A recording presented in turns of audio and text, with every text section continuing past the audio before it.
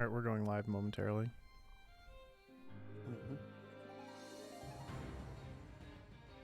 Hey, everybody. Hope you are all enjoying a nice Saturday evening, perhaps Sunday morning here at Really Longathon. My name is Moonblazewolf. My pronouns are he, they. And I am going to be doing the speedrun of Fuga Melodies of Steel for you tonight. This is a tactical strategy RPG made by CyberConnect 2. It came out in 2021, and it's my personal game of the year for last year. And I'm really excited to get an opportunity to show it off, so thank you very much for staying up late to watch. I do have a commentator with me. Would you like to introduce yourself? Hello, folks. My name is Firebird Lover. My pronouns are any. If you, yeah. Also, I will be just watching chat and talking with you directly if you want to say hi or ask any questions about the game. So please feel free to interact. All right, yeah, and I think we'll go ahead and get into it here because, like most of the runs in this marathon, it's pretty long and we'll have plenty of time to talk. So I'll go ahead and do a countdown once I get to the final conference at the very beginning here. So I have to go ahead and make myself a file, and then it'll be when I do the next confirmation. Also, one thing I just want to quickly mention. Normally when I run this game in charity marathons, I do a couple of bid wars. We didn't do bid wars this time, but just so you know, you can have the voice acting either be Japanese or French, because this game is kind of a Japanese-French development hybrid. We're going to be doing Japanese voice acting tonight. There's also a really interesting and fun variety of costumes, both included with the game and DLC for the characters. We're going to be using the newest costume DLC, which is the fantasy costumes. So you can check those out as we get going here. So yeah, but I'll go ahead and do a countdown from 5. So 5, 4, 3, 2, 1, go. All right, and here we are in our big giant tank, because that is what we're going to be spending the entirety of this game in. And Firebird, do you want to give us just a little introduction to the characters and maybe the world? Sure. Okay, so this is set in, well, a very alternate world. All the characters in it are going to be anthropomorphic creatures. They are either part dog or part cat. It is a war-torn world. The one side, the side that is pretty clearly represents the Nazis, is the aptly named Burmans. That is to say, they are Dobermans, and well, yeah, they're take after Germans. And they're the clear bad guys. We are playing as the good guys, who are war orphans, pretty much. Yeah, we're kind of from the French countryside. Yeah, this to lay that out a little more. A French developer made this game. In fact, when you go into the language options, your choice are French and Japanese. So. Yep. And you will see French in the title screen, or well, sorry, the splash screens and other places. So yeah. So yeah, these are basically a bunch of little, bunch of French children who are all cats and dogs of various types. And we just we piled into this tank that we found in the woods when we were fleeing our village, and now we're taking it to the Nazis. So, you know, yeah. This game is quite the metaphor, and it is very unsubtle, as I saw someone say in chat. So, yes, this game does not pull a lot of punches with regards to several topics, I would say. So. Yeah, at this point we have 6 of those war orphans, so we will get 12 before the end of the game. Most of them we'll probably talk about at some point or another, except for poor Wappa, who no one ever remembers even exists. Including me.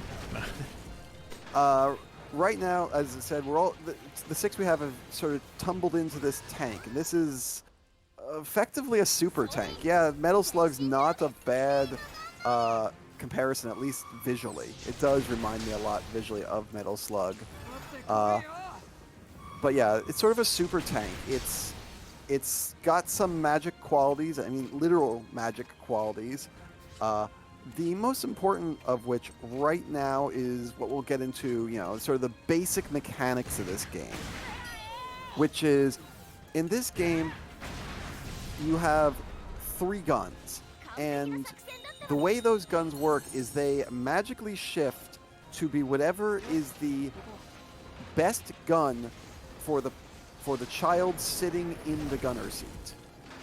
So basically there's 3 gunner seats, and if a child in that seat is really good at the machine gun, then it magically turns into the machine gun. If they're really good with the cannon, it turns into the cannon. And if they're really good with the Grenade launcher.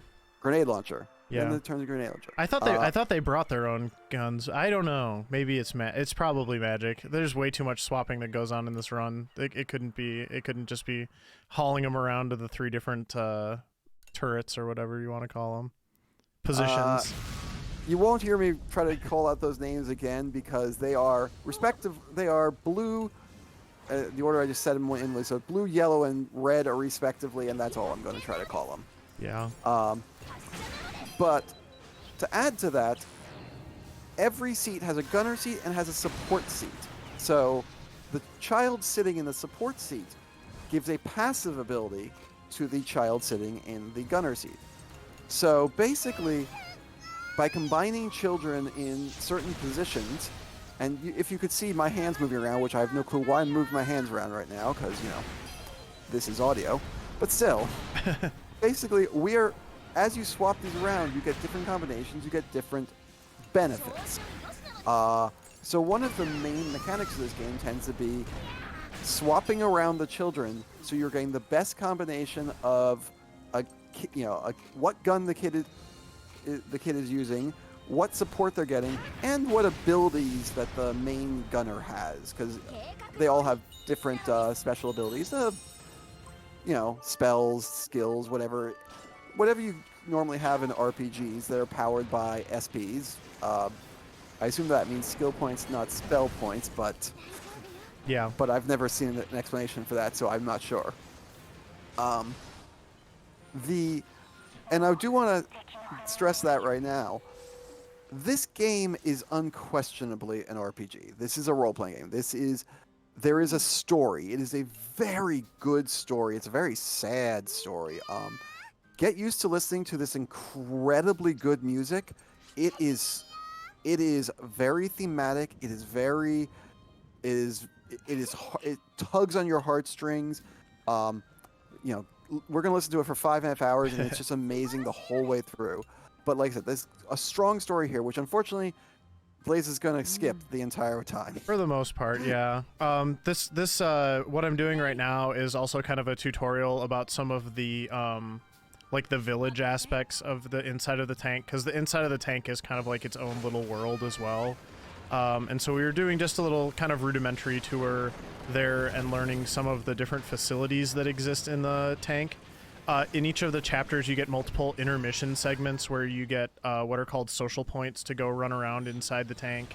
And you can do activities, you can talk to the other crew members, different things like that. And it really adds like several dynamic layers, both on like a mechanical level and a kind of character development story level. We won't be doing a ton of that in the run, so there's, a couple things that we didn't do. Also, this is the tutorial for the Soul Cannon, as is canon in my Soul Cannon canon. As is Soul Cannon canon in my community. We put Kyle into the canon because he is the most annoying. But don't worry, he'll be back. And in fact, the Soul Cannon is actually not going to be used in this run at all, because that is how we get the true ending. It's one of the criteria for getting the true ending for Fuga is all 12 children need to survive the final battle, which means no Soul Cannon, because the Soul Cannon basically transforms the life force of one of the children into a one-hit KO on any of the game's bosses. Yep. And as we said we just used it, but this is a magic tank, so the kids get so depressed at losing one of their brethren that we literally we're about to script to lose the next fight, and then we're going to be sent back in time to try to do it a different way. Yeah. So don't worry, Kyle fans. Kyle will be back. Yeah. As for the mechanics, we'll go through the mechanics as we go through this game. There's a lot of game, and we'll explain it probably a couple times just in case anyone gets caught by ads and misses some stuff too. But there's so much time here. We got plenty of time to explain it all.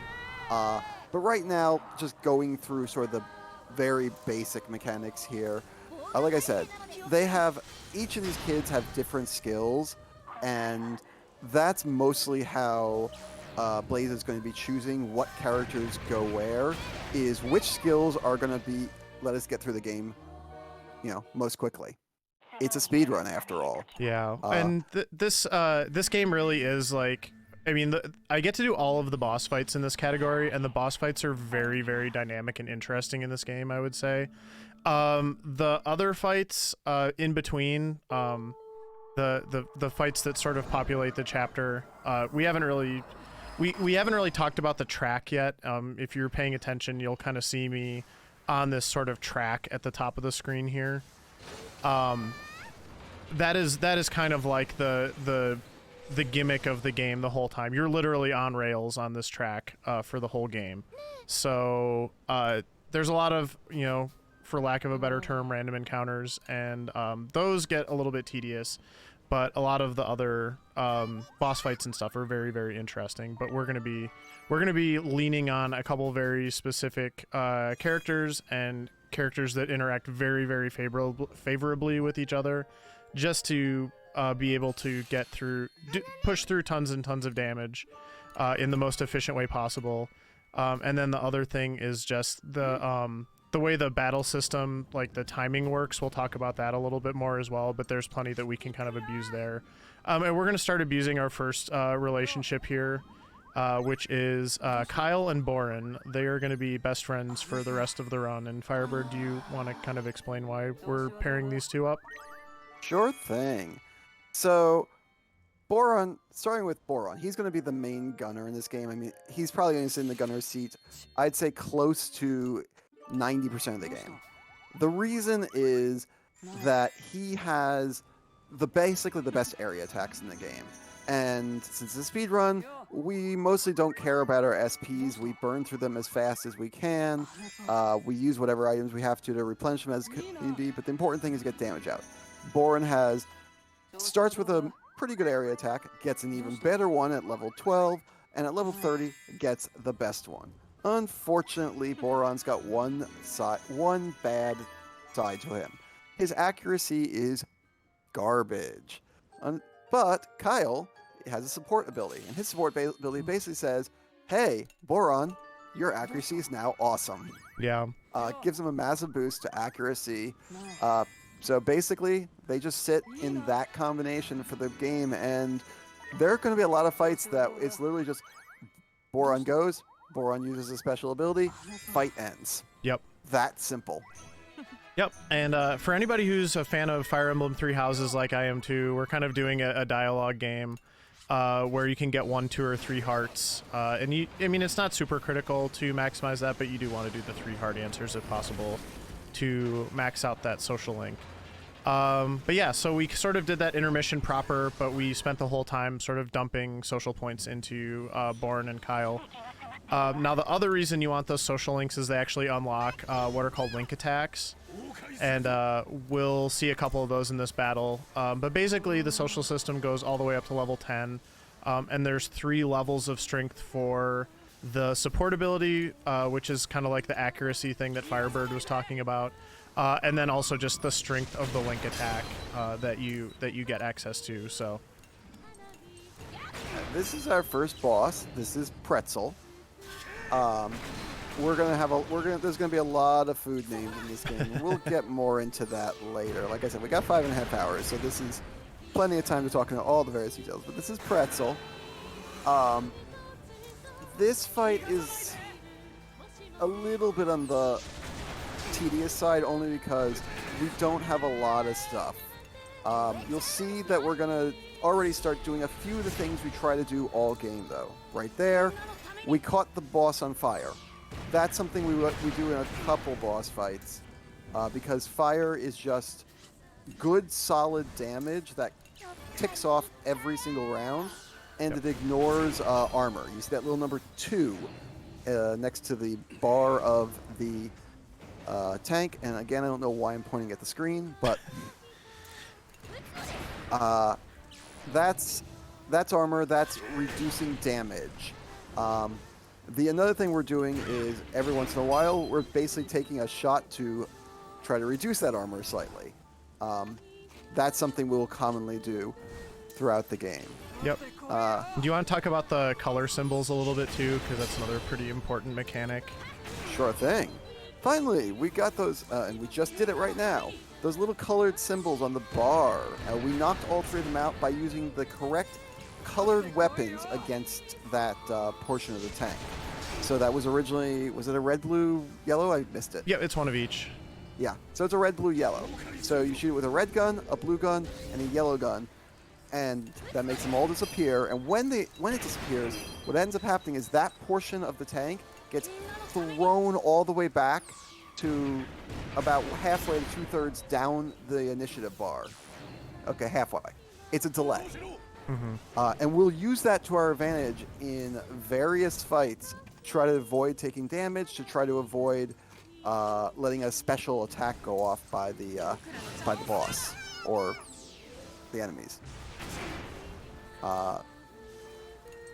In this case, like I said, this particular fight, well, this particular fight's over. Pretty simple. We just blew through all of our SP. We knocked the armor off a little, and we got lucky in the fire, so that helped speed it up a bit. Yeah, status effects are pretty powerful in this game generally. We'll use a variety of them throughout the run, but fire is a really nice one for. It's always a percentage of damage, so you can really take off some nice chunks like that, but it's not guaranteed. So one of the things I love about this run is it's pretty different each time, and you definitely have to adapt on the fly based on whether your strategies are working or not. Yeah, RNG is going to play with us a lot in this game. Is it XCOM levels like some people claim? Not quite, but it's fun. It's not. Honestly, the only reason it's not quite XCOM levels is because we don't quite get to the 95%, 98% chances on a lot of things. So it's not like you look at a miss and go, really? Yeah. We're often sitting at like 70% chances, 80 kind of. So yeah, sometimes lower than that. So yeah. But we're at the mercy of RNG when it comes to all status effects. So yeah. So we'll see if they land or not. And as Blaze said, the status effects we use against the bad guys, pretty much very effective. We can stun lock bosses in this game. We can put fire on enemies with extremely high armor and basically just ignore the armor value completely. Yep. Also, just want to point out a momentous event here. So Kyle and Boren are now best friends, and Boren will never miss with his attacks for the entire rest of the run. Unless he's frightened or something like that. But yeah, good stuff. Which raises the other side of the status effect issue. Sadly, the status effects that enemies use on us are also extremely effective. Like, I played a lot of RPGs in my life. I can say that the status effects in this game, oof, they are the ones I do not want to see any of them hit. We will kind of go out of our way to avoid getting hit by almost any and every status effect. Yep. I want to talk just a little bit more about what I'm doing here during the intermission. Actually, I was going to wait till next intermission. Oh, that's fine. Yep. Yeah. Basically, that intermission was just maxing Kyle and Boren's friendship and then starting to work on upgrades. But yeah, there's a couple little nuances to the intermission that we'll kind of talk about coming up that are also important to keep in mind. So before we quite get into talking about was basically trash mobs. We're gonna have a lot of trash mob fights, and before we get that, let's talk about the rail system here, which is basically, if you've ever seen a game like Slay the Spire, and this is my really good example for this. The quote-unquote map here is going to really be reminiscent to you of that, because we're going in a straight line, and occasionally we get to pick a route, north, top or bottom, or sometimes even top, middle, or bottom. That's it. We go down that line, and we deal with everything along that path. The good news here is when we get to one of these path splits, the game will tell us which path is the easy one and which path is not the easy one. Mm-hmm. And because this is a speed run, with a single exception, we will always take the easy path. As one does in life. Now, what this means is there is no grinding in this game. Besides besides the fact that you cannot run from fights, so effectively. Aside from the entire game being a grind. No, I'm kidding. Yes. Only a little. I'm half kind of kidding. Yeah. But there is, you can't say, oh, I feel a little underpowered. I'm going to stop here for a while and go kill a few tanks in this area. Nope. You're always moving forward. Also, the items in the game are completely limited to whatever you find along the path and what some friendly villagers might give you, basically. Yep. So you have to be very careful with your resources, make some very careful decisions with going forward. In casual play, there are lots of good reasons you might take the hard path. In the speedrun, there is no good reason. It is purely optimized, and it's been tested to basically always take the safest path. Yeah, it's the path of least resistance, and we don't need the extra XP and items to finish the game. So we always just take the easier path, with the one exception. And right here, we see it. Branching. Safe. Yep. Here is I think I'm going to give you just one thing really quick. So this next combat coming up, let's talk a little bit about the rotation system, because I think it's pretty important to kind of talk about. Rotating the allies? Yeah. Yeah. Okay, here it is. You'll notice at the top of the screen we've got what looks like a pretty common initiative bar. That is an initiative bar. It is set mostly by the speed of the characters, where in the gunner seat, where they end up. But not at any time, but very often, Blaze is allowed to switch around who's in what seats, and both the gunner seat and the support seat. He's allowed to do that every 3 turns. This is more than just trying to make sure you have the most advantageous person there. You can do it to things like, oh, somebody got a bad initiative, you can move him to the front of the line by swapping him with the person who's got the good initiative. You can also do what I'm doing here, which is I can change it so the person I want goes second. So I can keep the Mei going first here in order to do that, and then I can still have Born go second and just swap the second and third position characters. Yep. So a lot of this swapping is to get the right character combo going at the right initiative spot, and that can be to try to set up delays, like there's a red there. Okay, that doesn't really matter, but if there's a certain color set that we were trying to hit, we could set up the gunners that way. Yep. It's to try to get certain special effects off, a stun possibly before bad guys go. So many of these things. And Blaze will be swapping regularly, but like I said, we can only do it every 3 character actions. Yep. There's a minor exception to that, which is when you have multiple combats in the same icon. So if you see there's a 2 next to the fight icon there coming up, yep. There'll be 2 fights in a row. And the last one we just did was 3. They don't go more than 3, but yeah, it's 1, 2, or 3. So when you in between those fights, the gap between those fights, for whatever reason, counts as one character action for how often, counts as a character action. So you can effectively only do 2 character actions and then swap if there's a fight swap in between. Don't know if that's spaghetti code and an accident or if it's intended, but that's the way it works, and speedrunners absolutely take advantage of that. Blaze will definitely take advantage of it. One of the other things to note here is that because RNG is part of this equation, there is no... Well, it looks like everything is, oh, you could have mapped this out, you could know exactly what action you're taking, we can't.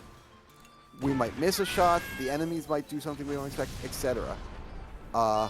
So, Blaze has to constantly be making little adjustments to how he approaches this. It's not huge adjustments, but it's enough that you can really set yourself back on a tough combat if you put the wrong kids in the wrong spots, and then they have to sit there for 3 seats. Yep. Or something else that we'll get to later, which is going to be you run out of SP at a very not opportune time. Yep. Like we're at SP about right to now, happen to me, but I have items. That's what items are for. Yeah. That's not a huge deal right now. Yeah, that will become more of the rotation specific to when you use items will become much more important starting in Chapter 3 when I get a character who you really don't want using items for reasons that we'll explain. Yeah.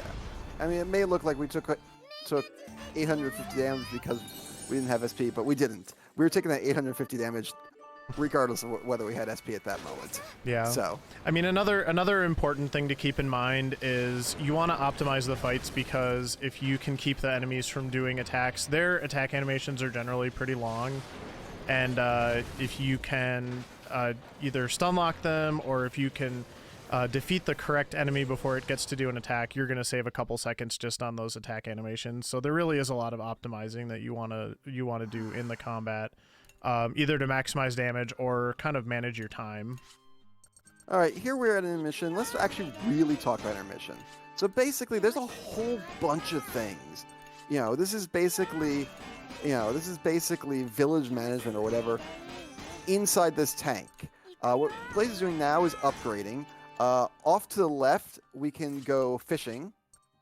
This is to get items to upgrade more. Use this. Off to the right, Blaze will never touch it, but there is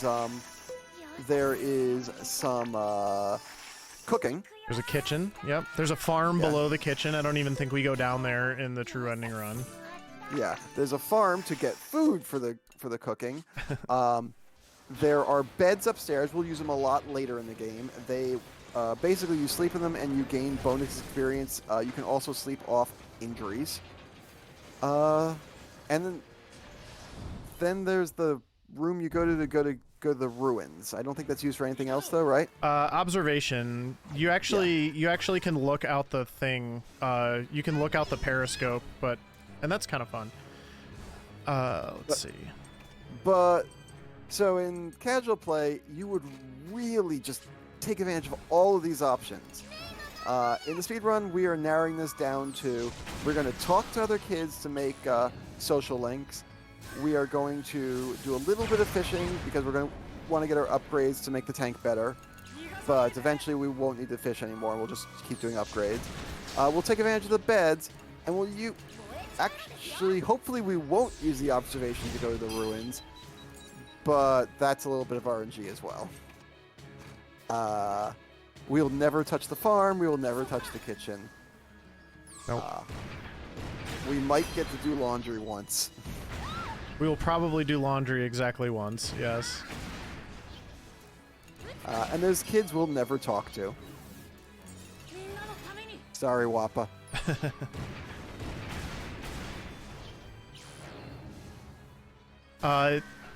This fight is actually deceptively difficult, so I'm going to kind of focus on that. But the nice thing is I already got the flame to go on. And the interesting thing, we'll see this enemy a couple different times. Oh, he got the wrath at just like the worst time. I would have liked it if he got it after this turn. Okay, they're all afraid, so I need to work on that. Yeah, like I said, status effects are annoying when the enemy hits us with them. They're basically all bad for us. Fear halves our accuracy. Um, there's a depression that gets rid of ability as SPs. There's a injury one, which at first it does nothing, but the second hit, that kid is gone from the tank until the end of the chapter. Yep. It is scary. This particular boss is Gold Shackle, which I assume is something like Gold Schlager. I think it just means Gold Jackal. By the way, if you haven't noticed yet, all the tanks are adorable. Oh no, she missed. Okay, it's fine. That's just that was not great. Yeah, the tanks have ears. Yeah, and tails, and the tails wag, and what have you, as they do. Okay, I need to get my accuracy situation in order before I try to use my big attacks here. Otherwise, I'm going to be very sad. Yeah, this is fine. Yeah, this boss is frustrating because not only did he, but he went very aggressive very quickly. You see the little dog-like symbol just above his health bar. That means he's basically doing double damage to us right now. There's a slight downside for him, but having to do with how much damage he's dealing damage to himself. Well, no, there's no downside. There's no downside. He just deals double damage. Oh, I thought he hurt himself. Nope. Nope. Oh. That's okay. My bad. No, it's okay. Yeah, so, yeah, he's just dealing double damage, which sucks for us. Yeah, this is really close to being done. I'm just going to go for it. Also, frustratingly, basically every time we're in a boss fight and we drop below half health, the game is going to be like, you sure you don't want to use your soul cannon now? Only once per boss fight, but it's going to do it every boss fight. Yeah. The other thing that being below half health does is that's when you're susceptible to the status effects. So there was a little bit of an exception in that boss fight where his attack just inflicts that fear status, which lowers your accuracy. But if you're just fighting random encounters and you get below half health, that is when you can either get feared or get injured, which is not good. Also, these animation cells, those sort of still drawings at the end of every chapter, are all beautiful, and I love them so much. So I just wanted to shout that out. Yeah, I can't say more enough. If you like the music, if you like the gameplay, yeah, play this on your own casually. Everything here is adorable. This is so much fun. And did we just get them? We did. We just got our first two new characters. That is Hack and Chick, the twins. Cynoid, there may have been added at the time. The Soul Cannon, what it does is in a boss fight, you have the option, if you drop to half health or below, you have the option to use the Soul Cannon. You permanently sacrifice one of the children, and then you just outright win the boss fight. Yep. However, we're not going to use it this game, because if we use the Soul Cannon, we lose a child, and then we cannot complete the category. Our category is True Ending, and that only works if all 12 kids are alive at the end of the game. Yep. So that's a no-no. We're getting a little tutorial here for, basically, so another twist that happens during these intermission scenes is each child has, there's, a journal, and each child has, one specific thing that you can do to make them happy. Guess what? You can't make all of them happy during an intermission, even in a casual playthrough. But when you're doing the speedrun, we really don't care about that, but that's kind of the tutorial that we're doing right now. And now we're having the twins talk to each other because Hack, the boy twin, is an absolute beast, and his sister has an incredibly useful support ability as well as some really good status effect abilities. So we're going to put the two of them together, and they're going to wreak havoc on the Burmans for the rest of this run, pretty much. So yeah, let's get into that. Why do we care about this combo so much? Short version. This is the short version. I will definitely do a long version. Hack is going to be our best single target damage dealer this game. That is the short version. The reason he's so good at, he starts by using a red weapon. The weapons in this game, yellow, red, blue, in that order, most damage to least damage. No, So red, red's yellow, right red, now- yellow, blue. Sorry. Oh, sorry, red, yellow, blue. Red, yellow, blue. Red, in that order. So, he already starts with the best weapon, high damage weapon. We're just going to improve that a little bit because, and by a little bit, I mean, he's got a special ability that works like this. The first time he uses it, it does a little extra damage. The next time he uses it, does a little more extra damage. And the next time he uses it, it does even more extra damage. And as long as he never does any action other than continuing to use that special ability, and the special ability is called Burning Trigger. So as long as he's constantly using Burning Trigger, he will always deal this now maxed out damage. So after 3 uses, it's hit its max out. And this is 178% of his base damage. So very close to double damage. It's normally a modestly expensive ability. However, his sister reduces the cost of SP abilities. In this case, dropping this down to a measly 2 cost per use. That's almost nothing. And like I said, all that we have to do is make sure that he uses this ability when he is in the front seat. We don't have it yet, just to be clear. We do not have it yet, but we will very soon. Yeah, he hasn't learned it yet. In fact, right now, we're taking advantage of something else in the game that we won't see very often, which is his, is it called Heroic Mode? I think it's Heroic Mode. Right? Hero Mode, yeah. Hero Mode. Where his Hero Mode says, as long as he just uses a standard attack, he's going to go at triple speed. Yeah. Which means it's just shoot, shoot, shoot, shoot. Yep. Doesn't matter because he'll never be doing normal attacks, but it's just an example of how Hero Mode works. We won't see Hero Mode at any point during the run other than this tutorial, except if it's by accident, so... Yeah, you can only get Hero Mode if you somehow by chance do the action that makes the kid happy during the previous intermission. We're pretty much not, since we don't pay attention to that, that's pure chance. Yep. It'll be nice if it happens, though. Yeah. Like, usually we'll make a kid or two happy, it's just not one of the kids who's currently in the shooting seat. Yep. Well, like I said, so Hack's big thing is just that he's going to be using this Burning Trigger over and over again. And when I say that it lasts, you have to understand, it doesn't just last a battle. If he keeps doing this between different battles, it still stays at its maxed out state. Yep. The rule is simple. If Hack gets a turn, he has to use Burning Trigger.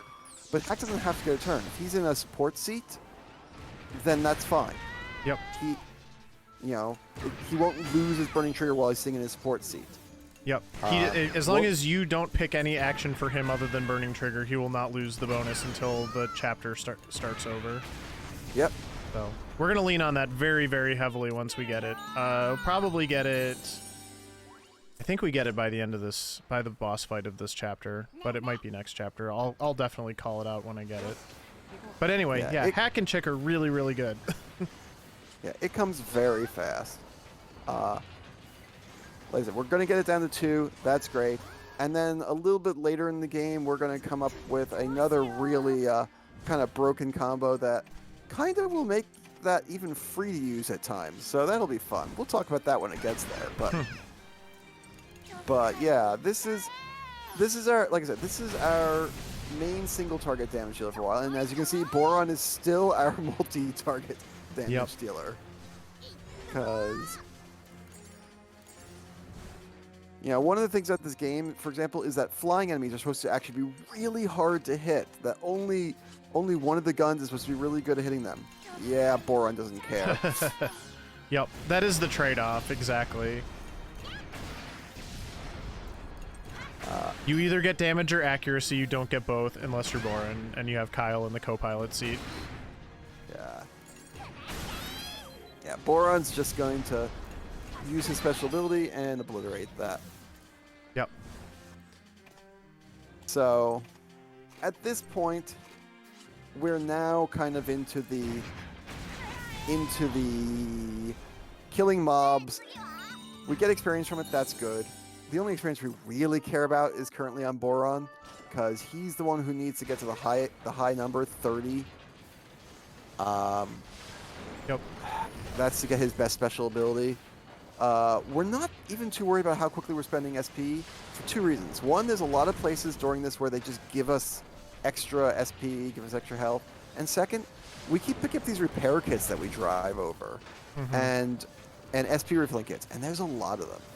Yep. We're about to see one of the few things in this game that, so frustrates me. Right here. Look at that. Parts on the map are pink and SP is green, but your bars are green and blue. It's okay. It's okay, Firebird. It'll be okay, buddy. Yeah, Every time we the pick up the OCD kicks in for real.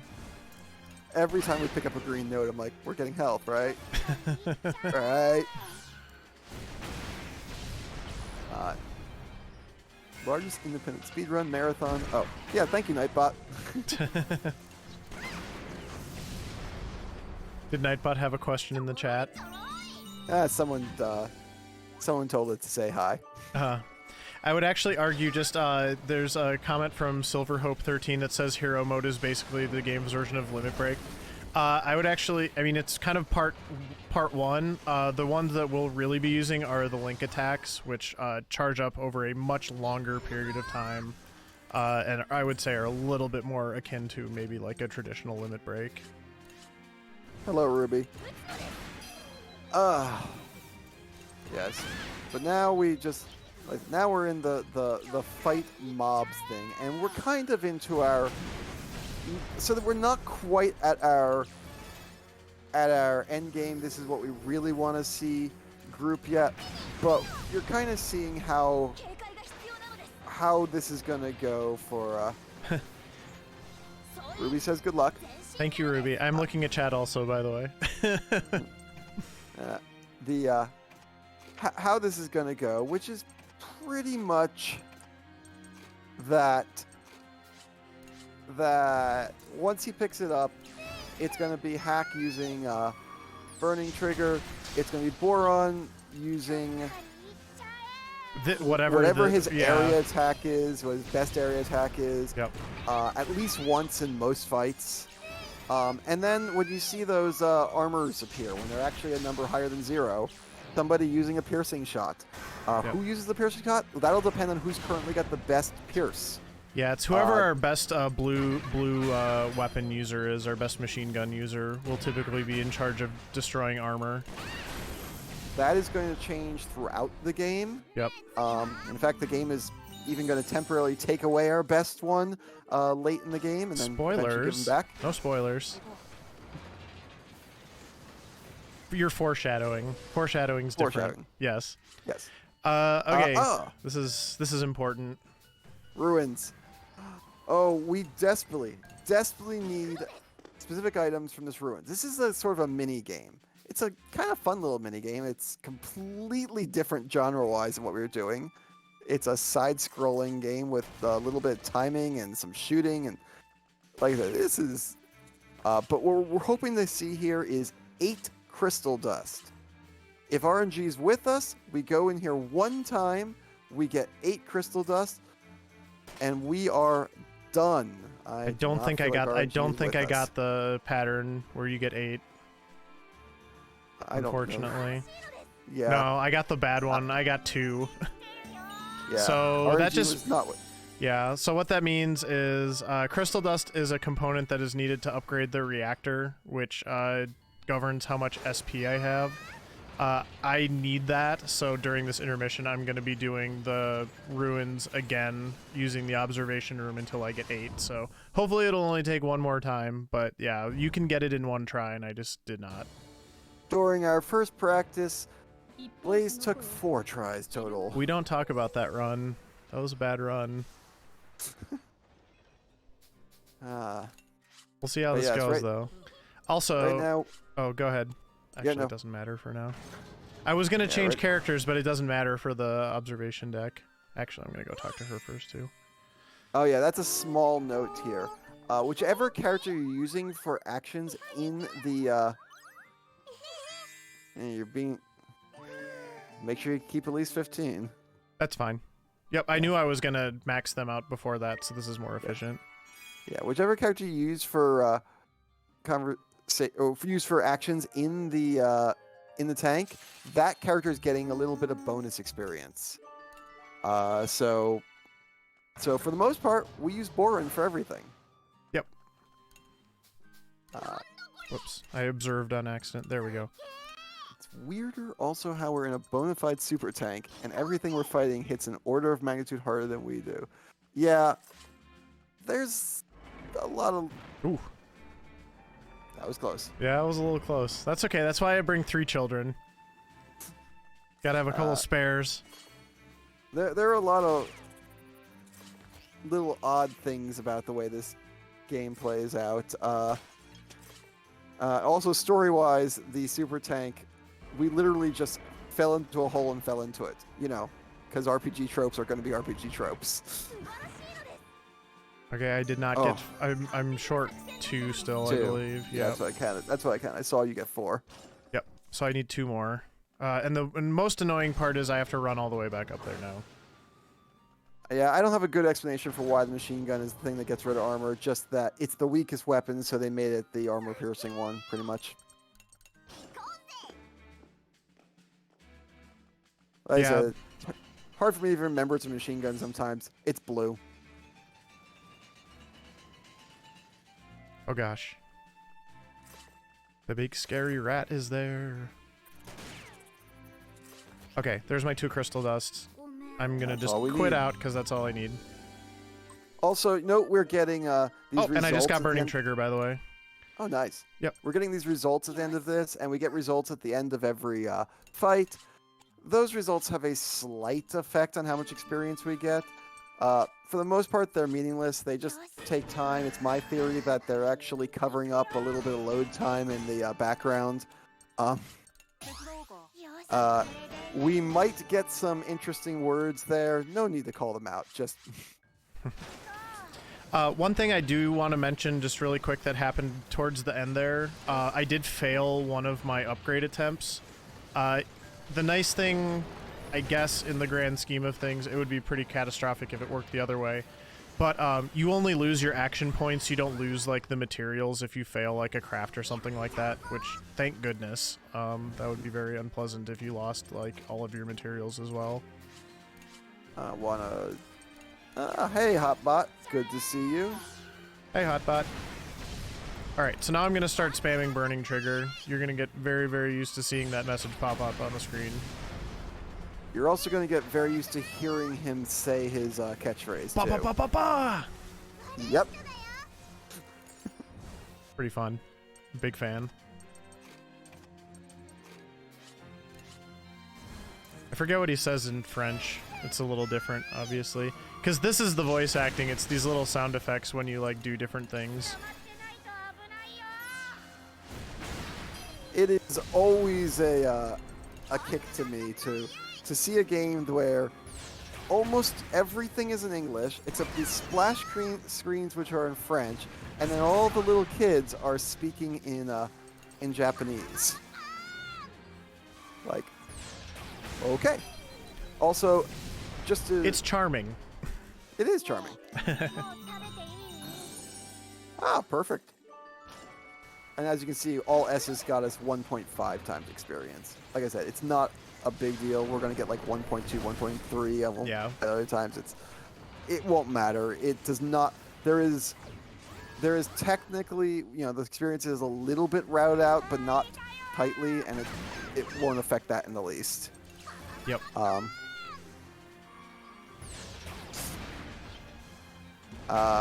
As for these kids, they are actually kids. Per canon, the oldest is maybe like 12 or 13. That sounds I think right, the youngest, the twins, are 4, 5, 6, somewhere around there. May is the youngest, and she's like a certified baby. I don't remember her age, but yeah. Like she's like 3. She's like 3 with a machine gun. I forgot about May. We don't use her much in this run either. No.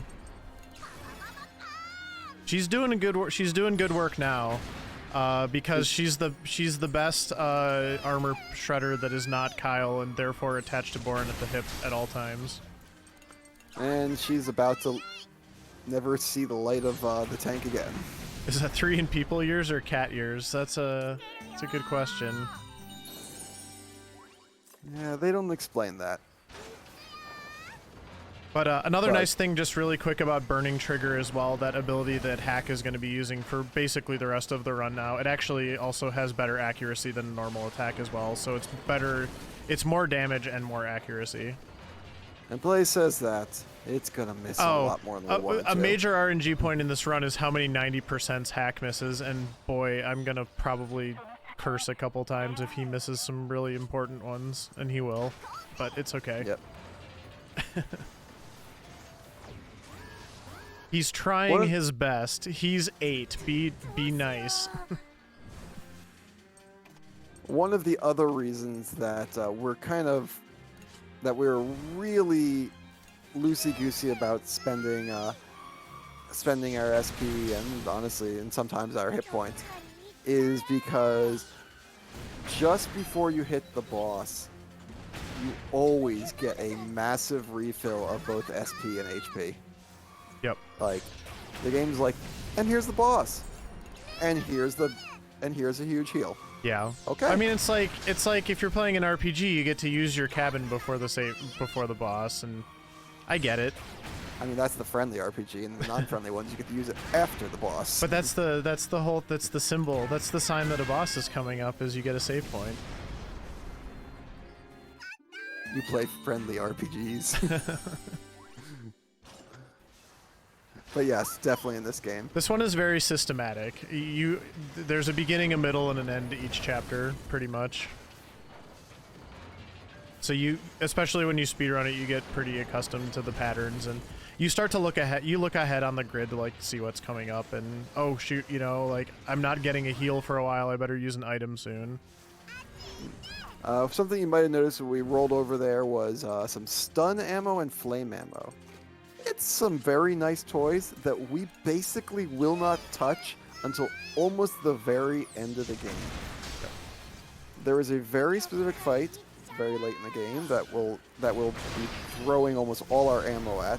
Whatever we have left will basically dump into the final chapter. Yep.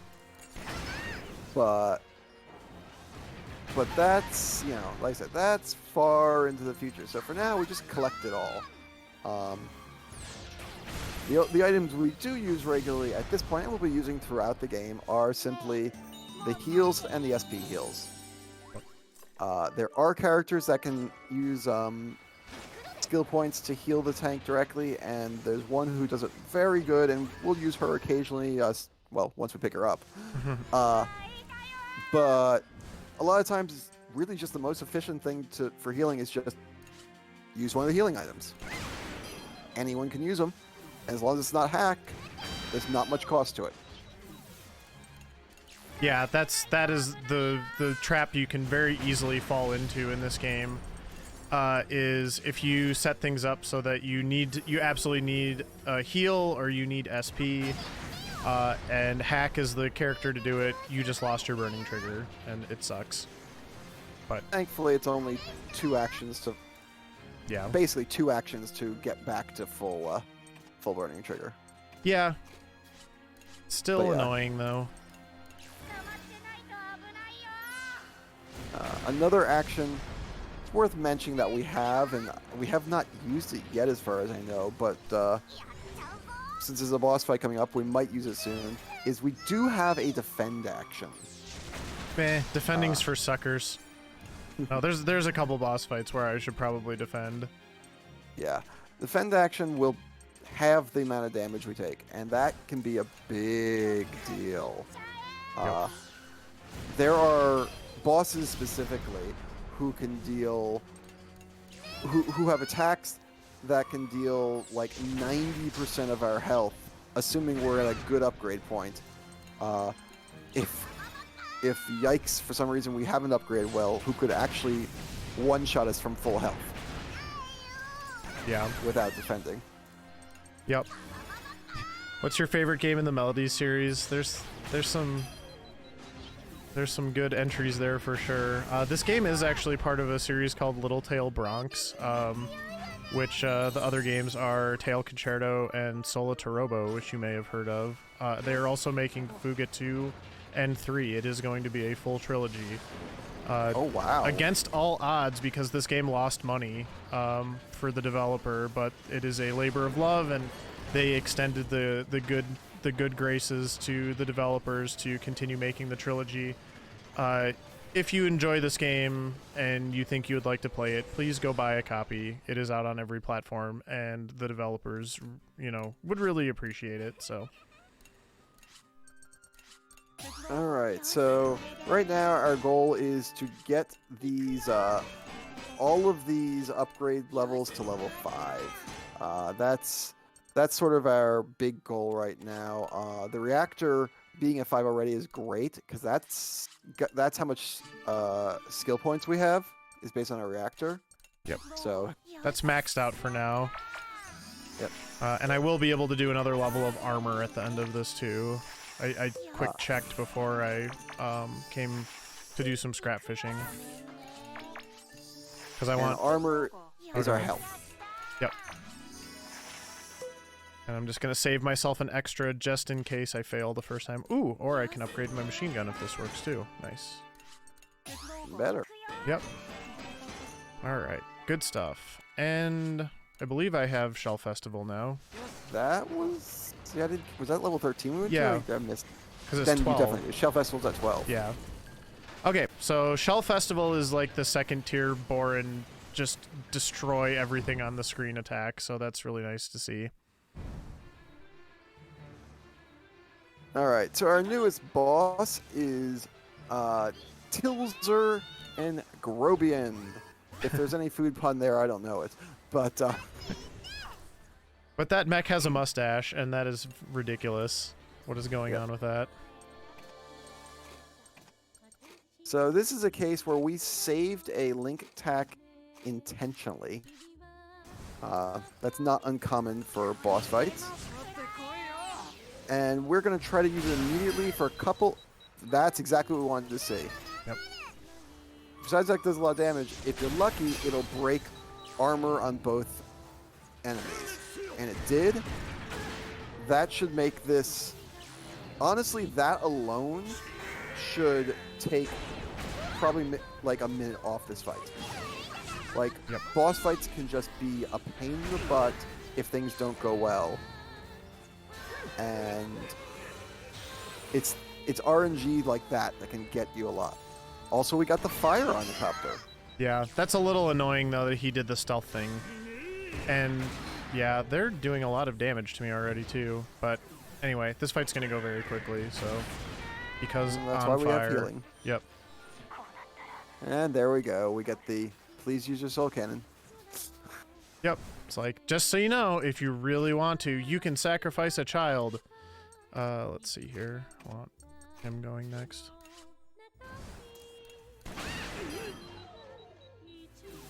Yeah.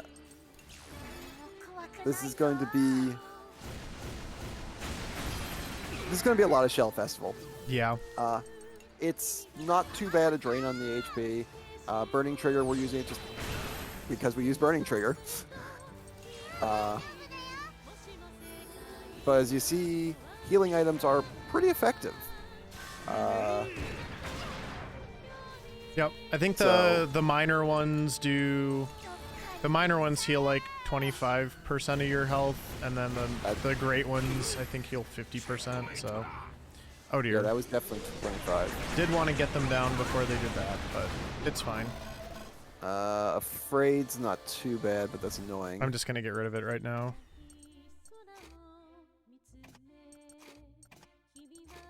This fight's a little off the rails right now, but it's fine. True, but we're still probably getting damage out faster than I saw in the last practice, because we got that armor off right off. Yeah, I'm just that stealth is really messing me up because I can't really do I don't really like doing burning trigger at 50% health or 50% accuracy, so kind of just holding on here until I can do other stuff instead. So the injury's a little bit annoying because besides the fact that we have a small risk that we'll lose the character until in this boss fight, the bigger problem is we're going to have him sleep in a bed. Though that's not a huge problem because we can have Boran sleep in the other. There are two beds. It's no big deal. Boran sleep in the other one, and that's who you want to put experience on. Yeah. But this fight is so weird. Normally the top one, that copter thing, dies first every single time. I cannot remember a fight where I killed the bottom one first, but it's just all because all my damage is tied to Burning Trigger, and he had stealth, and I just did not feel comfortable attacking him with that accuracy percentage. But hey, he hit him the one time I did it, so he got there. But yeah, so that fight was a little slow, but it was fine. Also, when you miss on that opening armor piercing, you tend to break the helicopter's armor first. Yep. Yeah, Boran's link attack shredding armor is not guaranteed, so that part was nice RNG that both of them lost the 2 levels of armor. So but yeah, all's well that ends well. I did have to use more consumables than I thought, so I will probably go ahead and pop into this next village just to restock a little bit. I don't like to go into the villages other than the first one, but that one's actually really nice. It's got a great repair kit and a great energy cell, which are like end game level items, honestly, so it's some nice safety. So there's an amusing little thing here, which is pretty much, for whatever reason, the game is going to give us a full replenishment of SP immediately after the first fight. Yeah. So we got a whole intermission first, but yeah. Yeah, we're just gonna go real wild in this first fight coming up. I'm actually just gonna sleep this whole intermission, so this didn't even work out. Yeah, it didn't cost anything. Yep. I would have done this anyway. This is just free XP. It's like an action point dump that the game gives you if you don't really care what you're doing, but also it does heal injuries if you have injured kids. So in this case, it's like a win-win. Sleeping is 250 XP times the chapter for each time you sleep. And sleeping takes 5 AP, so you can do it 4 times in the intermission. Yeah. This is about to be a very short fight. Oh, right. Yeah, we just talked about that. Yep. I forgot. It's in my notes in bold, but still, I almost forgot just to dump all my SP on this guy. This poor guy. So this game, for speedrunning purposes, is a little bit interesting because we start off, with no abilities, so it's a little bit slow to get through some of the fights. We get to Shell Festival and suddenly everything gets real easy for a while. So we got like about 2 chapters of everything being real easy, and then it starts to slow down again, and then we're just pushing and pushing to try to get to the next, or the top ability, which is Megaton Blast. Yeah. And then everything gets easy for a while again. Yeah, this game is legitimately hard at points. It's not hard in the sense that like if I die at all during this run, it's going to be my own fault because I either messed up or I was playing too aggressively. We won't talk about that. Hopefully, I put something in the notes so that hopefully that won't happen. But don't die there. Yeah, that's my note. That's exactly what my notes say. Don't die to Brits. But yeah, like the game, it's pretty safe. Like you shouldn't die. But that being said, it is very, very hard to optimize a lot of the fights, especially the fights in the late game, because there's a lot of really, really difficult enemies that you have to kind of chew through, and you have to react to sort of, did your status effect proc, or where are you at in the fight, and it's going to be different every time. So that to me is like the actual difficulty of the game for speedrunning purposes. Now, if you play the game casually and choose all the hard routes, those are some legitimately difficult fights. Like, they're basically all mini boss gauntlets and stuff like that. So yeah. A few days ago, we actually had a pretty good discussion about what do it, there isn't a category for it, but if there was suddenly a category for always must take the hardest path, how much time that would add to the game. And, rough guessing it, probably at least 2-3 hours. yeah. It's when you start to get into the hard fights, it's a challenge. Yep, and it's a lot of resource management at that point too. So there's a lot to consider. But I do really like this category because you do have to do all the boss fights, which are also very challenging and fun. So we'll get to see some really cool boss fights in this run. If I was doing true any percent, I would be using the soul cannon on basically 2/3 of the bosses, and especially all the difficult ones, and you wouldn't get to see any of that. So we'll talk more about the category requirements when basically our last character shows up. Yep. So that'll be a few chapters from now. For now, how many characters have we picked up? Are we at 8 or 9? We're at 9, and thank you for reminding me. I need to put Sheena in, because Sheena's actually going to replace May now. And I did 1 or 2 fights still with May, which isn't a big deal, but the characters that are not used in the fight at all do get less XP, so I do want to make sure that I'm using the characters that I intend to level, so I'll fix that here. Sheena's a big deal, because she is the best healer. She's also the best healer of SP, which is almost more important than healing your hit points. What does it take to unlock the true bad ending? Is a true bad ending? I think that is a reference to the ending where you finish the game with exactly 0 characters, which is a thing. Oh, yeah, that takes... We call that the Sean Chiplock ending. That takes ridiculous skill. Because you are doing the final chapters with fewer than 6 characters. In fact, you won't even have all of your guns in the last couple chapters. Yep. It's been done, but man. Yeah. I know of one person who's done it, and it was like his most proudest streaming accomplishment, I'm pretty sure, gaming accomplishment. I guess it's worth mentioning at this point, because I don't think it's been mentioned. Blaze is currently the world record holder for this category. Yep. There's like 3 people that have run this game, so it's not that big of a deal. And there's definitely a lot more optimizing that could be done, but it's a fun game to play, and I'm not bad at it. I'd say that's an understatement of the year. But we do need more people to run this game. It's like I said, it's a really, really fun game to run.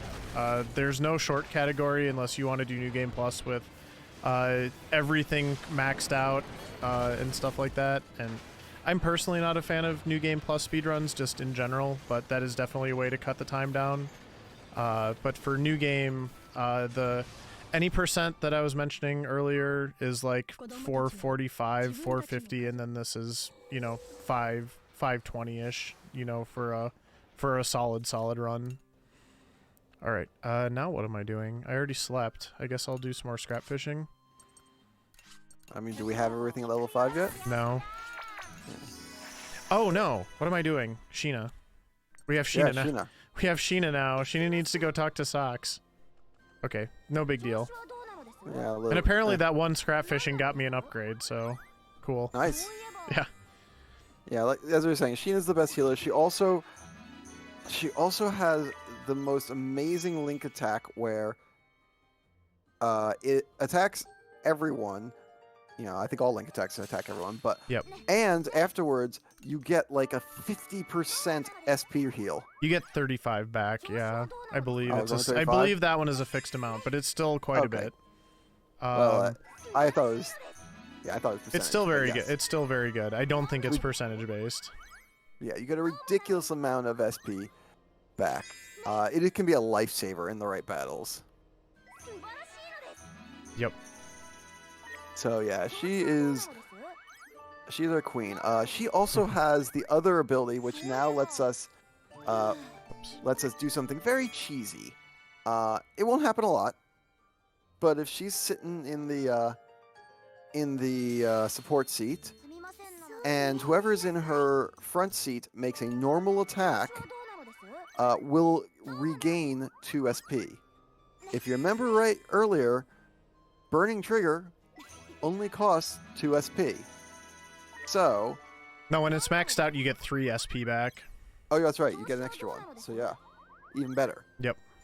So Burning Trigger costs 2. If she's sitting in the seat after, in the sports seat and the person makes normal attack, we get 3 back. Hey, Burning Trigger is effectively free. Mm-hmm. Yep, it's a really nice support ability. So she is a very, very good support character.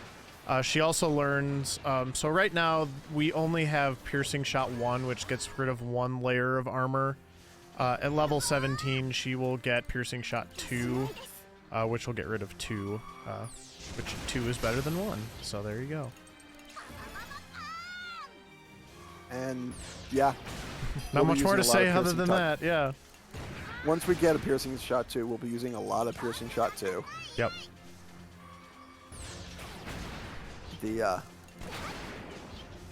So yeah, she's kind of our queen. At this point, we are pretty close to seeing our what I call endgame group. Kyle and Boron, Chick and Hack.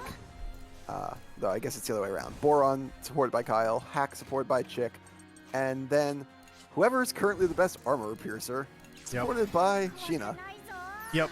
Or Socks, because Socks learns, so in terms of status effects, Socks with the glasses here learns both Flame and Stun, and then Chick, who we're already using as a support role, will occasionally jump in and be in the main seat, because she can also do Stun, but she also learns an ability called Risky Grenade. Risky Grenade inflicts bad luck. And bad luck makes it more likely that your status effects will proc. So we'll have a lot of boss fights once we get a little further on in, where the order of operations will be, Risky Grenade and then usually Stun Grenade, to kind of make it more likely that we can stun lock the boss and then stun lock the boss. Yeah, there are some bosses that if you can stun lock them long enough, the fight goes from horrendous to amazing. Yeah. Turns out the best strategy is just to not let the boss do anything. Yeah. I doubt I will get a boss fight where I get like a true stun lock, but I have had them before and it's a really, really good feeling. Hey, I've seen one, so. Yep. 70% of the time, it works 100% of the time. Yeah, that math sounds unfortunate.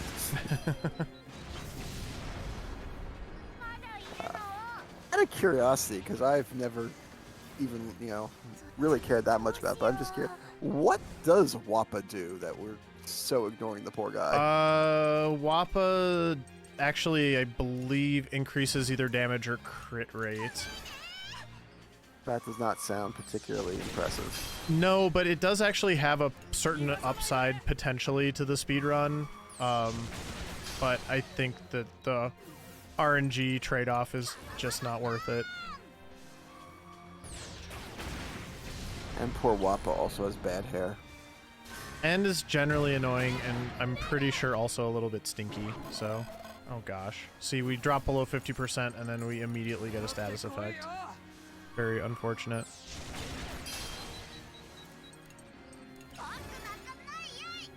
Yeah. One of the things that we definitely need to be paying attention to, pretty much, I mean, honestly, the whole game, but this is about where you start to have to really begin to pay attention to it, is when do you use healing items? Is there a free turn that you can use it,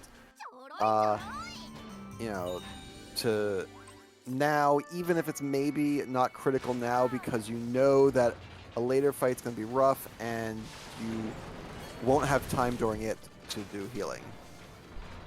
Yep. That's for both healing and SP, Yeah. but we're at that point. But Yep. we wanna pay So I'm attention. gonna get an SP heal here, but I'm gonna need to heal my hit points during this next fight for sure.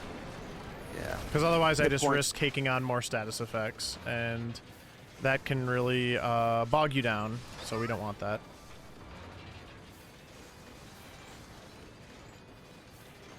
Yeah. Hit points staying below half, just not safe. Nope. So we'll find a good optimal time for that here. Again, it's a little bit annoying because Hack can't really do that, so I'm actually gonna swap him to the back here. I don't know why I kept Sheena in. That's fine. All right. Probably because it is past my bedtime. Oh yeah.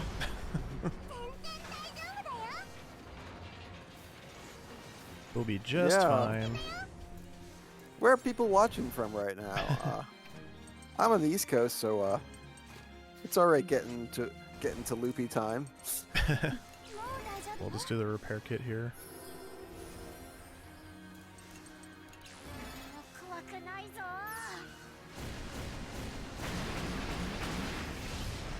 I And that was shell hoping fest- he'd take out at least one of them. Oh well. And that Shell Festival is once again making our day good. Shell Festival, best festival. East Coast as well.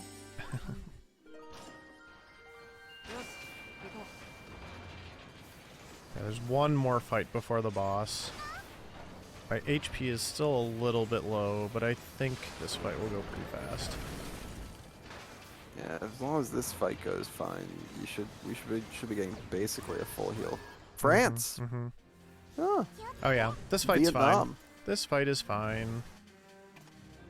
Let's see. France, I guess that's good morning, and then Vietnam, good afternoon.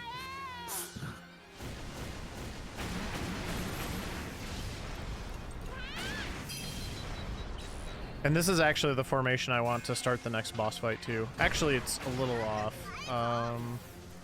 But yeah, I'm not going to be able to unlock it. It's fine.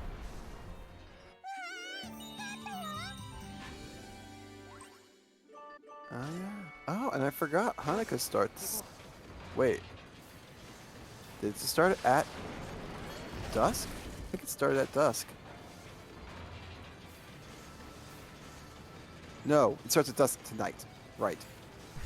I forgot. It is the 18th because we've already switched to the new. Oh boy. Okay, where... Well, happy Hanukkah to anyone who Actually, hold celebrates. on. I'm gonna do my upgrades first and then go talk more.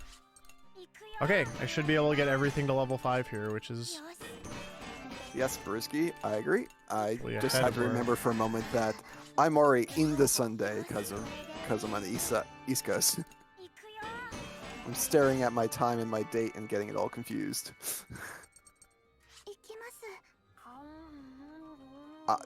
I think you'll love it, Endless Tundra. I do. This game is a joy. It's a joy to play. It really is. If you like the combat system, or if you like any of this kind of like social Fire Emblem Three Houses kind of like character building and relationship building, it's just got all of that. Yeah, and there is so much story, and the music is great. It is a shame. Well, it's a shame and it's great at the same time. It's a shame that that we can't show off the story. At the same time, that's great because it means if you decide to play on your own, you'll get to experience all this story fresh, new. You can find out what WAPA's all about, because we don't know. Like, I don't remember, really. Just as an example. All right. Chapter 4 boss.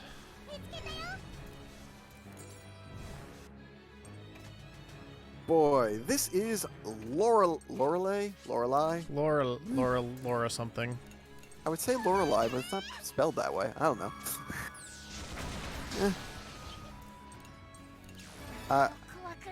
I suspect this is a case of not speaking French, so not entirely knowing the by running over stuff. Yes, it in fact even kind of looks like your tank is kind of eating it as you do. Yep. All right, we're actually gonna light this guy up here, hopefully, because I inflicted the bad luck, and now we're gonna try to light it on fire. Perfect. And we did. Yep. And I'm also deliberately not getting rid of that red symbol because I do not want to delay him now.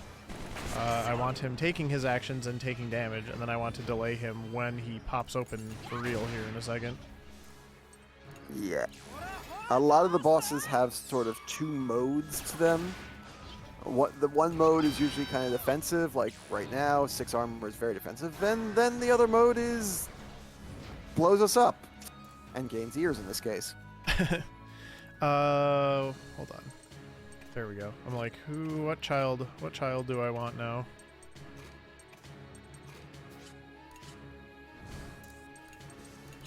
All right. We are going to attempt, we'll need to get a little lucky, but we're going to attempt to one cycle this. We're going to pop all of our best attacks.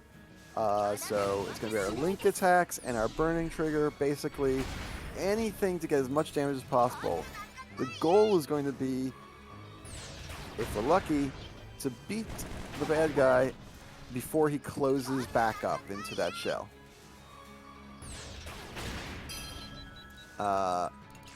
We shall see. We shall see. Sorry. No, that's all. Yeah. He's not on fire at the moment, unfortunately, which is going to set me back. He doesn't do the trick charge, right? No, that's just the other boss. He will definitely go on 0. Yep. Yeah. But we're close here. I'm going to go for it. Because I've got my 2 link attacks here. Can he kill us with this? Oh, wait. Hold on. No. Then it doesn't really matter. And this... Oh, he's still on fire. He is, in fact, on fire.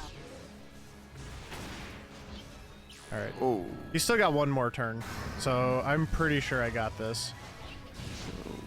We can... Oh, that was a fast turn, though. I'm actually feeling scared now. Sorry. Changed my mind. I can't blame you. That turn came fast. He's so close to dead, too. Ah, that was what I wanted to avoid. Yeah, okay. He had less than 400 health left, so... And then I got the soul cannon message after. That was very silly. I have not seen that before. That was pretty funny, actually. So he died to the fire, and then the soul cannon was like, hey, just so you know, you're below half health now. Might want to consider the soul cannon. Nope. Nope. Also, we got the press there at the end. The press is another one of those ones that we have to remove by in an intermission. In this case, we talk to the kid. Yeah. Occasionally, depression doesn't even cost us any time because we'll get it on a kid who we have to talk to anyway. In this case, it's gonna be a few actions. I don't think you already maxed out Sheena and Socks, right? Sheena and yeah, I did. Unfortunately, well, I mean it's fine, but yeah, I will have to hunt Socks down and cheer him up. Yes, I am sure we do not want to sacrifice that child. All the cool tanks are doing it. You know, if all the cool tanks are jumping off a bridge. Excuse me. This is Jean. Jean is my favorite character in the game. Unfortunately, in this particular category, he is not really used all that much. Although I am going to use him a little bit here right at the very beginning. This is the chapter where we'll actually do a normal route rather than a safe route once. Oh, goodies right here. Oh, first try. First try cheered up that child. Let's go. Nice. I'm actually just going to go sleep because I already got everything to level 5, and I don't need to do any social stuff with Jean. Nice. It's a little unfortunate I had to spend that one Yeah. AP because now I can't sleep a 4th time, but it's fine. So, can you throw some of the Ooh, kids? I almost off the did bridge? this. This is the one spot where we do the normal route, by the way, because I want those ruins, and that's the only way to get them. And I almost forgot. I just mentioned it too. Oh, you've been mentioning a lot of stuff that I've been almost forgetting today, so that is the sleep. That is the fact that I should be asleep talking. But no, I'm doing fine. So Blaze says Jin is his favorite character. So this is probably a good time to actually sort of start talking about these characters as characters, not about what their stats are, about as characters. So, as I said, each of the characters anthropomorphic, either dog or cat. But there's some more interesting stuff about them. They've actually got a shocking amount of bio stuff, and I'm cheating right now. I'm going straight to the TV Tropes page to bring you some of this information because I don't have it memorized, and it's a lot of stuff. The first is Jin's name is Jin Macchiato. And yeah, that, like I said, a lot of food stuff involved here. That is not the only name with these kids that involves food. In fact, pretty much all of their names involves food in one way or another. The developers were clearly very hungry when they made this game. Jin is a basset hound, age 11. All right. We also have... Oh, yeah? Oh, I was just gonna say, so this ruin's coming up. This is another one I need for upgrading the tank. And I need to get... There we go. I was like, who am I taking in here? I need to get 8 blueprints and 1 basic tools, and we'll see if I can get it this first time. A macchiato is a pastry? Macchiato is not a pastry. I thought so. Unless you put it in a blender. Oh, wait, never mind. I'm thinking if you put a pastry in the blender, you get a macchiato, but no, it's a coffee. Yeah, we're trying to get blueprints, Ooh, which for some reason blueprints. in this game, blueprints are generic. It's like, what's the blueprint of? Well, we'll find out after we build it. I wasn't paying attention. Did I get? I think I got it anyway, though. You got 4 blueprints there at the end. Let's look at. I got 8 and 2. Okay, I'm good. There's actually a couple pots back there that you're supposed to open as well that I forgot to run past. I saw a big treasure chest and I wanted to open it. But yeah, that's good. So we got good RNG on that one. I order a macchiato from Starbucks. Yeah. Yeah, it's mostly like dessert. They're basically all named. Well, they're named after food, but a lot of them are named after desserts. Do you want to go? Do you want to go through the list, or are you going through the list? Okay. Yeah, I was about to. Yeah. Previous character we just got is Sheena Falafel. By the way, the joke being falafel is pretty much one of the only foods here that and macchiato that I actually recognized, and we determined that I don't think I've actually eaten any of the foods on this list, including falafels. You're missing out. You're missing out, Firebird. She is a 9-year-old Russian blue cat. Hack and Chick, they're related, so they are both the Mont Blanc. That is really annoying. Why would you add Wrath on first turn? That is just rude. Tradition, mostly. Oh my gosh. Oh, good, he missed. They are Welsh Corgis, and they are age 6. That is correct. Falafel is the one that I was thinking of when I was like, I don't think they're all desserts either. And then our starting characters were May Marzipan. Again, not that I have any clue what a marzipan is. She's a German Shepherd, age 4. It's an appetizer. Which is funny because they're actually sheep herders in their village in the game. Her brother is obviously also a German Shepherd, age 12. He is Malt marzipan. So he's got two food names. Probably unintentionally. There we go. They are all disposed. Ouch. I mean, true, but ouch. Not in this run. They aren't. If we want to succeed at this category, they cannot be disposable or expendable, or perishable. No. Nobody gets left behind.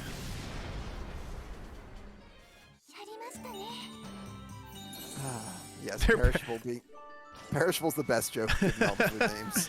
I actually really like that one. That is good. Yeah, I like that too. We have socks, million. I don't know. Yeah, I think we determined socks is not edible. You just. Yeah. No. Yeah. Nobody's quite sure what that is food-wise. Odd name out. Yeah, he doesn't adhere to the near universal edible naming theme. Yeah. Because he's the ancestor of a group of characters that also don't. Oh, I wonder if he's somehow attached to one of the other games. Oh, that could be. He's like the Luca of the this universe, maybe. Isn't there like some sort of really big time gap between the games too? Yeah, I think so. That sounds right. Big important name in Solo Torobo. Yep. Yeah. Yeah, as soon as somebody mentioned, or as soon as chat said that, I was like, oh yeah, that sounds familiar. This is a speed run. Well played, Chair Filler, well played. Fuga is an ancient. Okay, this is the prequel. Oh, okay. Yeah, this one is. I did know that. This is the prequel. But yeah, he is a terrier, age 10. We have Boron Brioche. What was that? A cheese? No, that was a pastry. He's bread. Yeah, he's bread. He's a big loaf. Age 10. He's a cat chartreuse. Brioche is bread. I got it wrong twice now. Good for me. And his favorite food is paw buns. Oh yeah.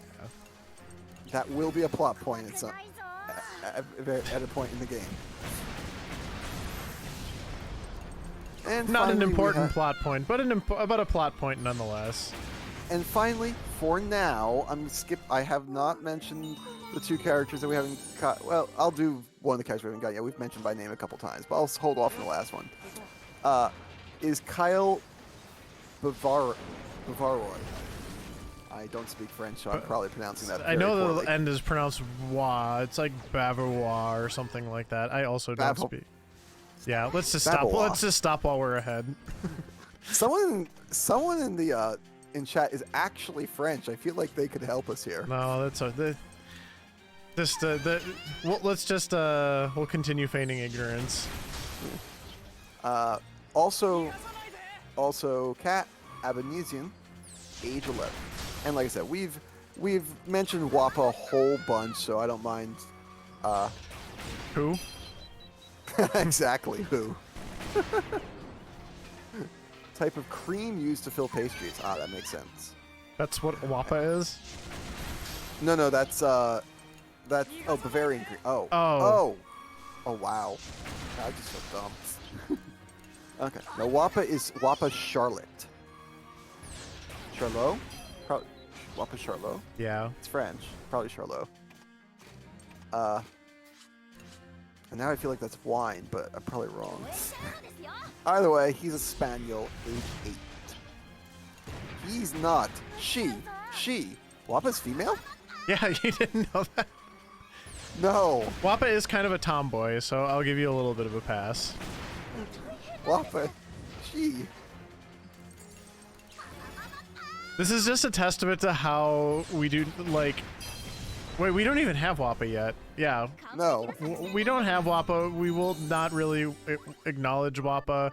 If we're running through the tank and we see WAPA in the hallway, we're just gonna, like, look the other way and keep going. WAPA does not really exist in the speedrun. Wappa does exist in any percent because Wappa gets to go in the cannon at one point, but that's about it. I mean, it's so bad that ghosted. Oof. It's so bad that during the practice run, or one of the practice runs, we had to swap in some children to because we needed to all the children in the front seat were going to get hit by a bad status effect. So wait. So Blaze swaps in a bunch of useless children, basically ones that aren't being used to take that status effect. Blaze didn't even swap Wappa in. Just forgot Wappa existed. I forgot. Oh, we have now gotten some upgrade materials. So now we're starting to go past level 5. Yep. We actually can upgrade all the components, so like the weapons and the armor and the reactor.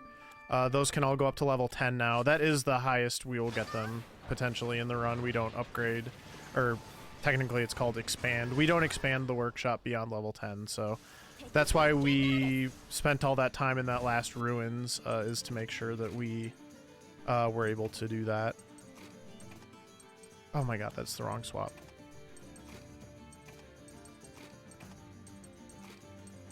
These double swaps always get me, because you have to also put them in the right order. There we go. Oh my gosh. To shred armor. What? This is hilarious. Remember, we basically ignore Wappa. Yeah. Perhaps her biggest talent is her sheer charisma.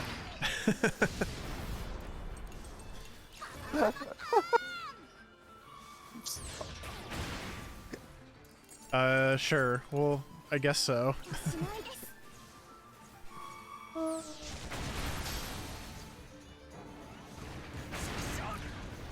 Where all these children come from, well, obviously the first 6 just, fell into a tank. But the rest of them, short version is, if we were actually playing casually, there's actually really good first story for how they all show up and why they show up and why we're dealing with them. And we've really just skipped over all of that. I mean, to be fair, they all just kind of fall into the tank in one way or another. Like, yeah, the funny thing to me is, it's like, if I was a child and the Tyrannus came across, I'd be like, what's that big soul cannon looking thing sticking out of the back? And if they couldn't give me like a definitive answer, I would not go in the tank. Like, I don't care. I don't care about this other. I feel like the definitive answer would be, oh, just walk in that little room there. You'll understand. No, don't go in there. Don't go in the little room. It's bad in there. It's bad news bears. We need more fodder for the soul cannon. Kyle. My dislike for Kyle is that he is very obnoxious, very pompous. He's rude. We'll just yeah. He's a bully. And I guess that's fair. Yeah, if the tank drove up and they were like, "Get in, we're killing Nazis," I'd be like, "Okay, yeah, I'm in." I mean, yeah, and that's not wrong, Silver Hope. And like the parallels to World War II here are extremely strong. They weren't subtle about them. Like I said, these are war orphans for the most part, and just at the beginning of we didn't actually talk about that. Okay, so their parents got kidnapped. Yeah. So like we're actually on a mission to like get our families back because they're in concentration camps. Yep. This is the underlying story here that we're dealing with is, hey, this may be their parents' war, but the kids have to fight it. Well, there's an entire army that just like can't handle, and like the one saving hope is the tank full of children. So I mean, why are the so it's made very clear that the Burmans are very bad, but also the kids clearly just put a little bit of a little bit of warning here, but you know, it's a touchy topic. But the kids clearly have some PTSD. Like they are very, you know, they Yeah. when it comes to the Burmans, they are full of hate. They, for the most part, can't put it to the side.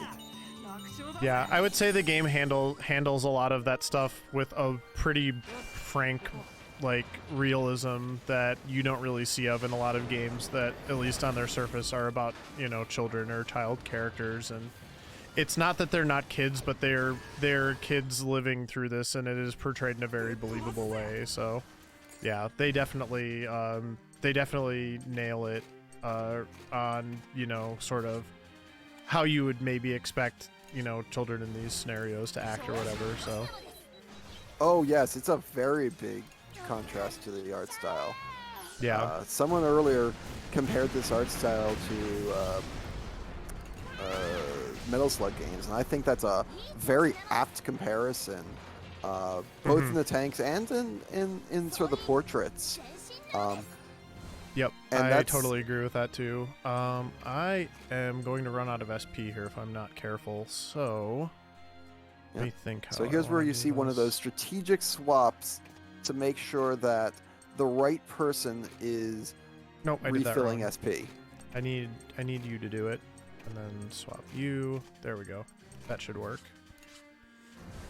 So we've got Chick going first. We stuck Hack in the back, so he can't, you know, he's fine back there. He won't lose his burning trigger chain. Yeah.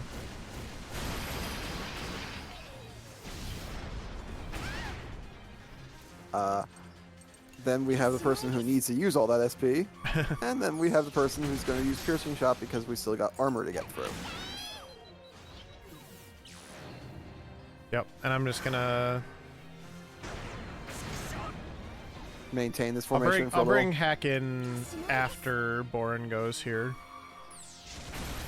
That's fair.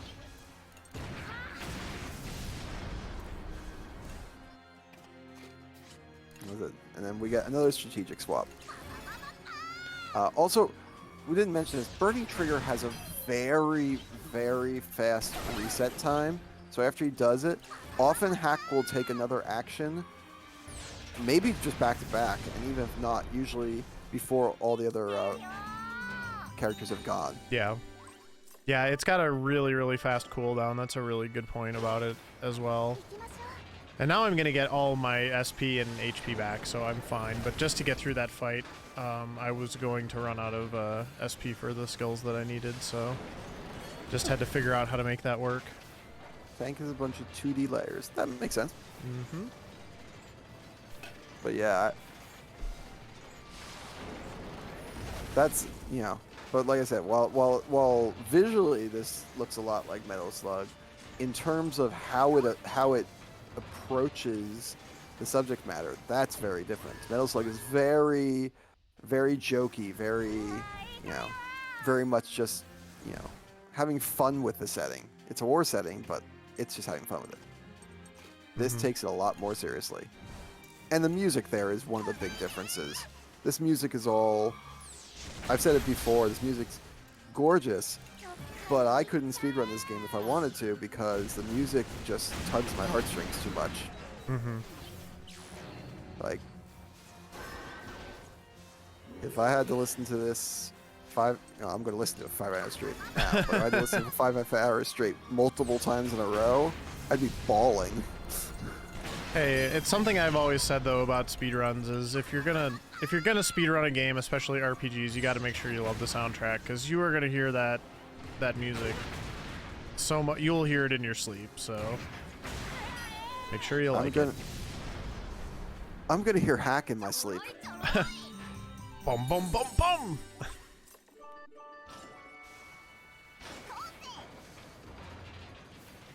But that's part of the charm of the game too. Like the sound effects and the sound design in this game are really very endearing, and it just like they all have different voice actors. They all have like some of their personality comes through. Just all of that stuff. I just can't say enough good things about that aspect of the game. All right, that's fine. Okay, so just swap these two. There we go. Oh, I agree with you. I might start talking through some of this stuff a little bit more because it's gonna work better for my brain. I can already tell right now. Fair enough. Just a fair warning. I'll tell you, Silver Hope. I'm curious too. In particular, I'm really curious to see what quality of life changes they make. There's, I think, with just a few, this game could be, could honestly jump to like award-winning. Yeah, I mean, this game has just pretty much universally good reviews, and everybody I've ever talked to that plays it really, really likes it.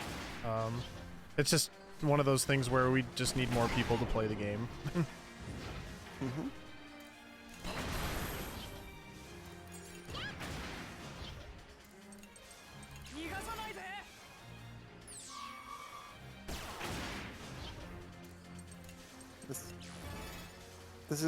This is not the boss. This is just an annoying trash mob. Yeah, it's right before the boss though, but it'll go fast now that it's opened up. I lit it on fire. I'm sure it appreciates that. I'm sure it does not.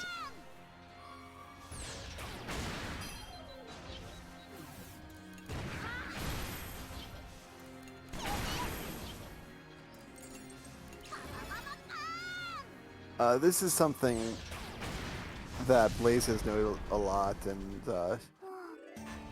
the very end of the health bar on enemies is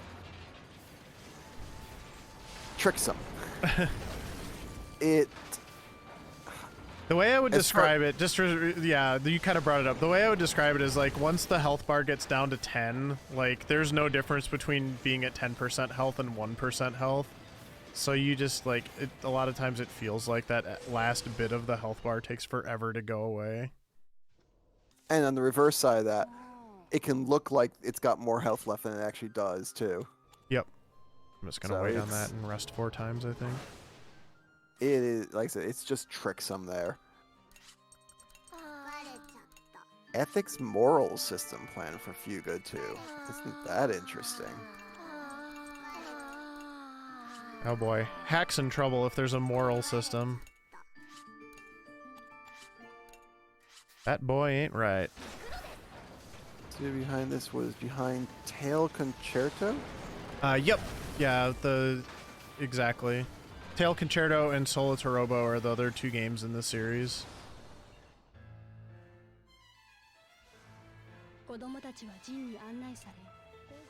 All because you're in a war doesn't mean you have to commit war crimes, after all. That is true. Alright, we've got to do a little bit of work here. This boss is fun. This boss is fun. Boss is Flam! Boss is Flam. She's annoyed at us because we kill her father. That tends to happen.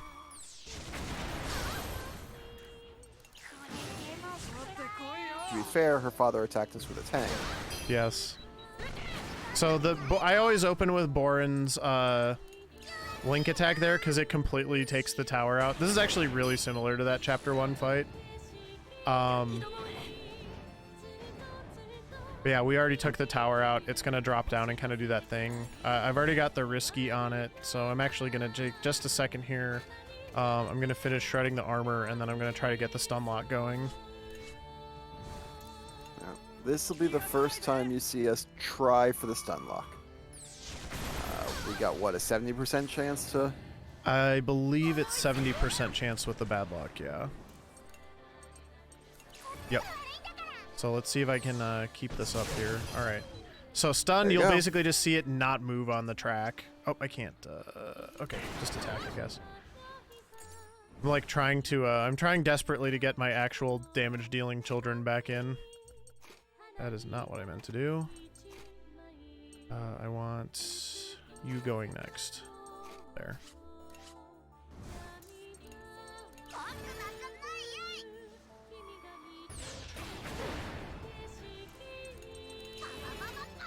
So yeah, we're just gonna hopefully not get attacked very much. This boss does do an awful lot of damage. Next chance at a stun. Did not get it, but I did get a nice critical. Actually, I'm gonna swap really quick and we'll try for the stun one more time. Yeah. And this is it. Oh, that's not even the... Never mind. This was fine either way. Okay, we got it. We got it. Yeah, like I said, that's a perfect example of tactical swapping for a for status reasons. Yep. And stun's gone. You'll always get one chance to reapply it.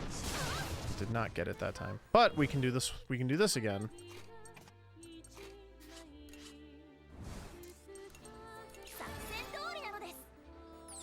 But it is going to pop up. The tower's going to pop back up in a second here. That's when I'm going to unload all my link attacks as well. So this fight is going very, very well so far. Hopefully it will stay that way. Okay, bad luck is still on. Yeah, the tower's about to pop back up. Okay. Stun lock still going. Yep, this is going great. There's the tower. Yep. So now I'm gonna go ahead and swap that. Oh, nope, that I actually had right, but I want him going next. Because that'll get my SP back. Let's see if I get 35 back. Nope, 25. I think you're right. I think it is a percentage. Even with that damage, I don't care. I should be able to finish this fight before it does anything else. Tower's down again. Let's see if we get the pyro. That'd be nice. That would have been nice. Nope. It's okay. One more stun for the road. Sure. Why not? Yeah. You were saying we weren't going to get a stun lock fight? Yeah, that was... Oh, well, not quite there yet. Hold on. This should do it, though. That armor's doing a little bit of... See, but it's like... It's doing that thing where it just looks like it's almost dead, but it's just not getting tipped over. See, it did it again. It's fine. Yeah, and then it just goes randomly. Alright, that was a really good boss fight. I don't think I've ever seen better. That one that happens sometimes and it's very nice, so.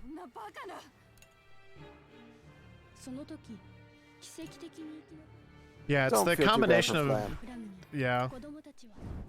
Glenn will be back. But yeah, that combination of bad luck and stun is just incredibly powerful on bosses that it works on.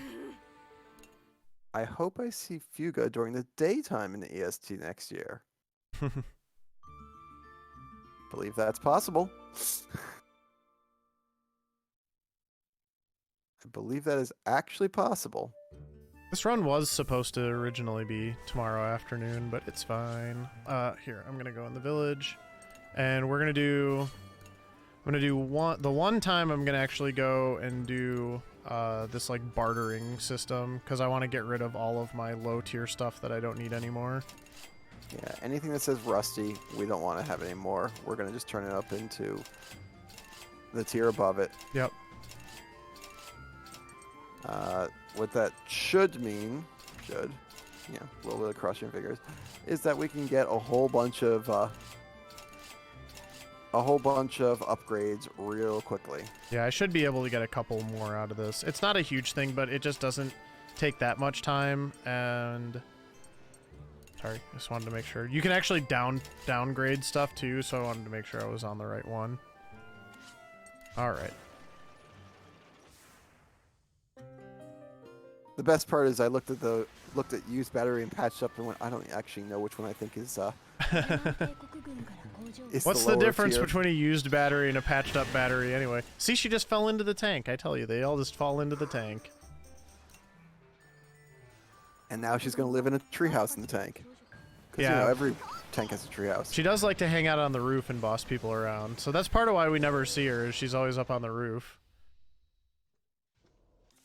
Hey, Wappa chapter. Yeah, nobody calls it that. This is technically the Wappa chapter, though. You're not wrong. Actually got a good number of upgrades out of that. Why, oh boy. Well, this actually... Oh, okay, that one did cost me something. Wappa is also, nicely enough, starts out at level 2 with everyone, so she will occasionally show up and help your crafting percentage. If you have some kind of relationship with a child, they will occasionally show up and give you an extra 5% to succeed, so Wappa's a little nice that way. You mean she's useful? She's a little bit... She was useful there. Maybe that 5% got me the upgrade. I don't know. Who can say, really?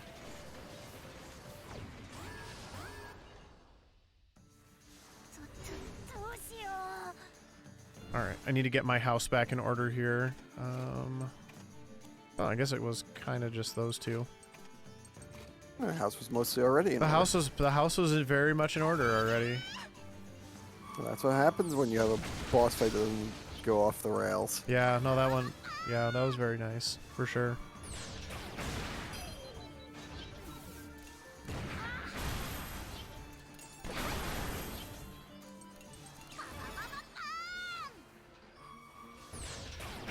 Okay, good.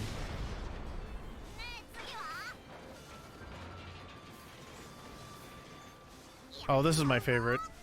Alright, look at all these. Oh yes, this fight. This one's very satisfying. Born, go boom.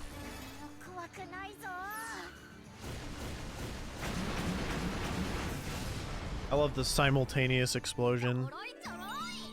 6 enemies, 1 attack. Can't do better. Stop, they're already dead.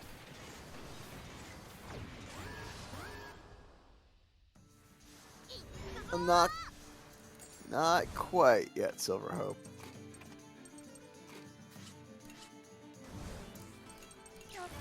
But yeah, that'll be a big deal. Yeah, we're up to 11 crew members now, so there is only the one more.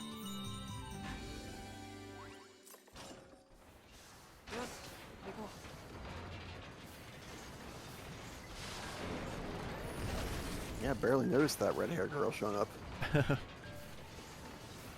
Like it, she's nice. She doesn't get in the way. She doesn't leave messes. She just kind of just yells at everyone and from the roof. And I imagine if the children had like earbuds, they would put them in and just block her out.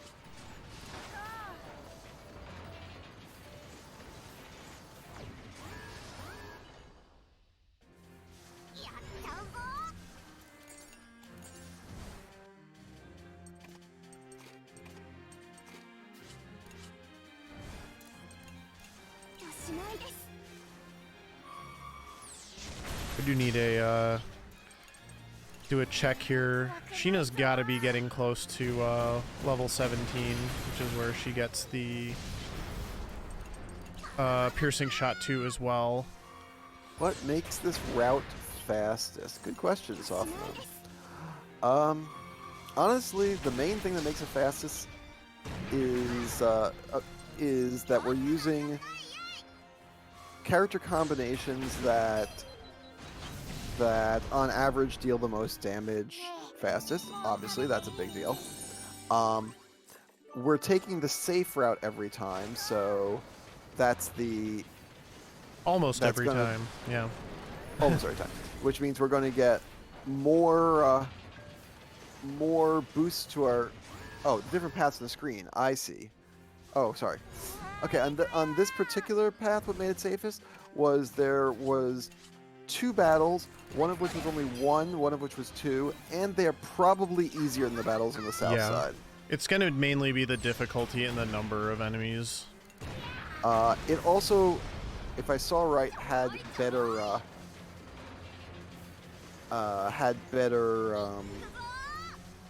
healing available on the path too. Yeah, there are going to be times where I'm going to be going over more spots, so that might be something that you're noticing, but it's less fights overall. Yeah. Like, there's actually a couple situations where the fastest path might have like 7 spots, and then the most dangerous path has like 3, but I can tell you in terms of time, it will be so much faster to do those 7. Yeah. It is definitely RNG. The path is fixed, but the path is fixed. Everything's fixed. There's no RNG on the what encounters you get. Yep. And what you face in them are fixed. There's just lots of RNG in the middle of the fights.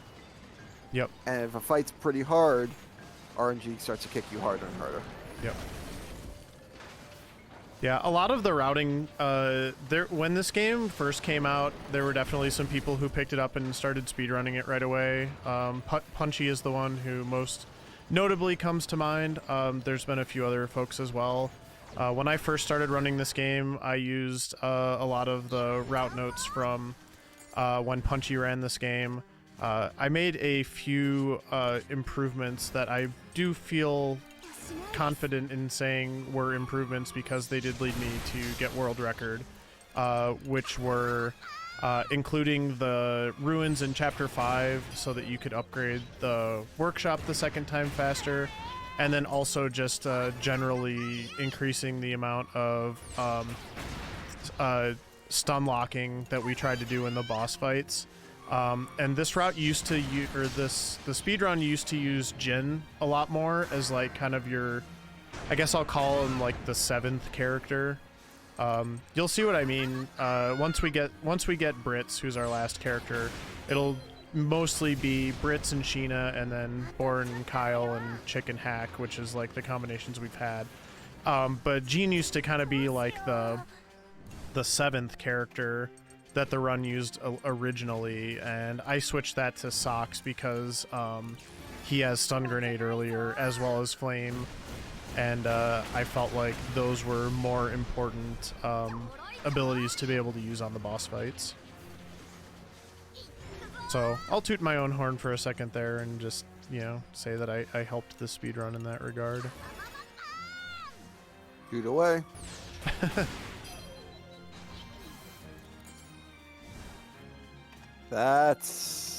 Don't remind me, Ruby.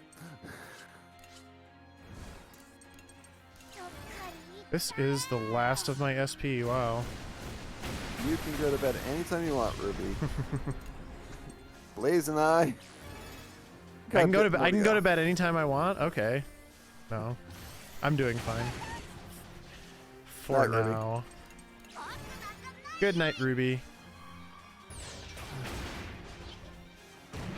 I believe Ruby, if I'm not mistaken, I believe Ruby runs solo to Robo, so fellow Little Tail Bronx community member. Oh, you want me to take the wheel, huh? the wheel of the tank. Does the tank have a wheel? They never really talk about how it gets steered. And someone in chat was pointing out earlier how it's like right now you kind of roll over the crate and it just sort of gets sucked up into the bottom of the tank. And I think it was Hotbot in the chat who always likes to go om nom nom when the tank very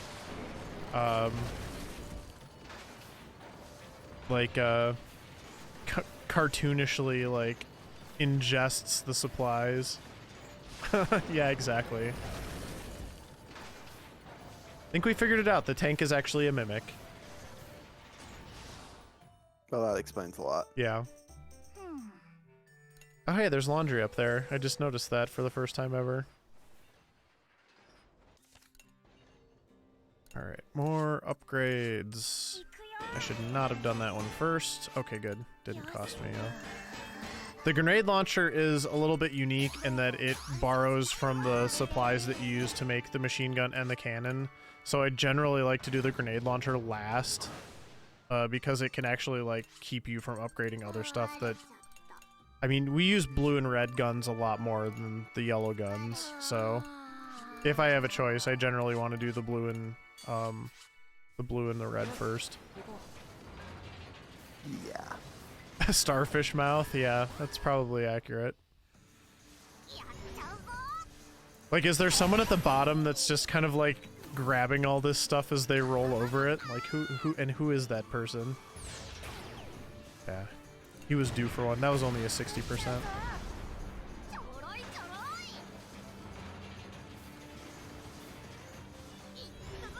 And we got another fun one. And by fun, we mean easy. By fun, we mean very big explosions.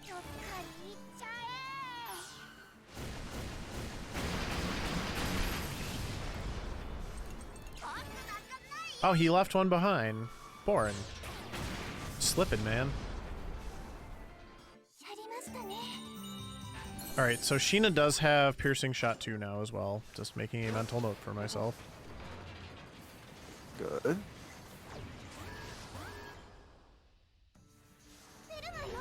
Not that I apparently need it for anything.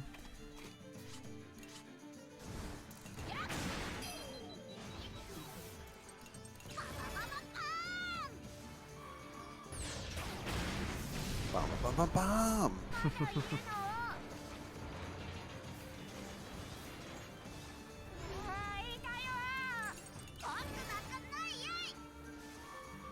I mean, maybe it's just me, but something about Hacker Chick reminds me of Porum and Palom.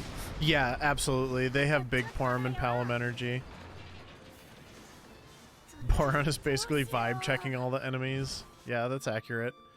Oh, this is nice, actually. Cabril, I hope I'm pronouncing that correctly. This game is excellent.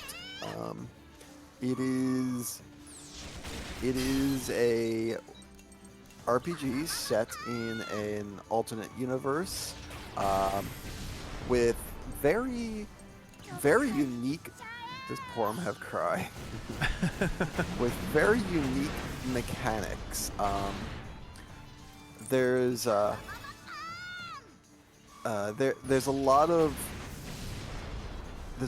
of sort of swapping around of where characters are to take advantage of abilities they have, to take advantage of passives, that kind of thing, and you can do it on the fly in battle, and that creates a very tactical aspect to it.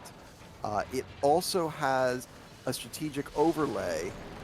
Final Fantasy Tactics? No, I would not say it's similar to Final Fantasy Tactics. It's a very unique battle system, though. It's kind of hard to describe, but it really rewards kind of like pattern recognition, and it's so flexible and dynamic too.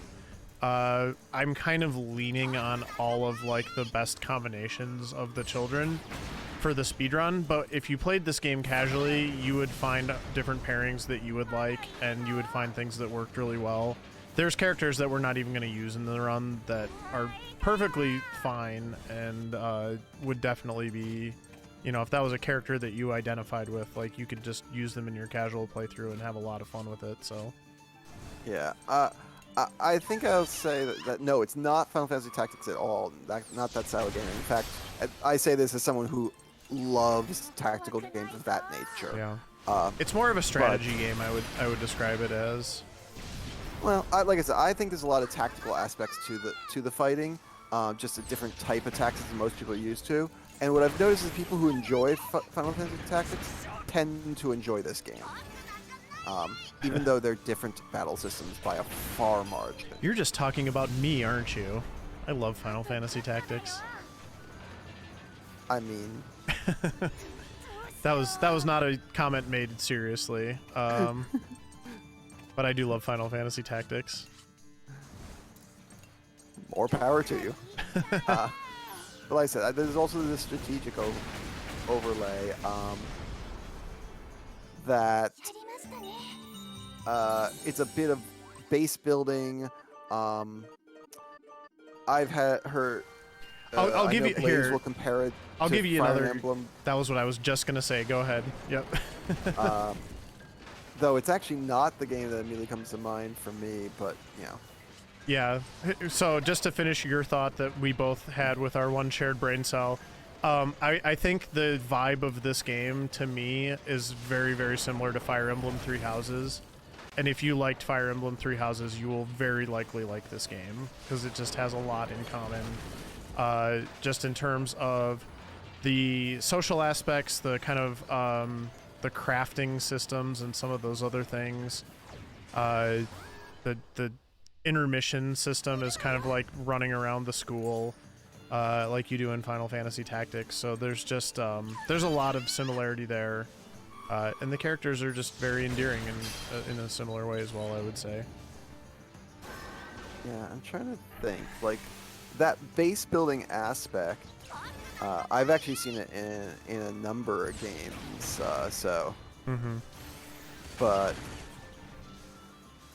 But the one that this one reminds me of, and I'm trying to think this through, like,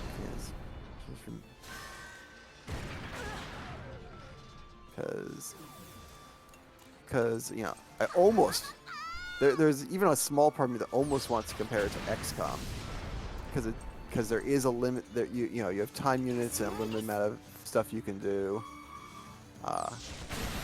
So that it's got something.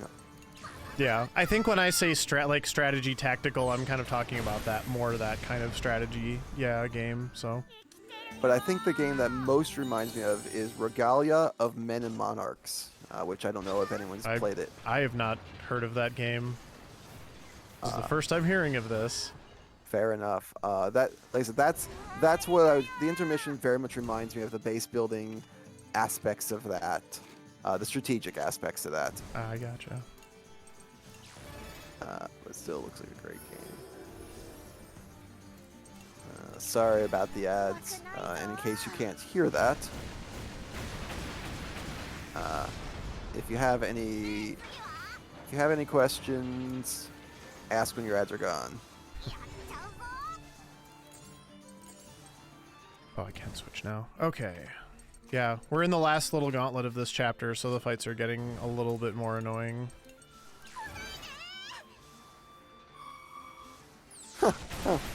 Hi, Sofnum. Oh. That's right. I didn't realize. I forgot. I'm not listed as commentator on the screen. So I just didn't realize. Nice to see you. I had to actually audible into a fragmented shot there because I was going to run out of SP otherwise. But we got through it. Yeah. Good to remember that you have the slightly weaker but still useful area attack. Yeah, sometimes it's good enough, so.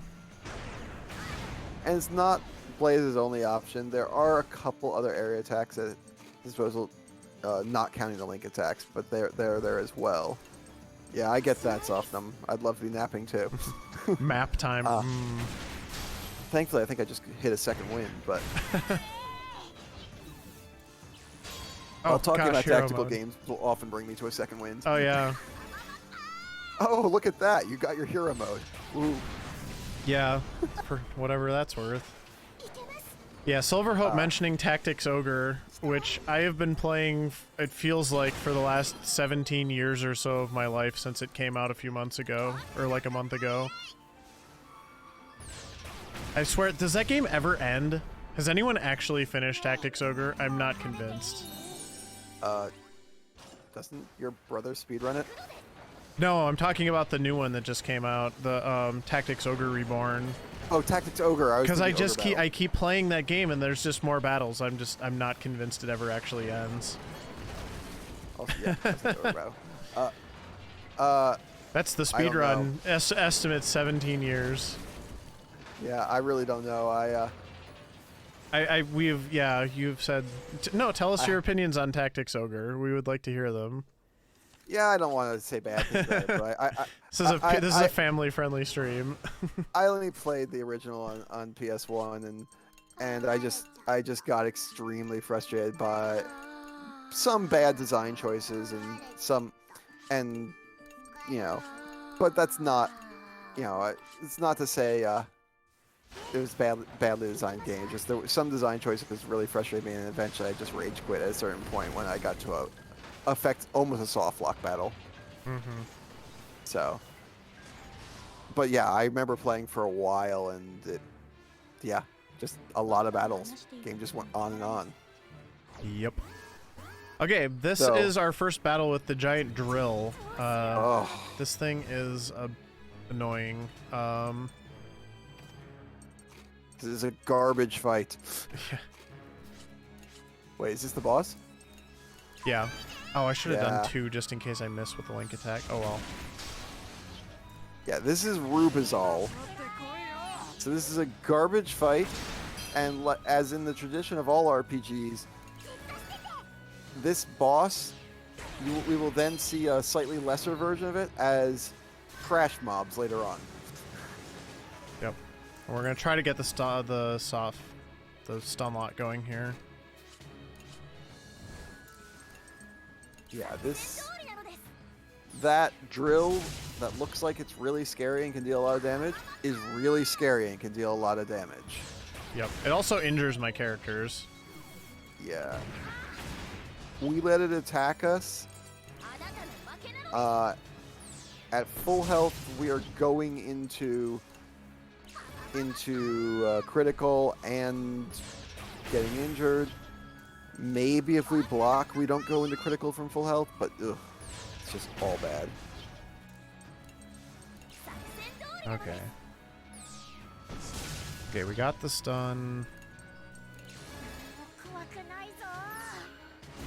Good old boss to trash mob pop pipeline. Yes. This game does it more than once, so.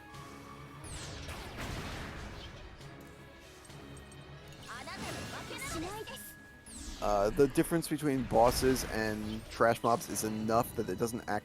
It's usually a slightly lesser version, but still, it's ugly.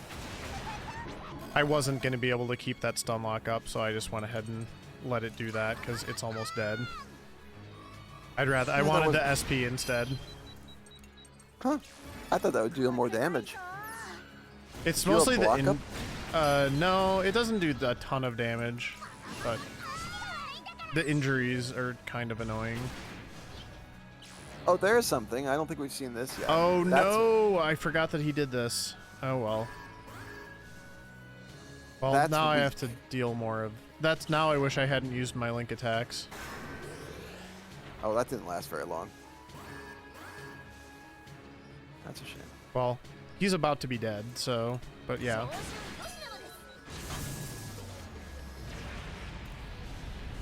I'm just a little bit annoyed with myself, but it's fine. Well, right now what's going on is the boss has just died. Unfortunately, he brought in some trash mobs, and in this game, you still have to beat the trash mobs. Yep, I'm gonna have to clean the him up now.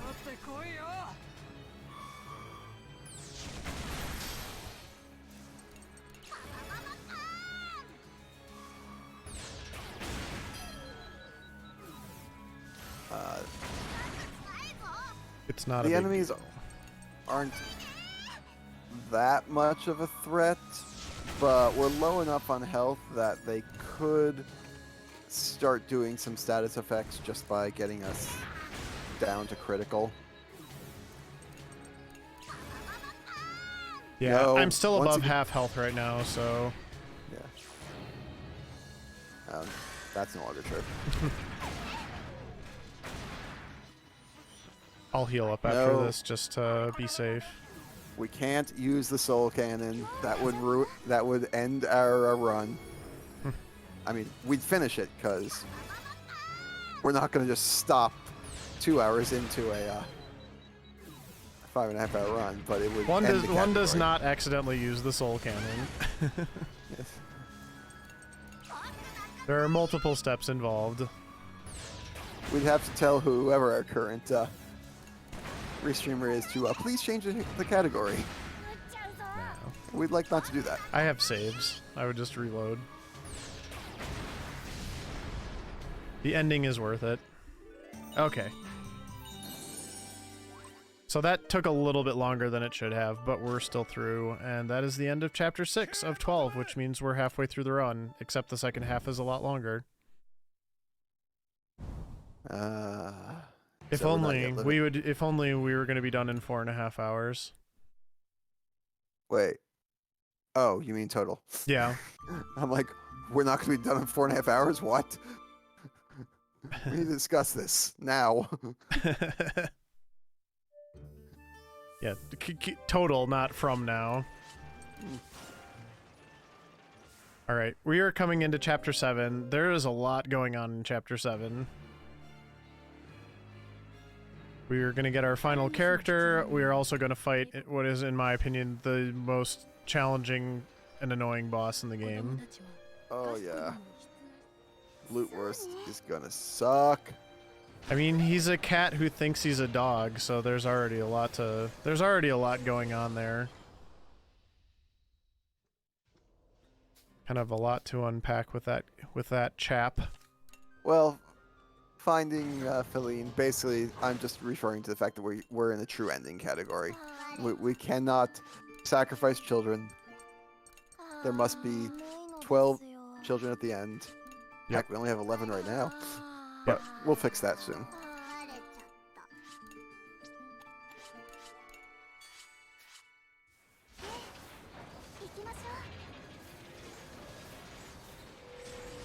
I like that I want to sleep as one of the things that can be on their list. I can relate. I mean, kids need naps. Yes. We also have to deal with these guys that are also very annoying. So this is another spot where I actually use Jean a little bit because it's a very low probability that they'll do it, but these enemies on the bottom of the screen that have a they're basically gas deployers. They can inflict depression. If they inflict depression on a character, I don't get to heal that until the next intermission, and that character cannot use special moves. So just think about how much we are relying on special moves to get through every fight right now, and then just imagine if I wasn't able to do that for like 15 minutes, basically. It would be really, really miserable. Yeah, chemical warfare time, exactly. Jean has an area special that attacks only the ground units. It is subpar to well, Boron, but we'll take it. Yeah, it works in this case. He's the only one that has it for now. Both Chick and Socks will get those kind of ground AoEs soon, so. As we said, basically every character is useful at some point except for poor Wappa.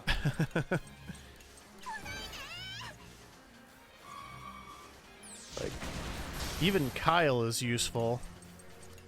Your favorite. I mean, yeah. He fits perfectly in the Soul Cannon.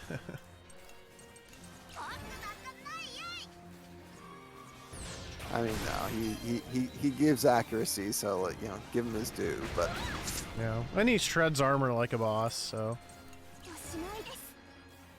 Papa has the red shirt. Cabal Real, I'm not sure of pronunciation. The game is made by a French developer. You can have the voices be in Japanese or French.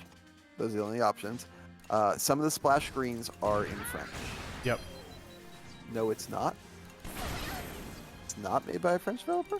The game studio is Japanese. The actual director of the game is French.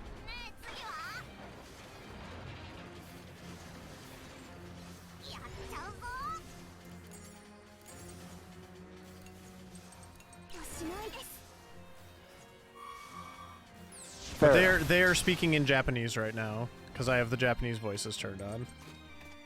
Fair enough. I'm being loose about developer versus, that's fine. Creator. The only person who ever talks about this game is the director, who is French. So.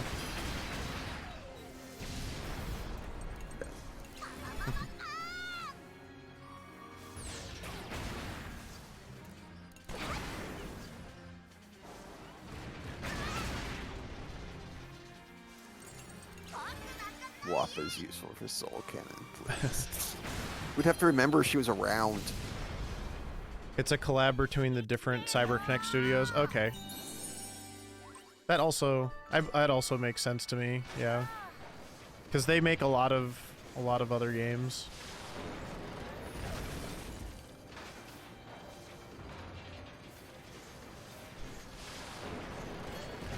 But yeah, it's a little weird for me to think. I agree. It's a little weird for me to think this is a tactical game in the sense that I'm so used to tactical games being Final Fantasy Tactics, Tactics Ogres, Disgaea.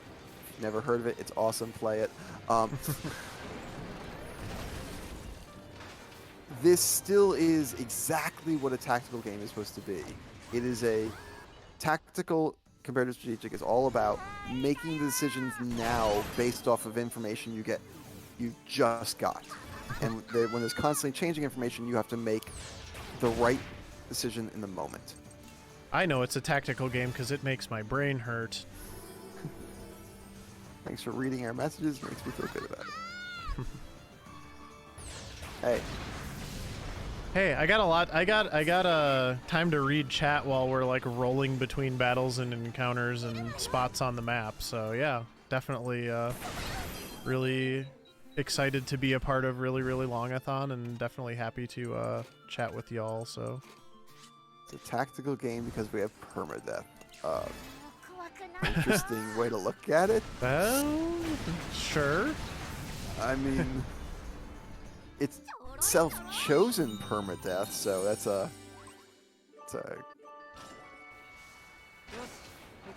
I believe there is. I believe French is an option for both the language on the screen, and it is definitely an option for the voice acting lines. Yeah. Yeah. I don't know about the text on the screen, other than when it says "Preparez-vous à combat." That is definitely French. Yeah.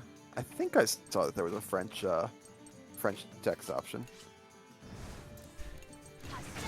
I don't remember. The last time I saw you choosing through those options was months ago, more than that. Who knows? Yeah, I typically just play on Japanese because it's the version of Hack that I like the most, and he's really the only one that you hear for consistently throughout the run. Well, you play in Japanese voices and English text, but I think when you were picking text that there was a French option there too. I think there is a French text option, but I'm not 100% sure. Okay, and here's our last character.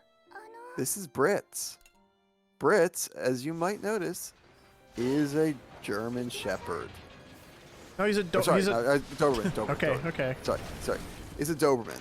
He is a Burman. And boy, at this point in the plot, the other kids are not happy about this. Yeah. This is where you get, let's say some tacit racism going on. Yeah. Like, he's not well treated right now. However, he is the critical last piece to the true ending. And it's not just that we have to have all 12 kids at the end, but keeping him as one of the 12 kids requires very specific actions during our intermission. Oh. We have a couple chapters right now where we have to get his social ranks up with other characters. From what people have been able to figure out from doing testing this, there doesn't appear to be any specific characters he has to get social ranks with. Just he has to get a certain number of social ranks, and there are a couple ways to do it. You can get a low number of social ranks with every single character. But that's not the way the speedrun does it. The speedrun instead opts to get a 10. So that was a really bad miss, Hack. Ooh. Oh, that was a really bad miss. Please tell me we've got. We're almost to intermission. It's okay. Yeah, but like, seriously, dude, that was really bad. I guess Jin's doing the work now. Yeah, I'll see whoops. Yeah, that is what I want to do. Yeah, Boron got depressed. He's the most important character to be able to use SP, and he got depressed. I did not. I got a little bit depressed because Boron got depressed, but I don't think I'm as depressed as Boron is. But so we get him up to max social rank with 2 characters, and then we also have to get him a social rank of 2 with 1 other character. Again, not entirely sure why that's true. That could be the fact. So that I've personally got a theory that it might be because one of the 2 characters we picked to get him up with, he already starts with an extra rank with, and that might be why we have to get 1 more bonus rank with someone else. Yeah. A little bit of lore slash story is the only reason that we let Brits into the tank is because he... Oh, this is going to be... I'm probably just going to actually burn a... Oh, I don't have one. How do I want to do this? Jin's got to do the work again. I can't... He doesn't have enough power. He doesn't have enough power to actually take these guys out. Ooh. Oh, this is just going to be a slog then. No, I think Hack's, Okay. I think Hack's got this. Yeah, Hack's got this. But yeah, the only reason that we let him in the tank is because Sheena vouches for him, basically. Because Sheena remembers him from the prisoner camp. Oh, that is the wrong target, my boy. You did He's good. in hero mode again? Yeah, he's just he's balling tonight. You're just making him happy left and right. There's no glitches or bugs in this run. It is completely glitchless, yeah. But yeah, so we're gonna get him, let's get those social ranks up, and we only got a couple chapters to do it because for plot reasons he's gonna go away again. But we'll get him back after that. But he has to have those social ranks before he goes away, or you don't get the good ending. Yep. Okay, so this actually isn't the worst thing, because I already want to switch to Brits, and I can just go ahead and cheer him up. And then that'll start building, okay, so I do need to get a random character to level 2, to Firebird's point from earlier, so that'll help with that. And now I'm going to start, the 2 level 10s are going to be Socks and Sheena, so I'll go ahead and start talking to Socks now. So, a little more of this stuff, sorry. Blaze and I have discussed this about why we choose Socks before Sheena, and from what I understand, the answer really is just Socks is the more convenient area to walk to. So it's a small time save. Yeah, and it does get you working on his link attack for now as well, which I think is actually better because it does shock. I'm playing on PC. This is available on Switch and the other Switch, PS4, and Xbox One as well. It was on Game Pass at one point. I don't think it's on Game Pass anymore. Yeah. This is one of the things that we learned while speedrunning this way back in the day is the speed run when it was originally done, it was for any percentage back then, but was about 20 to 30 minutes longer.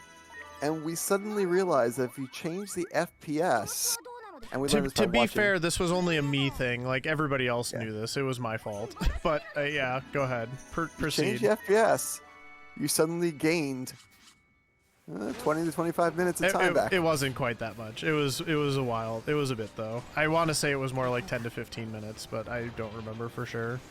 I thought it was like 2 minutes a chapter. I don't think it was that much, but it was enough that I was just like, man, why am I like, I'm playing really well and my time is just like not stacking up. And that was the main reason why. Oh my gosh, I targeted the wrong thing again. Okay. It is a lot of time, but it's also a long speed run, so also those true. things to add up.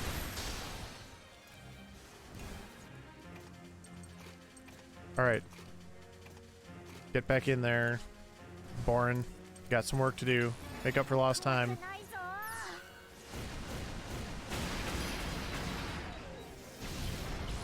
I mean, we know it's a long speed run. This is really, really long fun.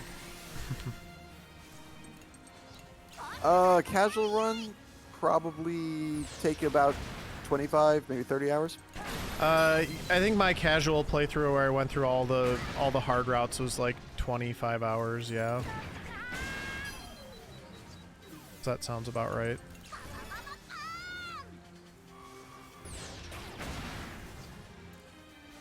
Like, I mean, that depends on a lot of little things, but of course, but yeah, I'm sure if nothing else, like we already skipped a ruins, and man, you would not skip a ruins in the casual run. That minigame is just too fun. Well, and that's like the only place you can get the upgrades for certain facilities, and most people when they play this game casually are going to do more of that kind of stuff, so.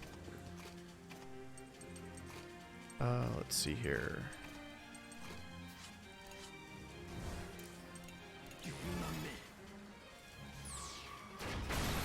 I am just barely going to have enough for this, and then I might not have enough for... Well, I'll have enough for one burning trigger. Exactly enough. Well, Yeah. not that... Okay, not that matters yet. That's fine. I also can swap, so yep. Probably a good thing, because...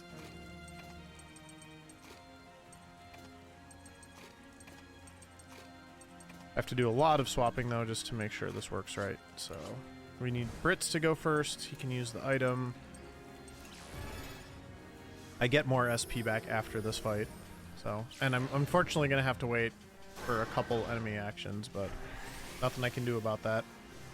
Apparently for a lot of enemy actions, they decided to speed up. What this That's game okay. lacks is a hard mode for New Game Plus, really. The rest is just perfect. So, the game's pretty hard as it is.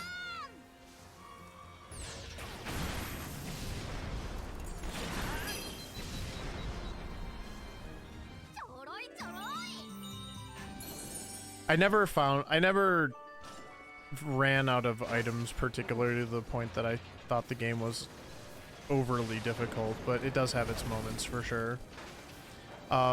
There's another fun thing, by the way. There's like a whole comic book in this game. You get one issue at a time from the different villages that you go through, but if you do go through and find all of them, you end up with an entire long comic book as well by the end of the game, which is just kind of a cool little neat touch. I mean, yes, SRD, but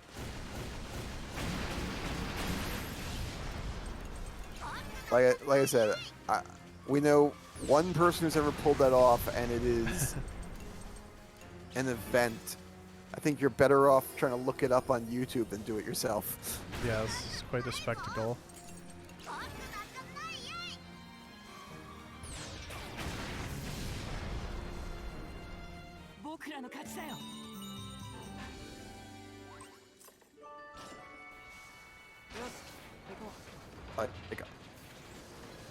I am known for challenging myself to doing some difficult things, and that is not one I would ever try. Oops.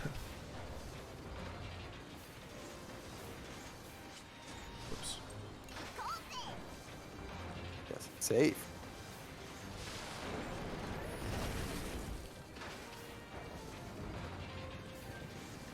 Yeah, see, this one's a good example of when a more difficult path could look like it's easier.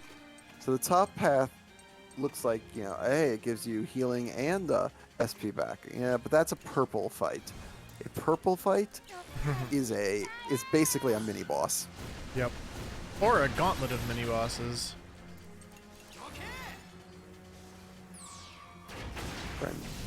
Friend did it. Congratulations for your friend.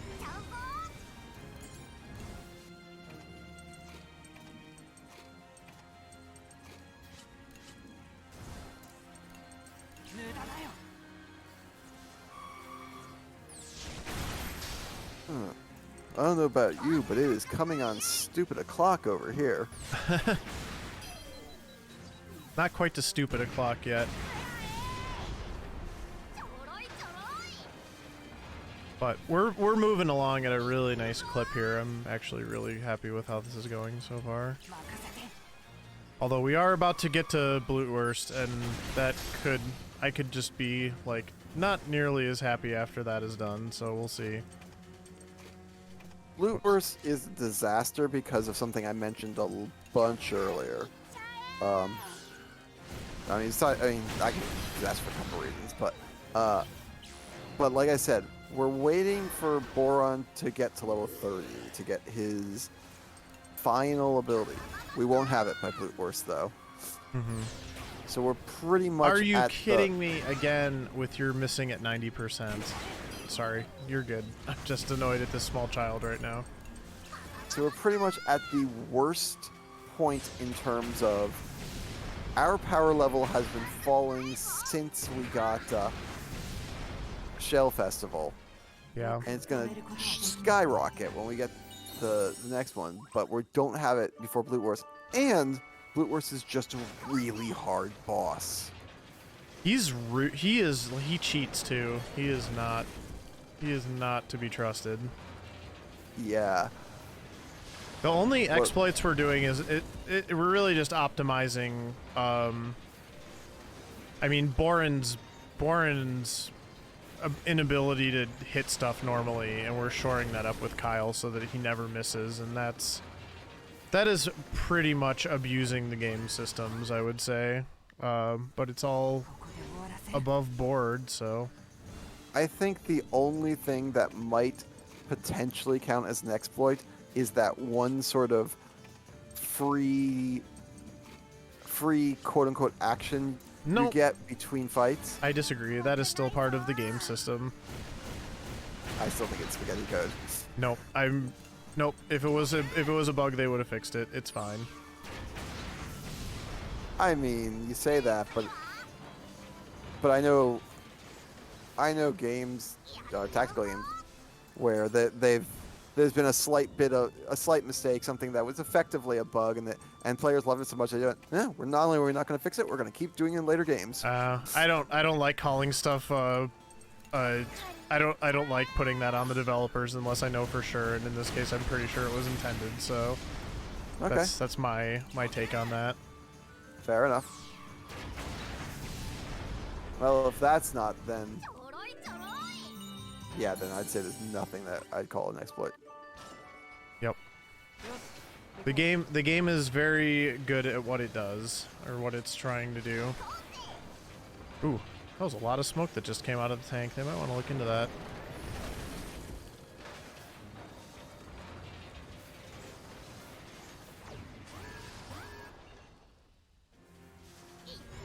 Boy, yeah, but all of these ground enemies just make me very nervous.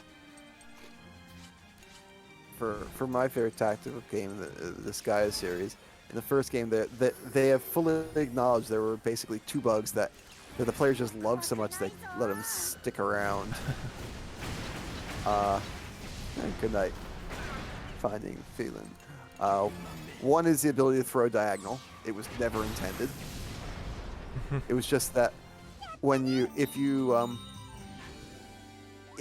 so a character has facing, and when you switch facing, the character moves to switch to that facing. Mm-hmm. If you throw during the animation, it'll throw it diagonally. It was, like I said, it wasn't intended originally, but everyone loved it, so they kept it, and they made sure it was intentionally still there in later games.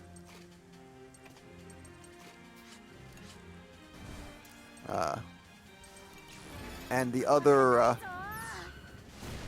one involved.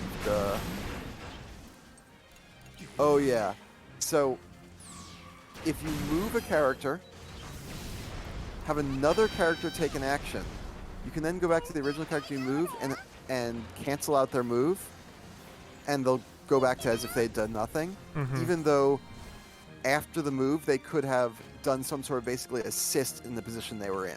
Oh, okay. It again wasn't intended, but it worked. But everyone loved it, and they said, "You know what? We're going to keep this in every game from now on."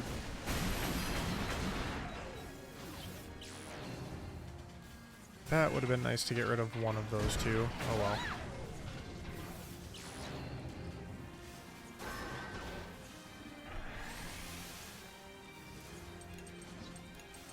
Yeah, it doesn't help that the trash mobs are beginning to get a little bit tough at this point too. Yeah, I really haven't leveled up any actual skills since chapter 4, maybe 5 a little bit.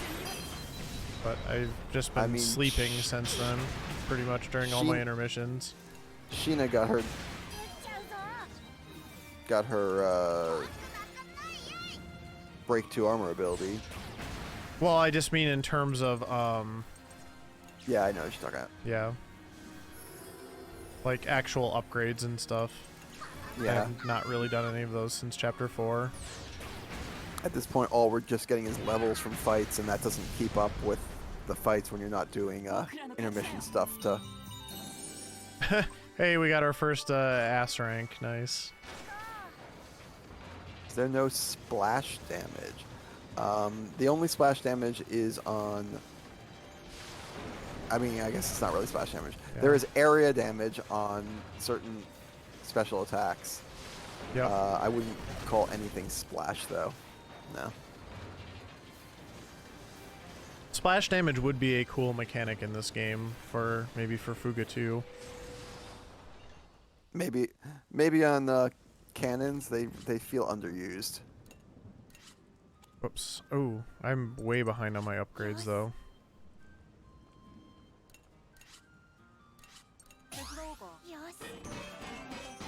Definitely want to do a couple of these before this upcoming boss fight.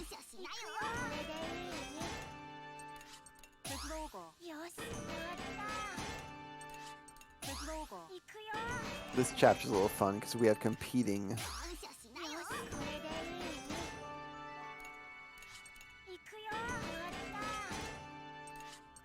Well, a few characters do have AoE special attacks, but you're saying a base attack? That would be interesting. I assume by splash damage, Cabral basically meant something where you attack a primary target for like full damage, and secondary targets take some percentage. We're gonna do laundry. That's my usual concept of splash.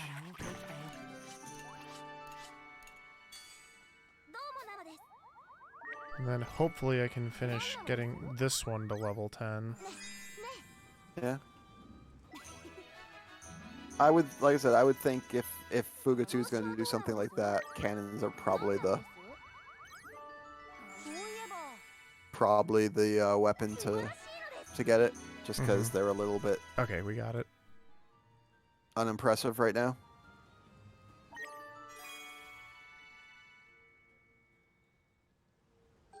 So that will strengthen their link attack that I have built up, so that's good.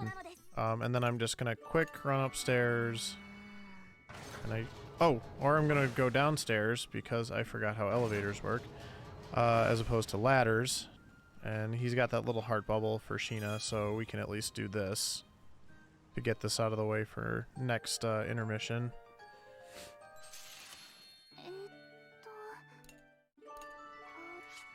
Alright. And now it is time for this awful fight. Yeah. We're gonna try to stun lock him. The thing that is really scary about this fight is he does multiple very powerful attacks. He also does a countdown thing, and there is a chance his actual attack will go off on 1 instead of 0, which is just straight up rude. Yeah, sometimes he will literally lie about what he's planning to do. Yep. Effectively for us, the main thing here is when he's about to get to 1, we often have to take a defend action that may end up basically being useless. And I did not prioritize these correctly, so yeah, let's get rid of that because I didn't even get the bad luck on him yet.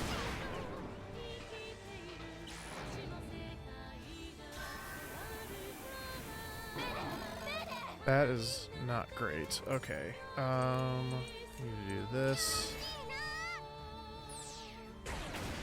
Okay, that is on. I'm actually going to get rid of that fear, because that's going to get really annoying otherwise.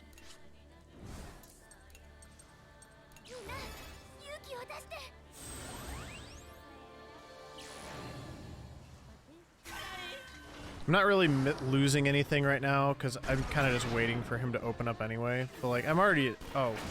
Or he could do... Oh. Wow, that was incredibly rude in a variety of ways.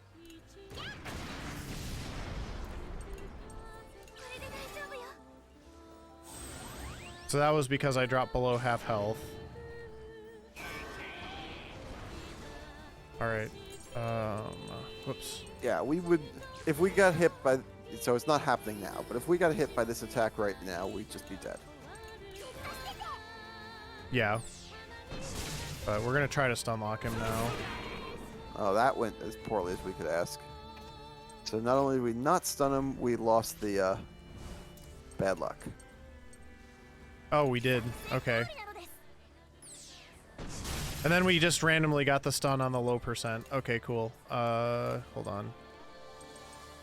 I only have one risky ammo for now. This seems like a good time to use it. Risky ammo actually gives the bad luck status. I'm gonna just use this now. Because I have a turn with this character that I don't really have anything else to do with. Okay, and he is still shocked, so let's do that. Yes, Blutwurst. Everyone's favorite type of worst.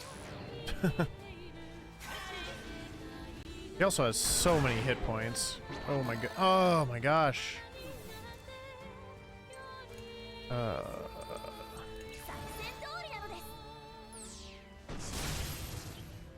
right, the stuns are going nicely at least. That is not going to do anything. I'm just going to use the repair kit again. This fight's going off the rails quickly. This fight is not going well, but we're going to hang in there. Actually, just going to bring her in for now and use him to get rid of that other blue shield when it's a good time to do so.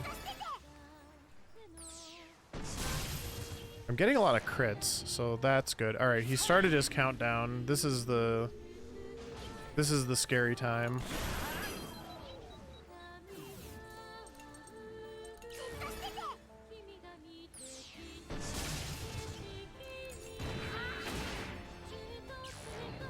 All right, so next turn he could conceivably go do the thing.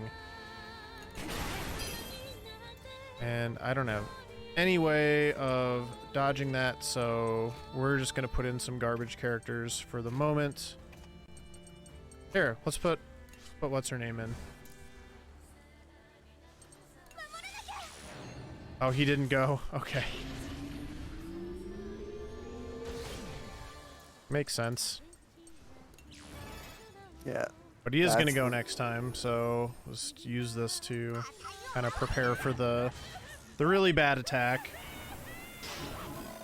And then, yeah, depression and fear. Yeah, that was awful. So at half damage, it did 3,500. Yeah, but I also just played that extremely safe, so. And it depressed, like, well, anyone, and that's bad enough. Risky grenade. Nice. Just gonna kind of spend these turns recovering stuff a little bit, because I can't really do much while he's closed up like this. And then I'm gonna use my big attacks to get rid of these guys here before they can do their really bad attacks also. I think that's fine.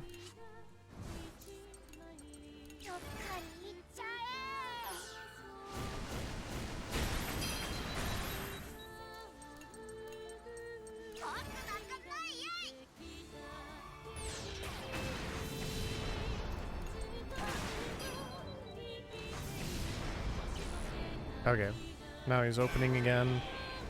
But yeah, I am just like, I'm very behind schedule for how this fight normally goes, is how I would put it.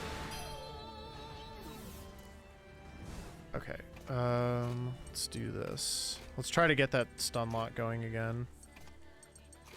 Yeah, we didn't quite get the stun lock.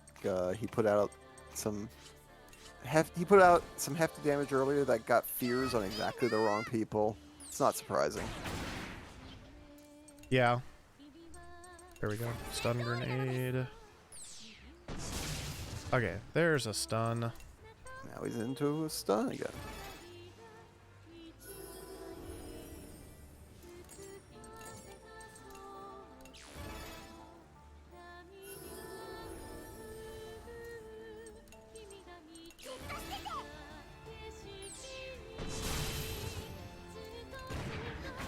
Start getting some damage on him here.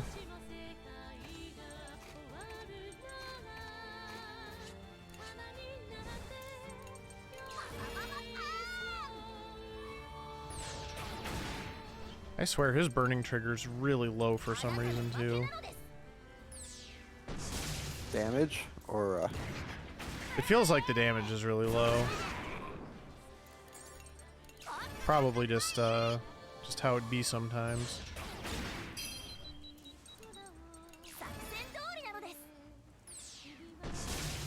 Okay, got the stun again.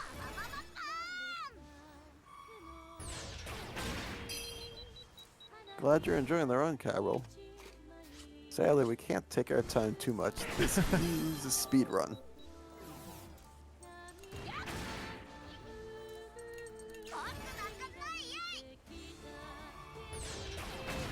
Alright, it is almost time to just kind of go for it here. We're not quite there yet, but we're getting close.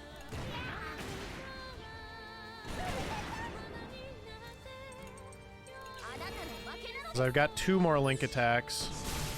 Okay, good stun.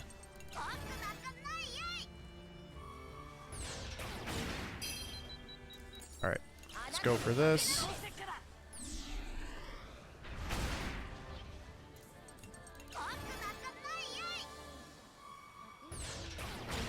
You can kind of see like the different cooldowns too. Like when I use these big attacks, usually my characters go way to the back. Okay, we got through it. So that was a pretty awkward opening to that fight, but honestly the second half went really, really well. So I guess we'll call it an average fight on the whole.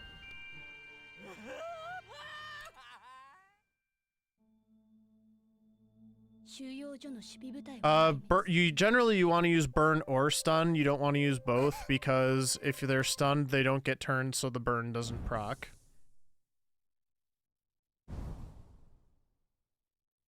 Yep, we did it.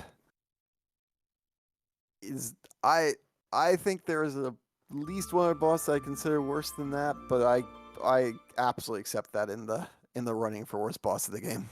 It's just a very obnoxious boss fight, and it has so much health compared to like a lot of the other boss fights before that, so. Yep. And then just the status effects can really mess you up if you're not careful. Depression is such a bad status effect to get hit with. Whoops. Not being able to use special abilities is just so bad. This is an easier platinum compared to other games. Yeah, I believe that. Wonder what the trophies are like. Alright, I do have to run around and like find all the sad children. I have no idea where they are, so this should be fun. Okay, there's one. Okay, there's like one good answer that if you get it, you Okay, nobody's down here. The reason I have to clear this, by the way, is if I don't, every time I go into intermission, it's going to tell me that there's a depressed child and that I have to go find them and cheer them up, so. It's easier just to kind of run around and find them all now. Of course, they're going to be on the roof. Why wouldn't they be? Wait, was it? Oh, it was only the one. Okay, well. Yeah, it was only the one. They were, that was because of the defense. Okay, well. Here, I'm going to do a little skip to just get Brits back in the correct spot then, because now I just have to keep talking to Sheena. Okay, that's right. If you don't defend, all 3 of the children will get depressed, so... Also, fun Sheena fact, Sheena has a plushie named Bluette. Bluette is cute.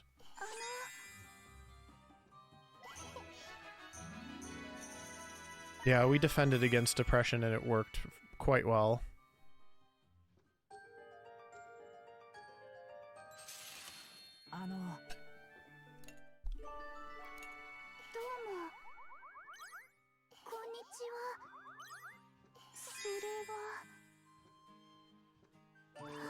Whoops.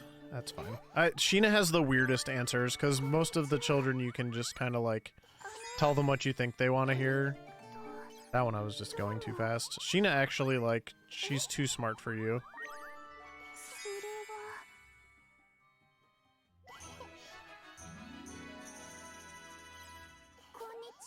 It did say, yeah. It did say, can you mend my undies? We don't take that option. I thought about it. Whoops, there we go. Alright, so Chapter 7 is really difficult and very, like, action-packed. Chapter 8 is actually pretty boring in comparison. There's not a whole lot going on in this chapter. Let's see, I do need to... Oh, Chapter 7... Oh, sorry, Chapter 8 is boring with one exception. We will almost certainly hit level 30 for Boron. Yes. We're already almost there. He's level 29. Yeah. That makes it fun and exciting, because if you think Shell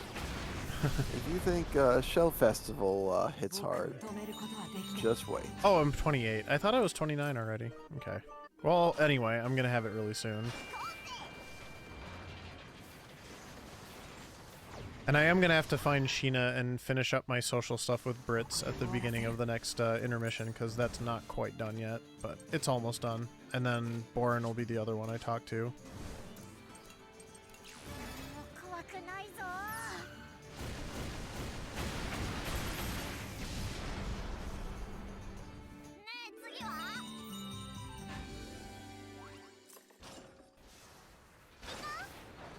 Yeah, we are cruising right along. Yeah, the last 3 chapters are the individual encounters are hard, and the boss fights are all very difficult, or very technical, I guess.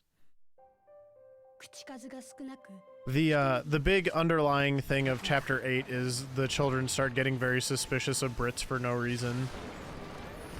Well, one reason, but like not in a fair way. You know, because he's a Burman. Because he's a Burman, exactly. Also, someone stole the paw bun. That's true. Has anybody seen Boren's paw bun? It's missing.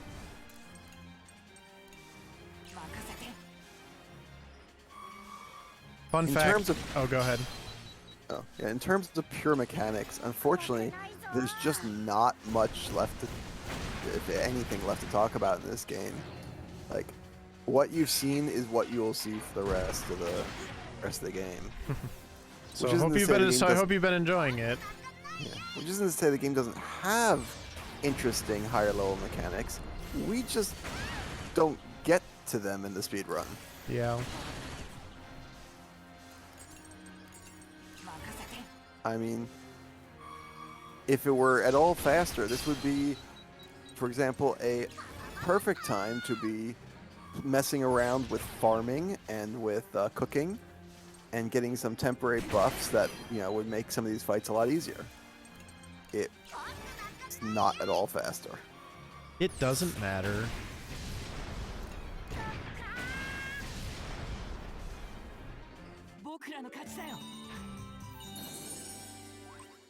Alright, there's level 29.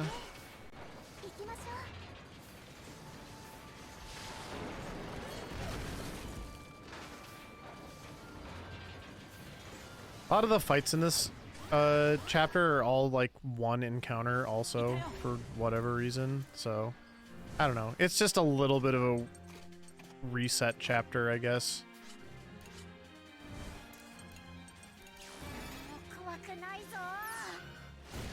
In short, this is a perfect time to donate. This whole game is, you know, except for a few of the boss fights, like, This would be a good time for donations.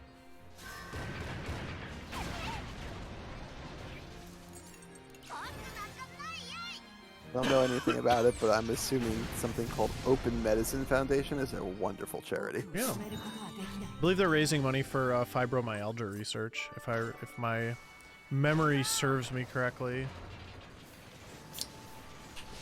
If you go Soul Cannon route, do you run out of ammo before the end? Only if you do it wrong. Yeah, I guess that depends on how you define runs out of ammo. There are 12 chapters and there are 12 children. However, the tank has 6 seats. So the moment you get past the 6th kid, you are beginning to make your tank less effective to use. Yeah, we if you do the any percent normal ending, you get rid of exactly the correct number of children.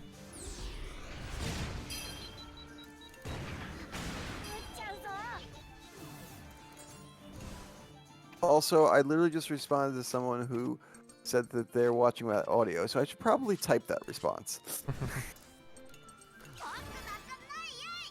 Maybe they have closed captioning on.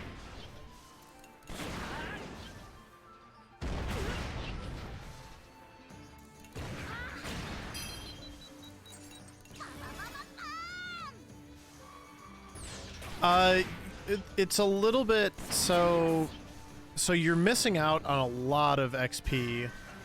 Oh no, I think you get it, actually. Oh, I love that when he raises the cannon and then just explodes from the fire.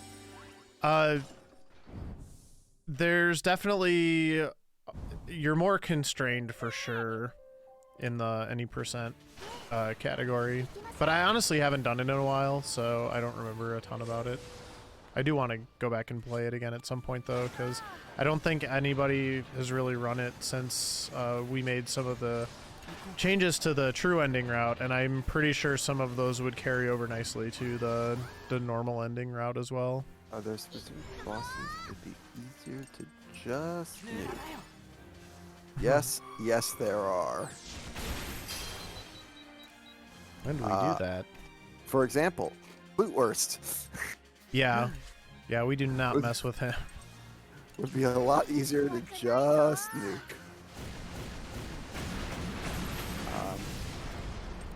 Yeah.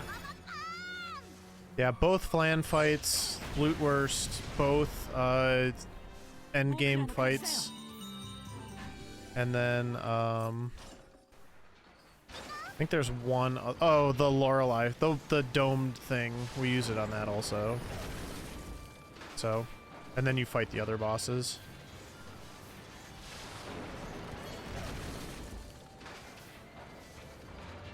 You know, the domed thing. We are only sacrificing, or is it the final chapter? Yeah. Go ahead. We do sacrifice the 7th kid, so that because you want to do the, you know, at that point it doesn't matter. So at least in the final fight, so you just sacrifice one more kid and end it. And it's Kyle. Oh, goody.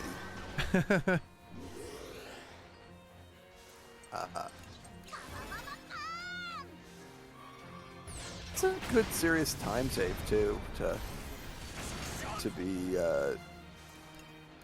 doing the Soul Cannon during those fights. Oh yeah. Just about an hour's worth of difference between any percentage and true ending. It's not quite that much. It's 30 minutes, but it's still quite a bit.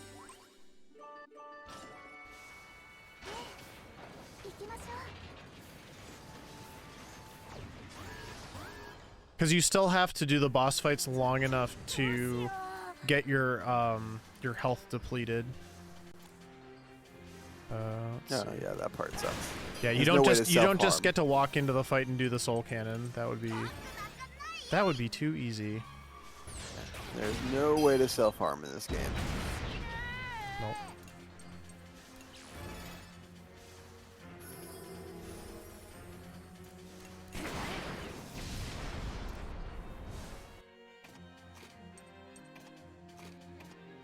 So one of the cool things I can actually do with Britz's tank mates now is I'm charging up his link attack between Britz and Socks. I'm actually going to use stun this time instead of flame because he's a little too far along. But what I'll actually be able to do once that one is charged is I'll be able to go back and I'll be able to also charge his link attack with Sheena. So he'll actually have 2 link attacks when I get to the boss.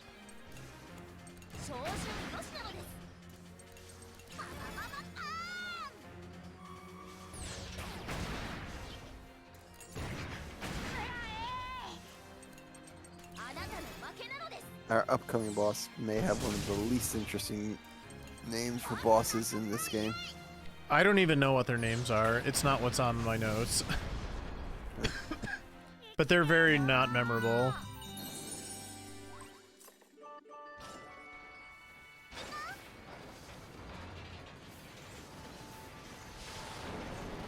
During this intermission, do you have anything left to do other than just sleep? Yeah, I still have to finish up Sheena and Boren with Brits, and then I will be good.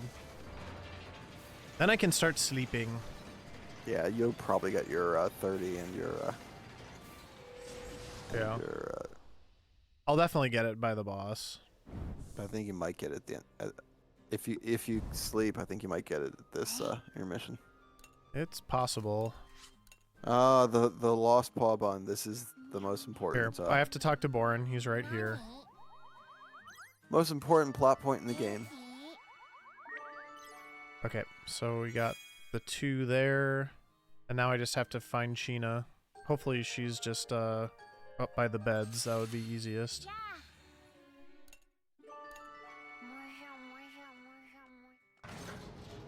Okay, good. And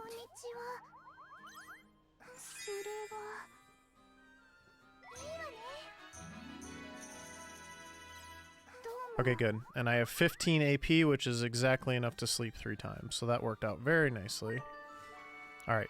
And I've met the requirements for Brits to stay now because he's got a level 10 relationship with Socks, he's got a level 10 relationship with Sheena, and he's got a level 2 relationship with Boren.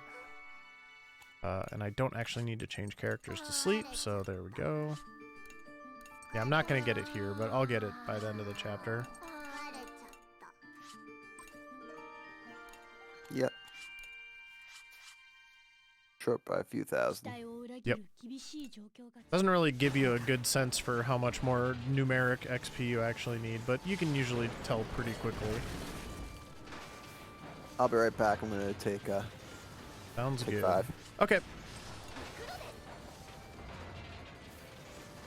I'm just gonna keep rolling right down the tracks here.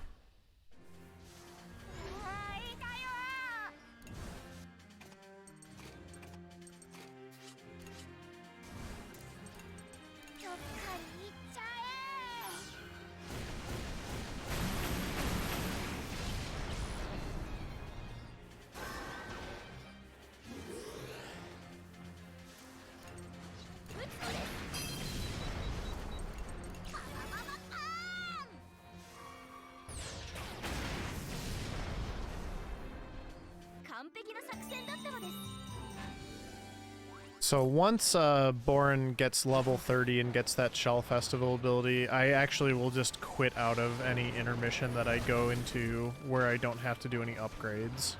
That'll be really the only thing I have to do during my intermissions. So that really does kind of increase the or there's a lack of we're just rolling down the track at that point. We're not really doing much during the intermissions anymore. Lack of variety. That's the word I was searching for. There's a lack of variety.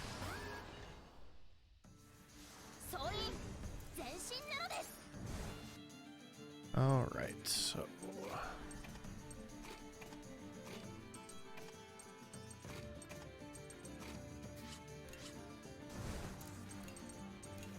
do a piercing shot first, just so I get a little bit more damage out of my Shell Festival.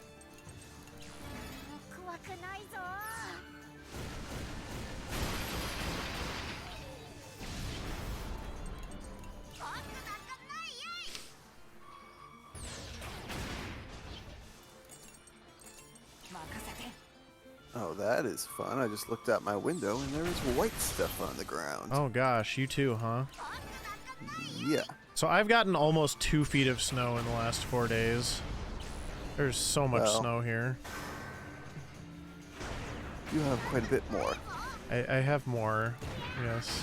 Would you like some? I have extra. No, I have to drive my girlfriend to the airport in a few days. I'd prefer not to have to drive in snow. Fair enough. The true ending, yes, is saving all the children.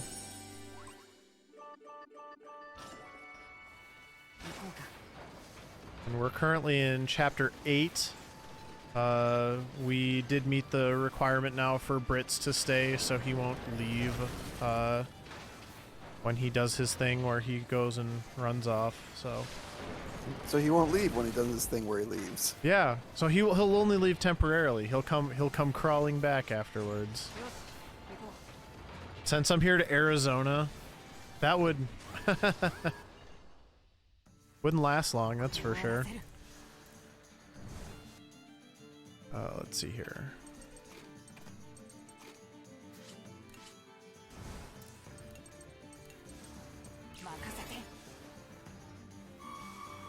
Yes, I live in North Dakota, so I was the previous runner who was talking about Canada, and there's a lot. There's definitely a Canadian flavor to this marathon, and I like to think I'm an honorary Canadian living in North Dakota, and I grew up in Minnesota, and I played hockey and all that stuff, so I do think that makes me an honorary Canadian. What do you think about maple syrup? I've eaten poutine, and I like maple syrup. Honorary Canadian it is. Have I achieved honorary Canadian status? Why is that so low? That doesn't seem right. Oh, it's because I was charging him up with Sheena earlier. Well, not anymore. Okay. I don't think anything has armor, does it? Okay. Sorry, I'm like having a moment here. Okay, he has Minefield now, good. Here, swap wop and, you know, she'll have no clue what to do.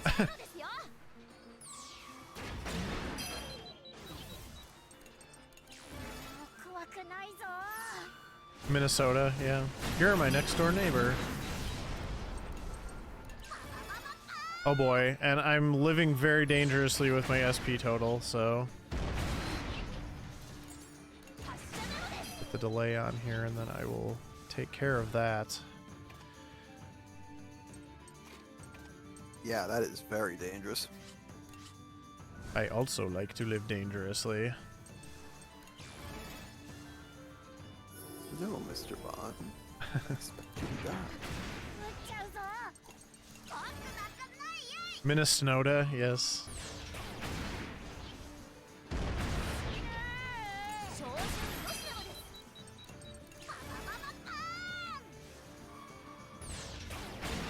Alright, I'm gonna use an ability I haven't used yet. This is called Overload. It's a 5-hit attack. It's only single target, but Borin, it is definitely more damage at a single target, but then Borin gets afraid afterwards. But if you win the fight, it doesn't matter. And now I have Megaton Blast right before the boss. Wow, that was close. We're gonna use that particular attack a lot to end fights, pretty much starting now. Yeah. We're also gonna use it occasionally when Boron's already afraid. Yep. Because his accuracy is still quite high, so... Alright, so now that I've also got that, other than, like I was just saying while Firebird was doing the AFK thing, other than doing workshop upgrades, I don't have anything else to do during intermissions now for the entire rest of the run, so... We'll do some upgrades here. Everybody's gonna help.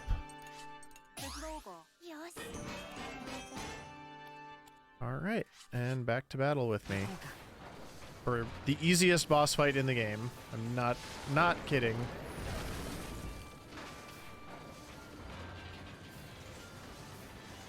Well, that's just asking it for it to be tough.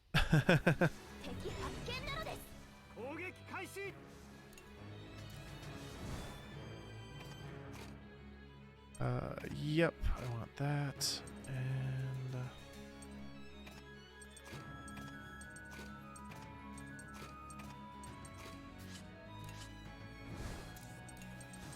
Yeah, I ran off to the kitchen to get some orange juice because that's my wake-up juice. oh yeah, I'm using your link attack. What menu is this? Bit of Valkyria Chronicles feel to it. A little bit. Yep. I could do that. I mean, I'd say entirely in theme and sort of how it tells a story rather than in gameplay. But yeah. Mm-hmm.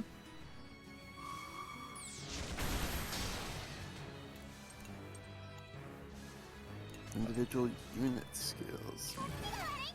Maybe. I don't know. I think that's sort of more universal to RPGs in general, but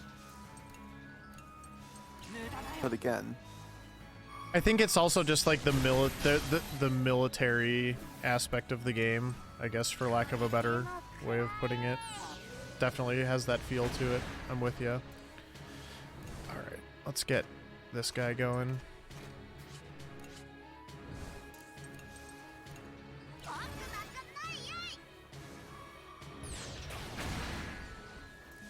I'm going to try to keep the blue one stunned because he's already a little bit prone to stun, and then I did get a risky grenade to stick him with bad luck too, so that'll be good if I can keep doing that. but I'm definitely there with you. Like I said, the theme and also sort of how it tells the story. The chapter, it's got that chapter breakdown, which it uses. You know, Valkyria Chronicles uses a book, but it's still chapter by chapter. Mm-hmm.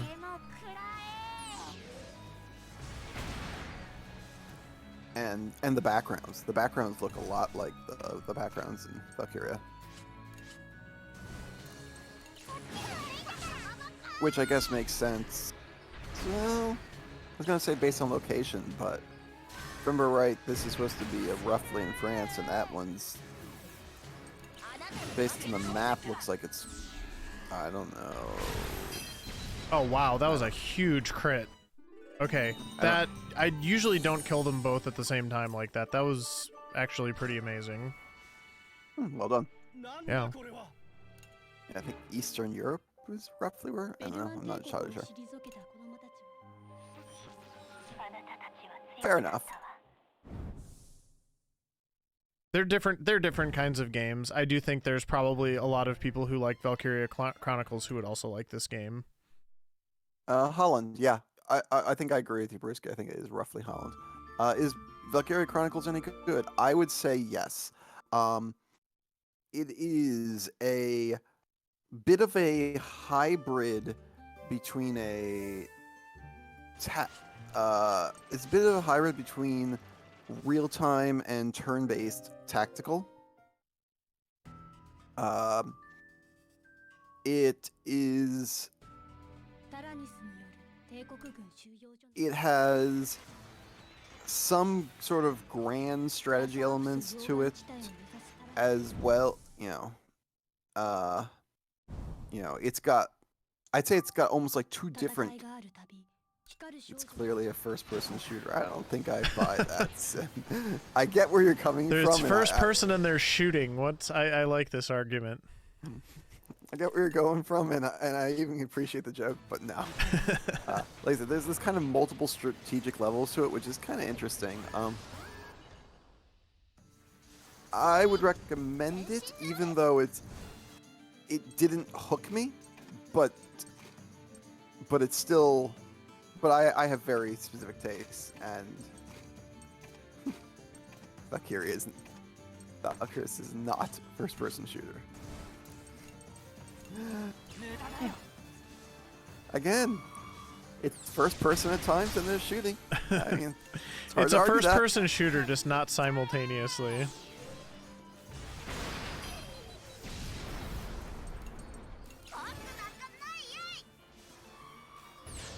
Yeah, the story is very good.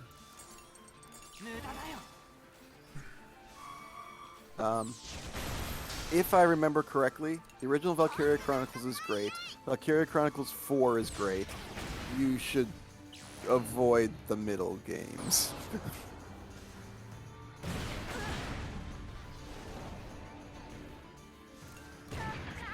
First-person strategy. I like it. Yeah. I like it.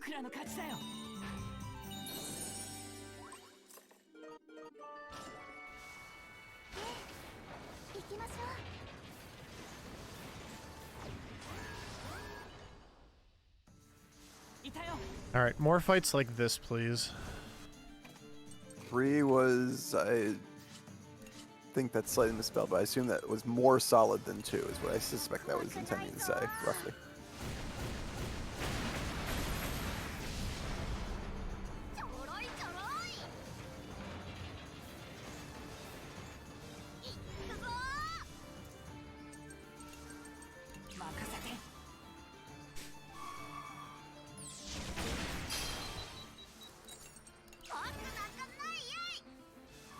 We can call it chess if you want, but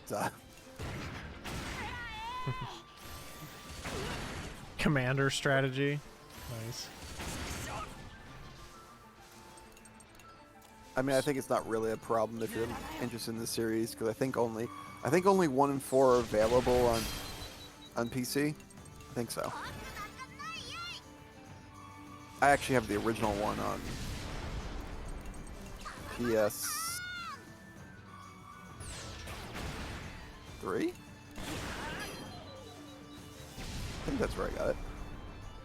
I want to say on my PlayStation. On my Wii? PlayStation? One of those. I have not played a Valkyria Chronicles game, but I've seen a few of them. Oh boy, it's you.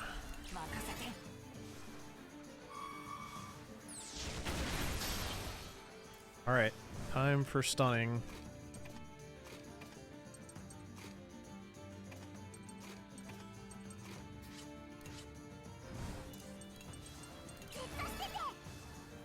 I'll admit, I felt a little overwhelmed while playing it.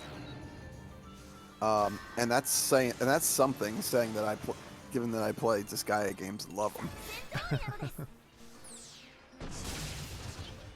There are a lot of moving parts to it. Oh, he's still stunned. Why did I just stun him again? It doesn't extend the stun. Mostly. Yeah. It's the same stun. Yeah, that guy. This one does not have nearly as many hit points as the boss version one did, even with the stun.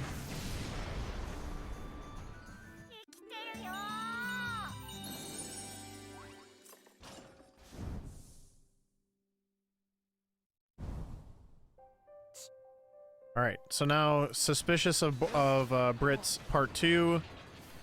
There's stuff. Someone is messing with the Tyrannus. Someone touched Jin's tools.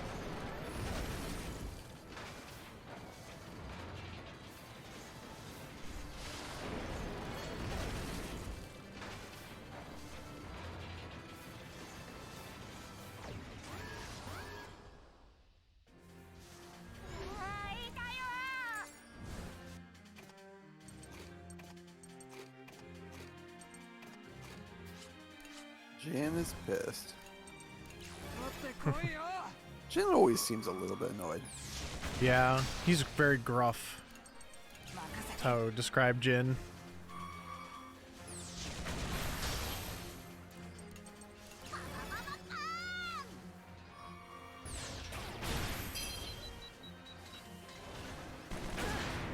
So much for armor. No, Eevee Pen. This is not roguelike at all. The only part that I would say that even looks kind of roguelike is that that path we're walking down. That gives me strong Slay the Spire vibes, but that's just effectively that's how they made the map. No, all of those nodes are set in stone. They're the same every time you play it. The story is fully fleshed out. It is, you know, it's a good 20-25 hour story. The mechanics are there's nothing roguelike about this. You know, you're playing through the campaign. I almost said a campaign. The campaign, yes. Number 2. I think that was the third one actually. Oh, I missed one then. This game would be an interesting randomizer though. Just do like endless tank mode. Oh gosh. That would be kind of fun. Honestly, I would play that. Tempted to check the big list of randomizers and see if it's already there. There's no way. I mean, you say that, but I've seen things in that list. Yeah, you do make a point. There's a randomizer for everything. I mean, there's that big list of randomizers has a randomizer for Hades. What? How does that work? It's a roguelike. It's already randomized. Exactly. Alright, I need to remember that Megaton Blast is a thing that I have now. Yes. Shouldn't be too hard to remember. It has a really, really long cooldown, though. Like, Hack's gonna get to go 3 times before Borin gets to go again. Somebody gets to go 3 times before Borin gets to go again. Even when he doesn't do that. Not quite 3 times, twice, but yeah. Hax is fast. He's a fast boy.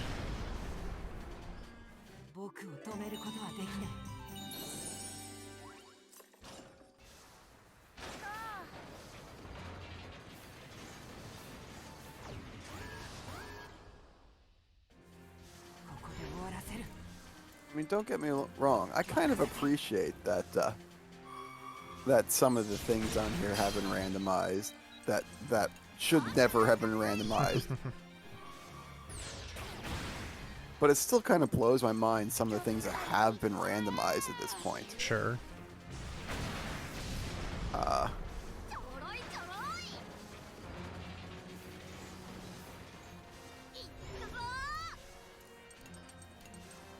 Blaster Master. Now there's one, like, I get it, and at the same time, I never expected anyone would go out of their way to randomize that.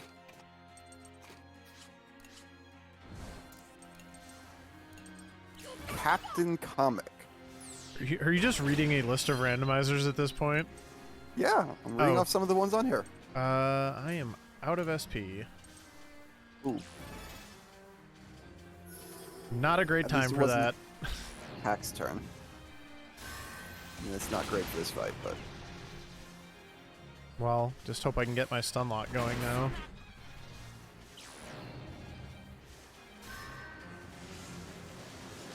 And I don't know... Nope, I'm still locked. Okay, well... Come on. One okay. time. Got it! Good start. But yeah, have you ever heard of the Adventures of Captain Comic? No, I can't say that I have. That's been randomized. That's quite the community they have there, clearly. I am running really low on energy cells. I'll get more, but I'd like to have a few more right now. I think one of my favorites is that Civ games have been randomized. Like, what? They're already random.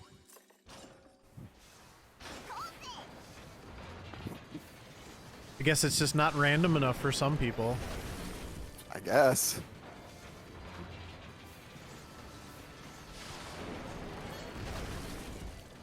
Darkest Dungeon has been random.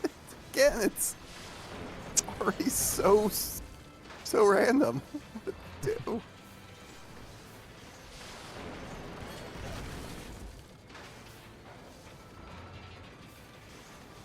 Randomized Civ game means I can start in the Stone Age with tanks. Nice. Well, I'll be... Okay, that sounds kind of fun.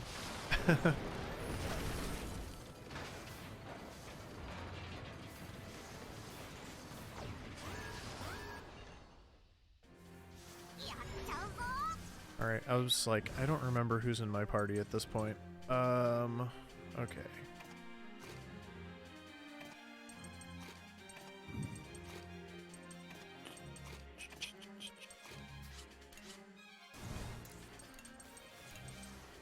I have plenty of SP now, at least.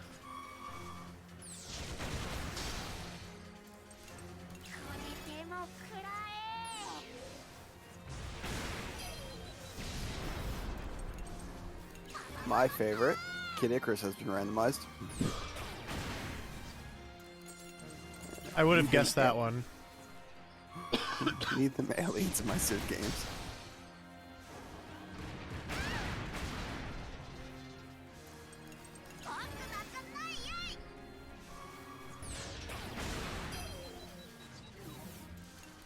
Darkest Dungeon Randomizer really mixes things up. While the game is roguelite, each location tends to have a theme, and that theme is what you can expect from things like debuffs, casting in enemies, and stuff.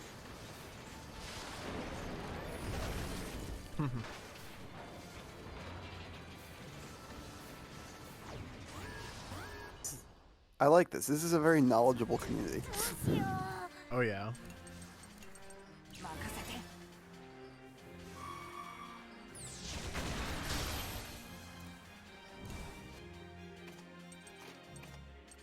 As you're very aware, Super Mario RPG is randomized. Of course. Yep, I play that randomizer.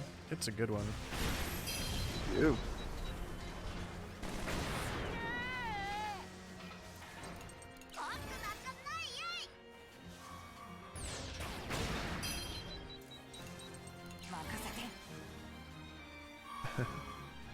Oh, there's a blast from the past. Monster Rancher 2 has been randomized.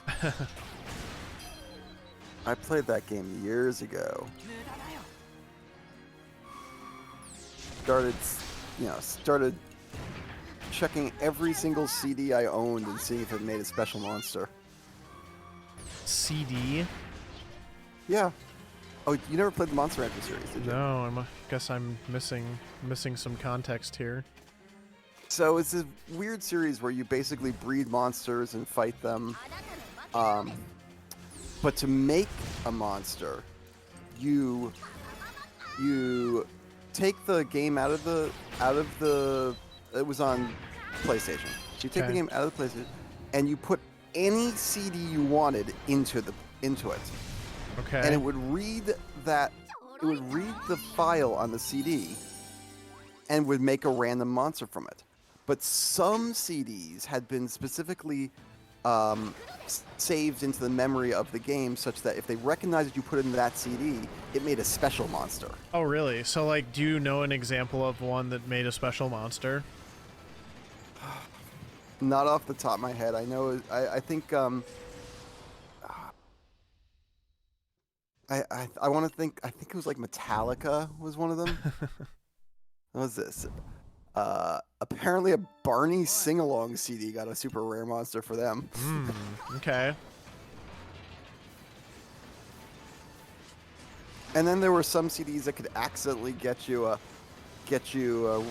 special monster because wherever it read the code from matched up to a special one. Okay.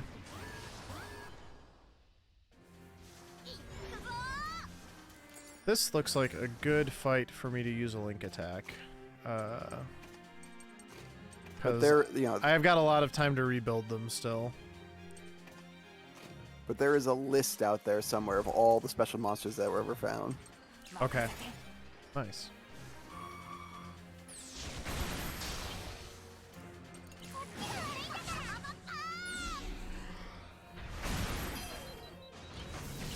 I'm sure Hotbot would love this. Ogre Battle's been randomized.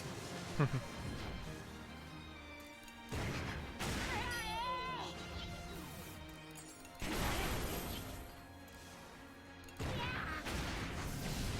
was a good fight. Yeah. Yeah, some of the chapters, especially towards the end of the game, they do get long enough where you can use a link attack relatively with time to spare, like basically around the halfway point, and you'll still have time to recharge it again by the time you get to the boss. So it will definitely speed things up if you can use it during that window that you get.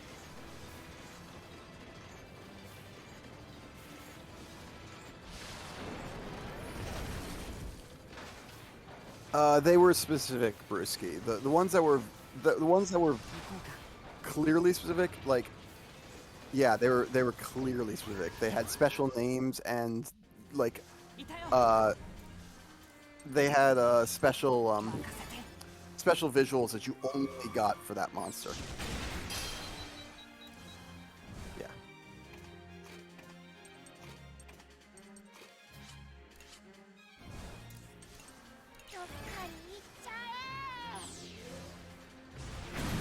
This is fascinating to me. I learned something tonight. Yeah. Apparently they're going to try to do a new Monster Rancher in the future. But Okay. since nobody has CDs anymore, from what I understand, it's now going to basically tap into to something like digital music. Okay. It's like Shazam. You'll Shazam a monster. Yeah, I don't know exactly how they're going to do it, but supposedly they're going to somehow tap it into digital music to do the same thing. Okay. That you can get special monsters if you do the right song and that kind of thing. So Interesting. it's nice to see that they're basically still going with that theme because it. They have committed to the bit.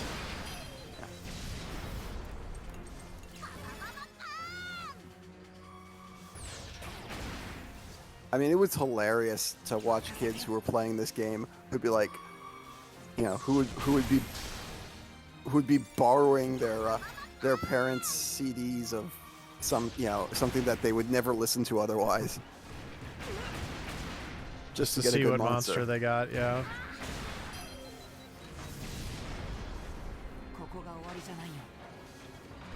Interesting. The new monster game uses a Switch amiibo reader to scan tap cards. Oh, that's a way to do it too. That was not what I wanted to do. That worked out like that, I guess. Hit the wrong person? I thought it was Brits. For some reason, Hack outsped Brits, and I'm just not used to seeing that. I mean, Hacks is fast. He is pretty dang fast. He's a speedy boy.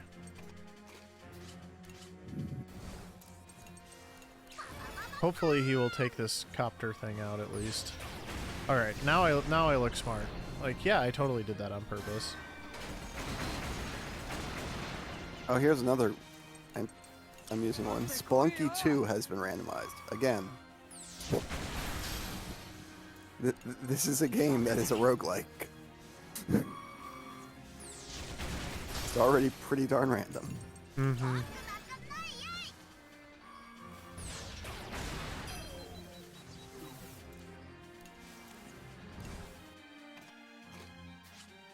I should get Sheena in there with Brits here soon.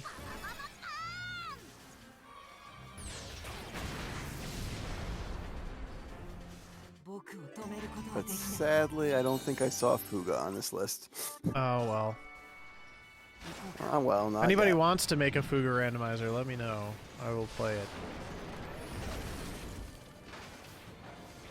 Given how it works, it probably wouldn't be too hard either. I don't think so. And I do like the idea of just doing like an endless mode. I think that could be really fun. Eventually you just start hitting bosses in every encounter is a boss.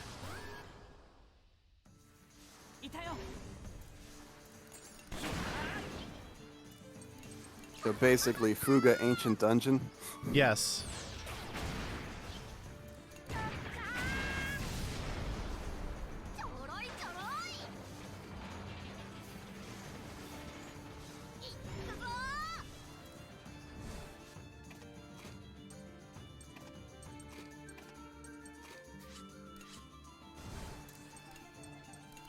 Alright, so he's also got the AoE flame attack now.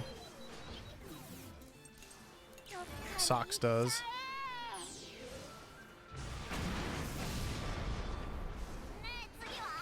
More games in ancient dungeon mode. Oh, this fight.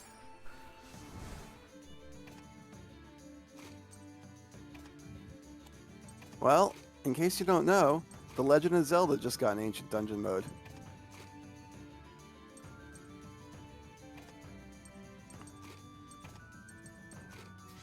And yes, that's the original Legend of Zelda. Okay. Guess I'm not surprised.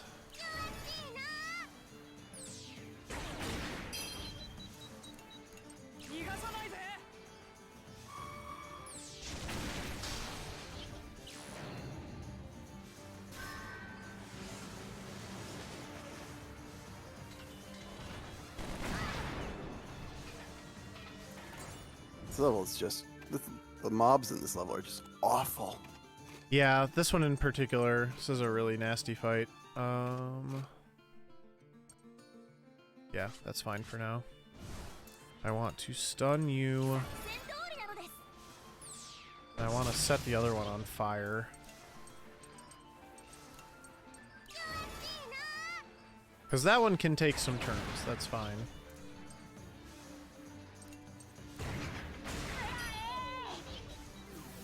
You know how I knew I was up too late? I saw the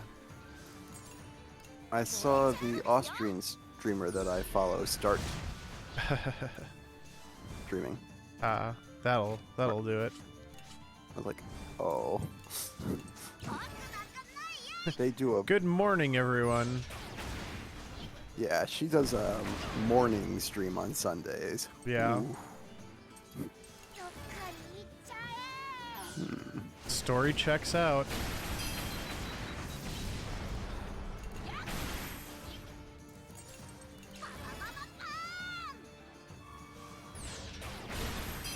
Oof. Numbers are getting big.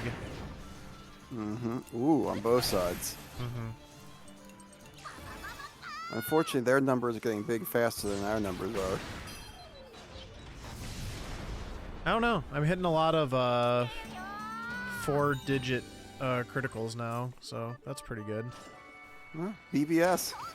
Wonder how many people in the audience recognize that term.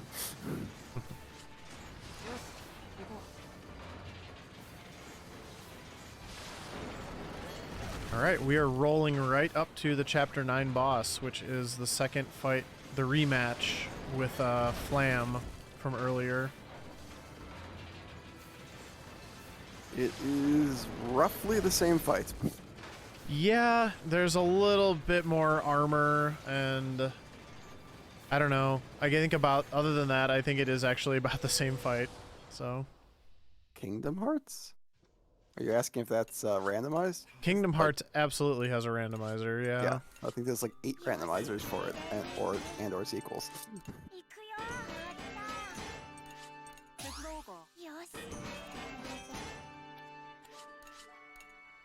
Oh, we got something to level 10. That's good. Yeah, I've got all my hit points for the rest of the run. I should get the other 2 reactor levels, I believe, during Chapter 10, and then I think some of the weapons you don't get to Chapter 10, but some of them you do. Oh, Birth by Sleep. No, no, no. I was thinking of something much older than that. I know what you were thinking of, yeah. Let's see here. Music's kind of sad in this one too, for whatever reason.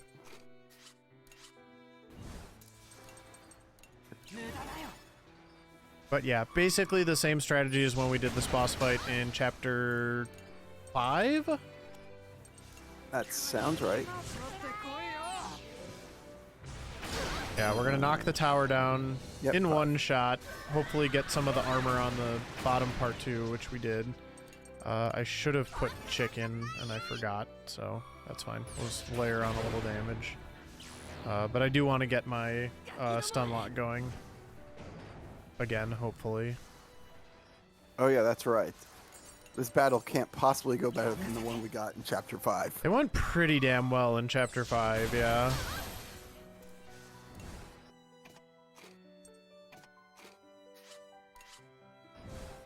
Alright, so we'll get the bad luck on him.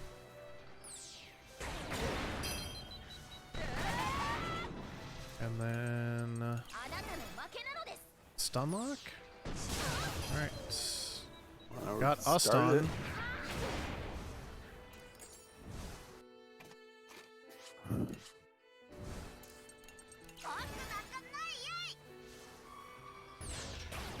I thought that's what you meant by BBS also. You're still stunned, so I'm going to go ahead and get rid of this last shield here. Wait, of course I meant bulletin board system. Like I said, I knew that's what you meant.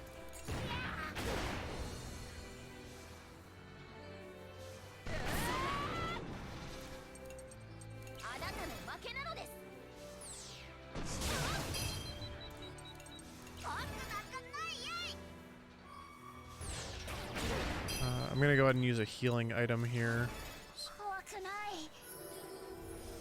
Thing does hit pretty dang hard. But yeah, like just like the number of hit points this boss has too compared to Blutwurst in chapter 7, it's just not that many. Like it's already half dead. Armor was explained sort of, but not fully. It doesn't... It reduces damage taken how much... Do you know how much? Not off the top of my head. It's been a while. But the when it has tons of armor, it really does like stop most of the damage. But usually if it's got like 1 or 2 layers of armor, it's not like a huge difference, I would say. If I had to guess, I'd say about 10% per layer. But that's I'm absolutely guessing.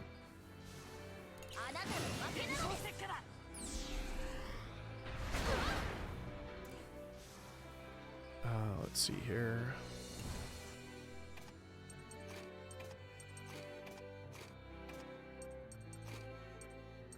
That ready to go. Okay, that looks good. Because now the tower is stunned, which is pretty cool. Yeah. Wait, how many more turns? 1. That said 1. Oh, that's not a lot of turns. Okay, I will have to defend that here.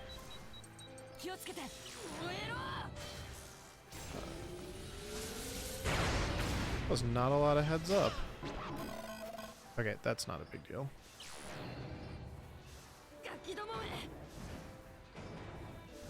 Yeah, that would have been very bad without defending. Yeah. That's good. Alright, I got 2 link attacks lined up here. That should take care of most of this boss.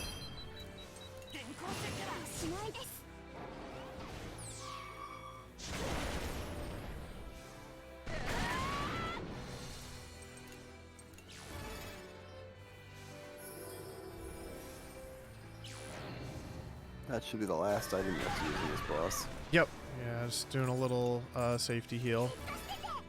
Good timing, too. Yep. And probably... Oh, well, Brits is going to go ham here. Oh, yeah. Brits is...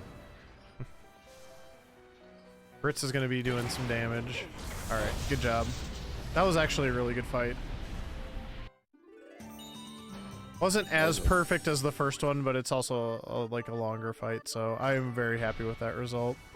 That was a well-timed hero mode. Yeah, that definitely helped with the 2 characters getting feared wasn't really ideal, I would say, but that sort of made up some of that. Yeah, Brits is very good. He's a very good boy.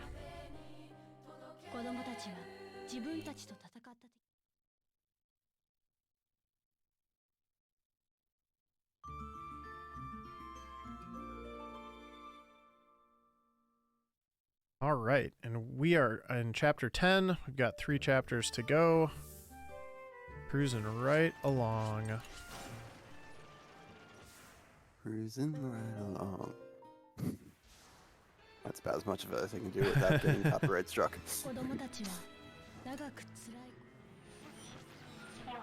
But watch the Muppet movie. It's awesome.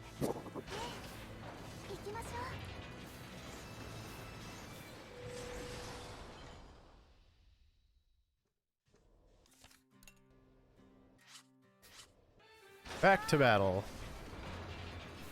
We got places to be.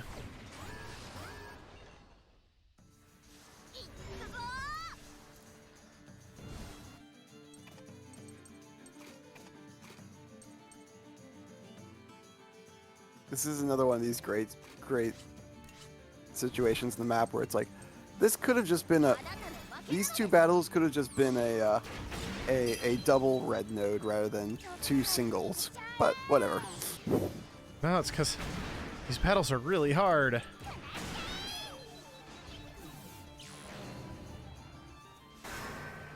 What is the boss of this chapter? It's my first fight with the Tarascus. Oh yeah. Oh that. Oh. This stupid one. Ah, darn. A quick pop a repair kit here, just because I have an extra turn. Fight went okay. Eh.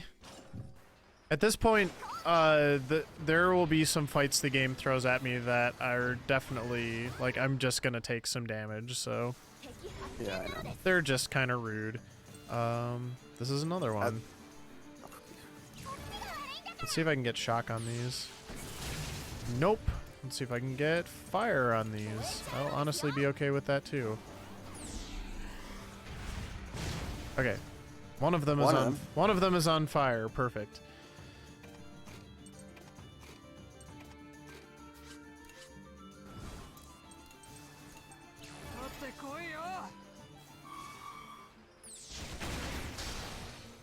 I'm just gonna let him be on fire for a little while, and I'll focus on the other one.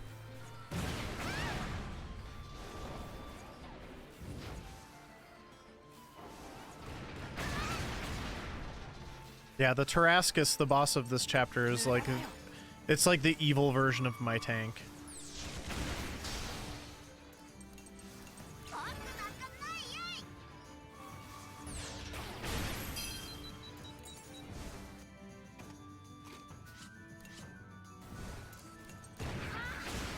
Go ahead and delay him here. Because otherwise he's gonna like wrath and do all sorts of not fun stuff, so let's just get that taken care of now.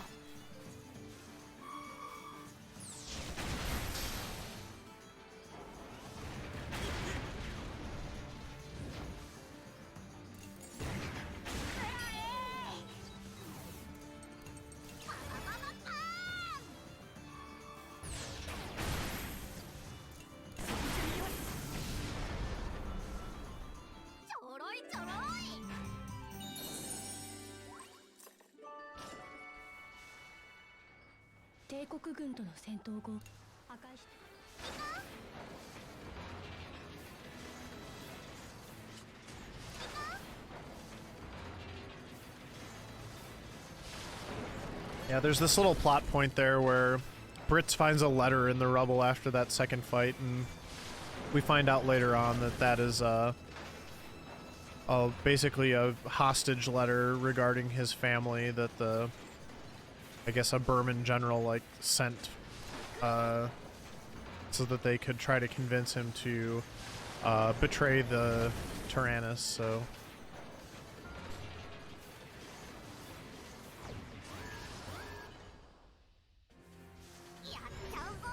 Right. These fights are a little bit easier.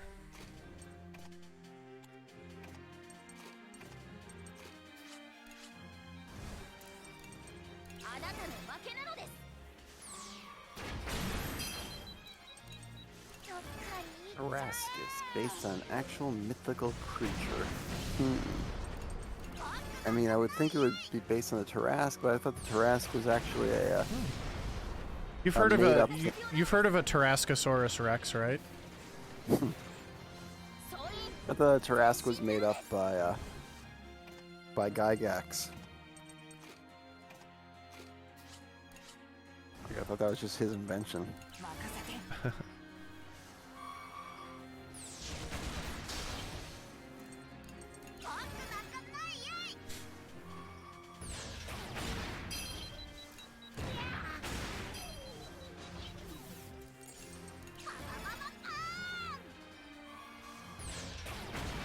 So one little thing I can do here, I can actually swap and let Hack go again, and that should be enough to finish it off.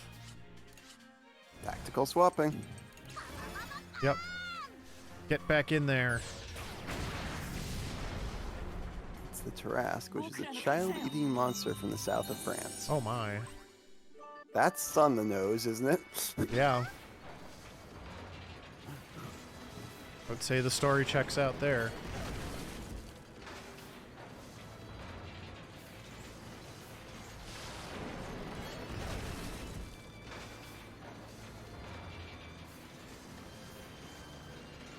Alright, I'm gonna definitely I appreciate that SP, but I'm gonna need some more here. They believe the bottom path is the safe path, so that means I have at least 2 fights before I'm gonna get more. Ah, and one of them is this thing. Alright.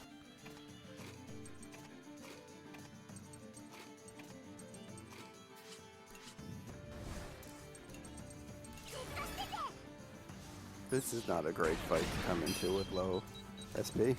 No, but it should be fine.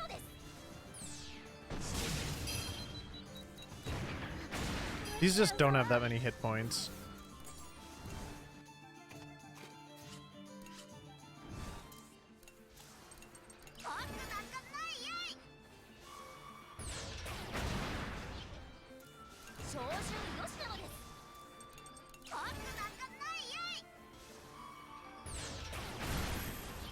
Nice critical.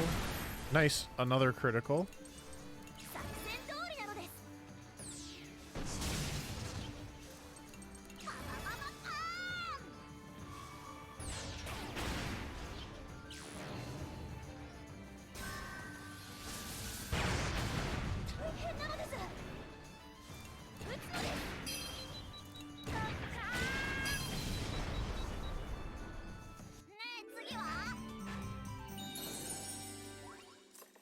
Oz. 溶岩地帯に入り、ベルマン帝国。ここは完全にベルマンド。行こうか。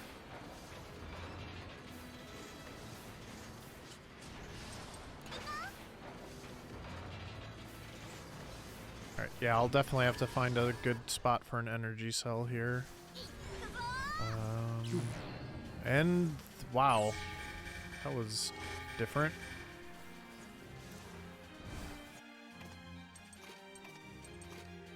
And then that, and okay, so let's do that and that.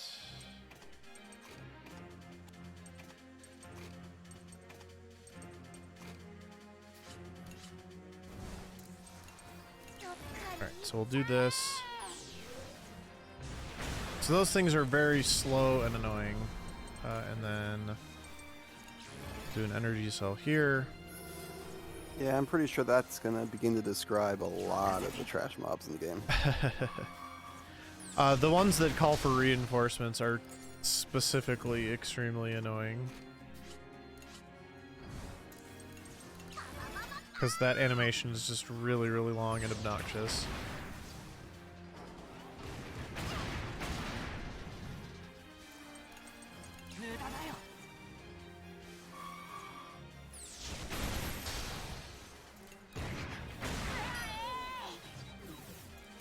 I imagine if we could find a way to turn off animations.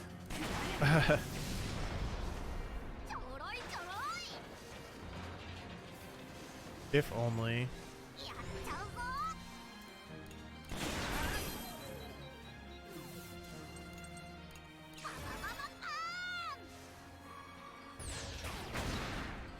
Fuga cutscene remover percentage when?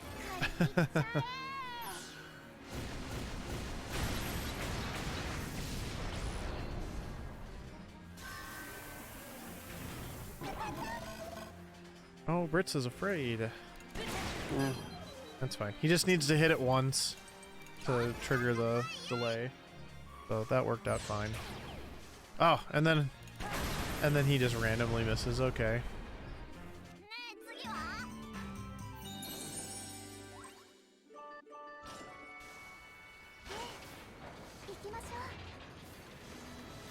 Alright. This is the last set of fights before the intermission, and I get a big heal before the intermission, so that is also nice.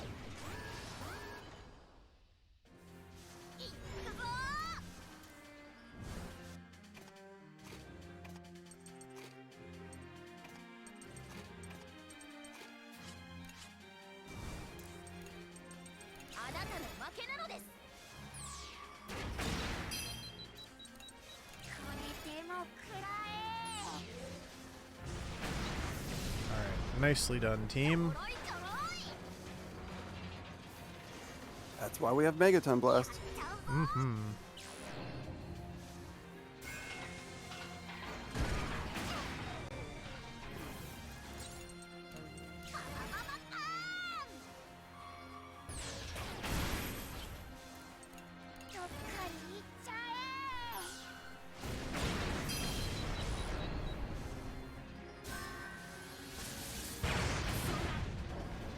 Alright, ow.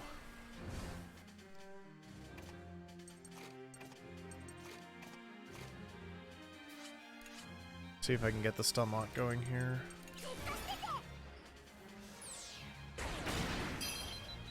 It's always so exciting when we start to have to stun lock the regular enemies. I didn't get it, but I get another crack at it. Okay.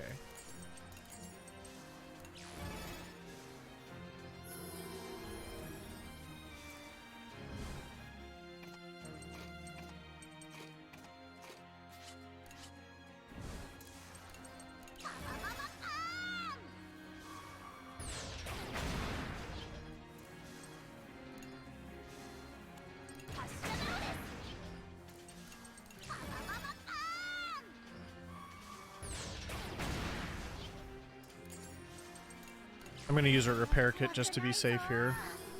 Oh, that makes sense. You were just barely above the halfway. Yeah. Last thing you need is a lasting status effect now. I mean, after this fight, I get an intermission, but yeah, it's still just, Oh, and he didn't even do the fear attack, but I guess I could have had a child get fear just from the HP threshold thing.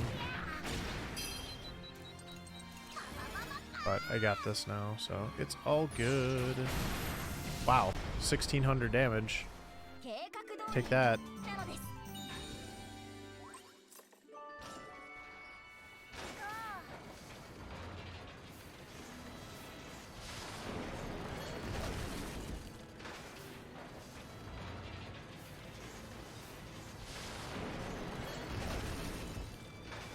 Advanced blueprints. Blueprints of the advanced. What's advanced about them? The blueprints. There's like extra numbers and lines and stuff on there.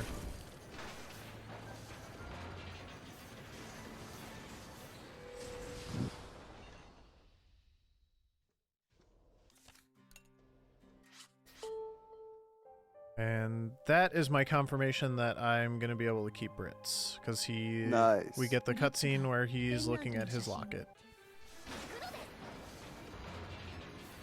Always nice to see, but you know, it's consistent every time as long as you just do the right stuff. So wasn't like that was in doubt or anything. Yeah, let's go with that. I like that.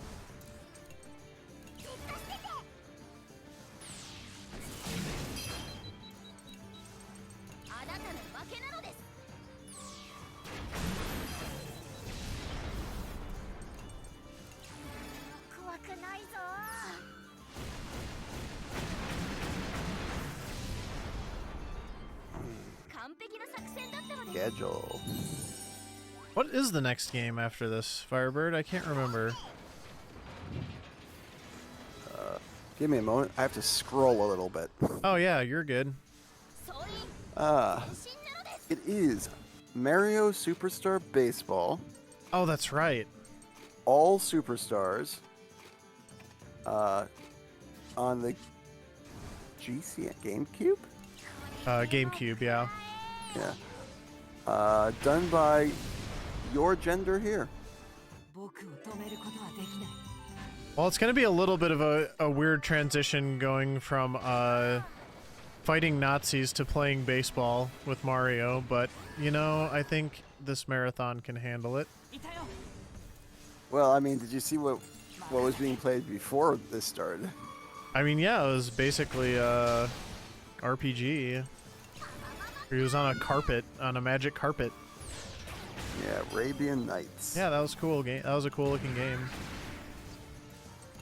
Couchman with the, if chat was correct, the world record. Yeah, I definitely seem to remember hearing about that, so very excited for him. And after that, they'll have clubhouse games. Oh man, I actually do remember that from the schedule because we've had that in the Fastest Furs marathon before. Although it was certainly not the whatever 16-hour category or whatever the one is that's getting run in this event. Yeah, this is a 10-hour category. Or 10-hour, yeah. This is a bit longer. Whoops, what am I doing? Piercing shot. Oh, yeah, that's fun. Okay. Actually, I'm most interested. Well, okay, not most interested, but the thing that just caught my attention here is almost exactly close to 24 hours from now. Is being run by someone whose screen name is, and this is in all capital letters, MASH. MASH. Well, MASH is a staff member here for Really Really Longathon, so... Ah. I wonder if they're a fan of the movie and or television show. It's possible.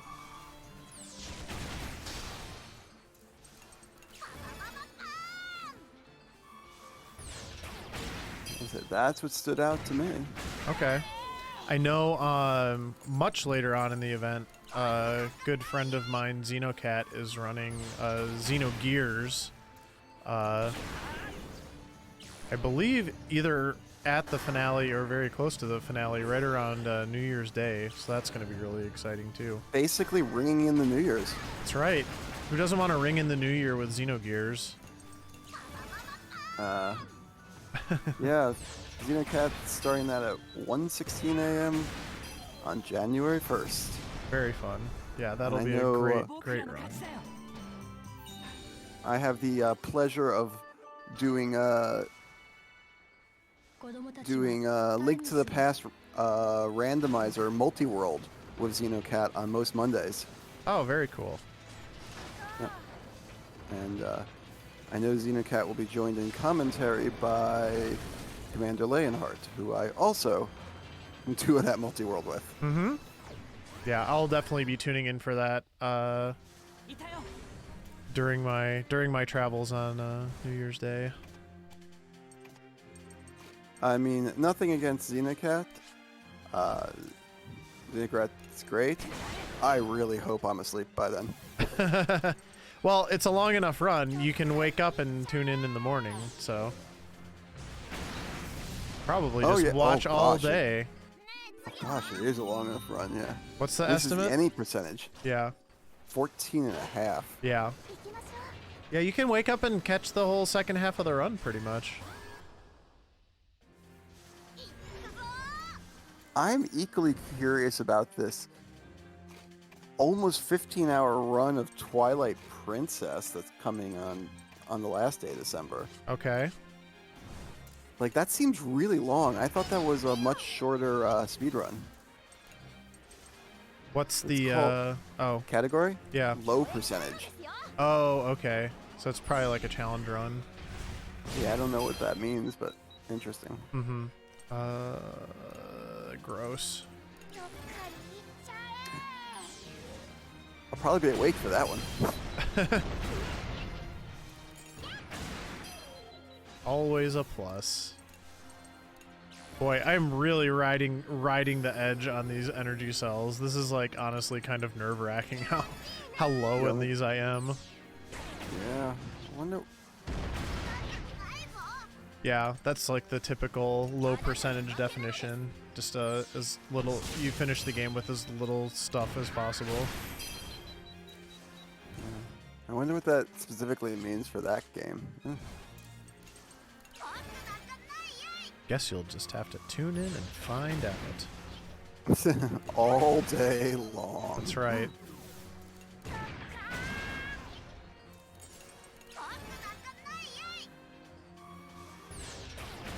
Oh. Puddle Bob is saying it involves a very particular glitch. Ah. Ooh. Staring at rupees for hours. Nothing like... Is it like watching rupees dry? Okay, I'm low on both health and SP right now. And there is no relief in sight. There's relief in sight after... Well, no. That is still... That's the dangerous route. I'm pretty sure I'm going to be on the bottom path. Yeah, I'm pretty sure you aren't going for that middle route. That No. looks terrifying. That looks sketchy. AF. Yep. Okay, that didn't look right. There we go.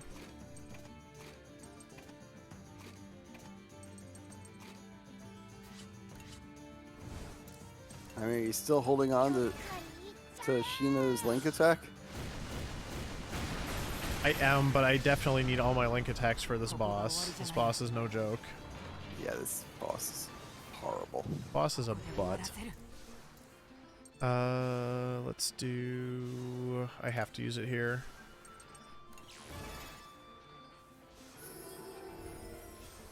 Nice. I mean, I kind of love looking through this schedule just because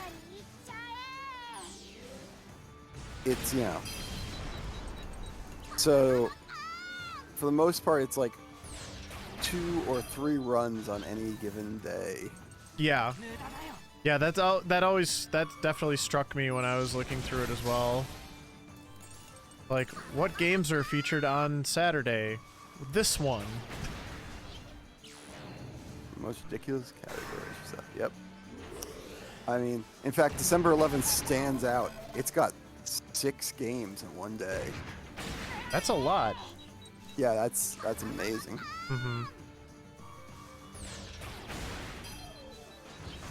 Yeah, it is a unique event, and it's a really cool event, and I'm very, very grateful to be here. You have no idea.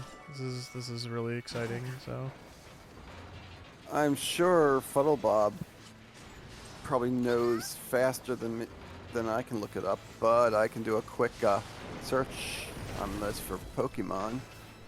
I got a Pokemon Let's Go Eevee. December 21st doesn't exist on the schedule at all. Wait, no, December 21st does exist. December 20th doesn't exist, but yeah. But otherwise, yeah, correct. Goes from December 19th to December 21. Oh.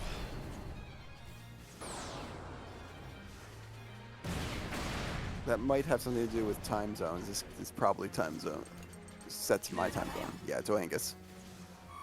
Yeah. Yeah, the Pokemon... And that's because of what? Oh gosh, the 36-hour Super Smash Bros. Brawl. Wow. Pokemon Soul Silver.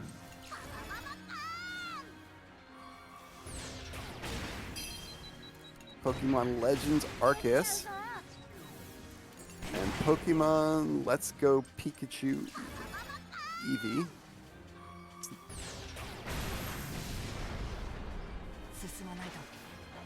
Pokemon Brilliant Diamond. There's a lot of Pokemon here. I thought I was repeating myself with the Let's Go Eevee. No, it's a different category. Or a different run. I'm like, it's 4:30 in the morning. I might be repeating myself. Pokemon in the near future is just a thing we have done a few times. Nice. Yeah, December I got 20th. to host a Pokemon Mystery Dungeon game at RPG Limit Break, and I had a really good time watching that run. It was very fun. I remember that. I got to see just a little bit of that. I had to ditch for some reason. Yeah. But yeah, I got to see just a little. December 20th doesn't exist. Oh well. Rip December 20th. And I was thinking that the couple days, and there's like 2 or 3 of them that only had one game, those were really impressive. No. I wasn't looking closely enough. Seemed like an easy thing to miss. Because it's technically missing on the schedule. Yep. Alright, I got one of them.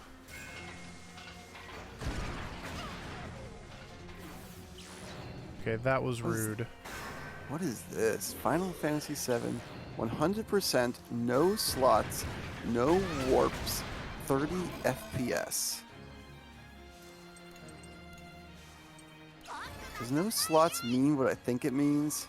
No slots just means you can't use Kate Sith's broken slots ability. Oh, I thought that meant you couldn't It's slot not like no materia materia, yeah. Yeah. No, it's just it's Kate Sith's limit break. Alright, I am limping into this final fight. I might need to use a thing here. No, I got plenty.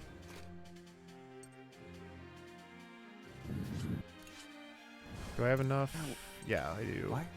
Why has this chapter been so rough? You know, I don't know, but it really has been. It's been mean.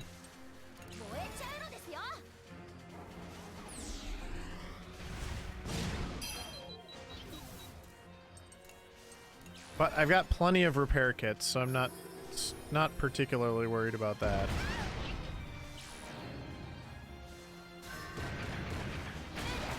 Ow.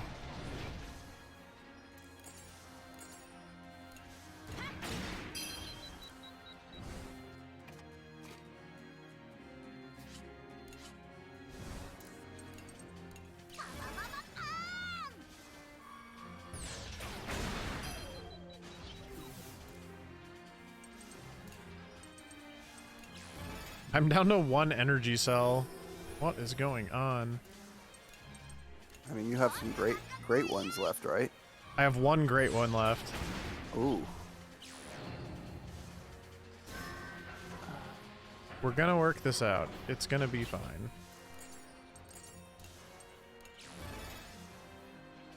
I kind of just want this thing to explode. And it's gonna do Wrath, and then it might explode after that, which would be fantastic. Yes, I love it. You love to see it. Okay, no fear. No fear is good. We're not finishing the game in 30 minutes, are we? No, what's up? Photobot's going to get some food. Oh no, you're good. Photobob. Yeah, you're good, Bob.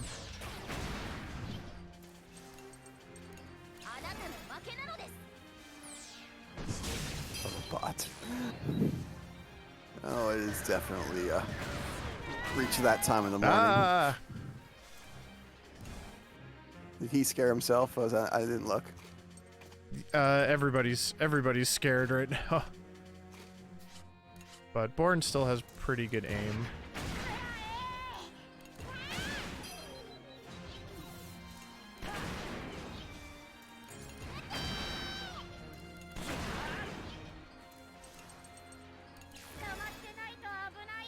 Now he's gonna scare himself. He's already scared.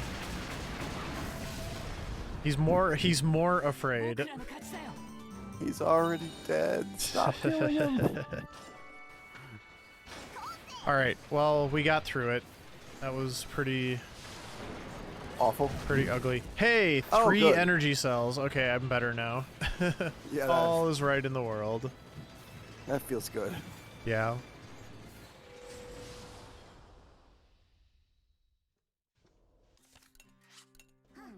Alright. Like, I don't remember exactly where you get him, but that's part of what we miss out on by not doing some of the stuff in the Tyrannus during the intermissions. Is there's a way to get extra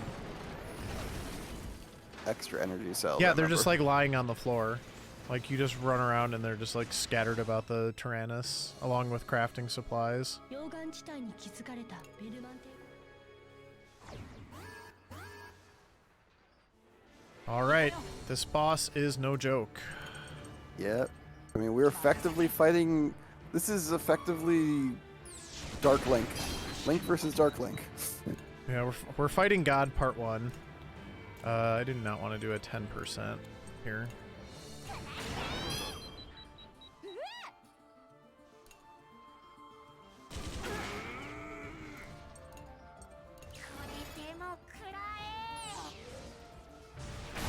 So the arm here is pretty scary.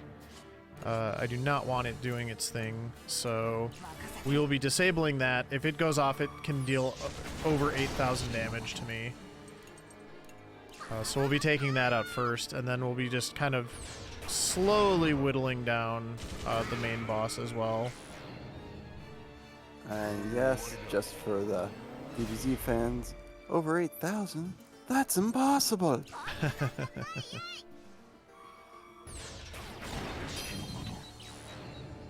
And I will be peppering in some link attacks as well, like this one, for example, because I could use the SP already. And anything AoE is good, because there's only going to be a couple parts of the fight where I have 2 targets to hit like this, so.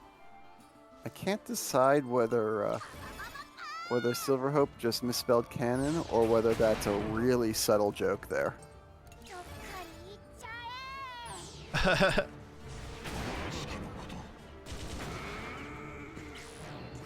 Alright, so it's disabled for now, so now we can start working over the main part here.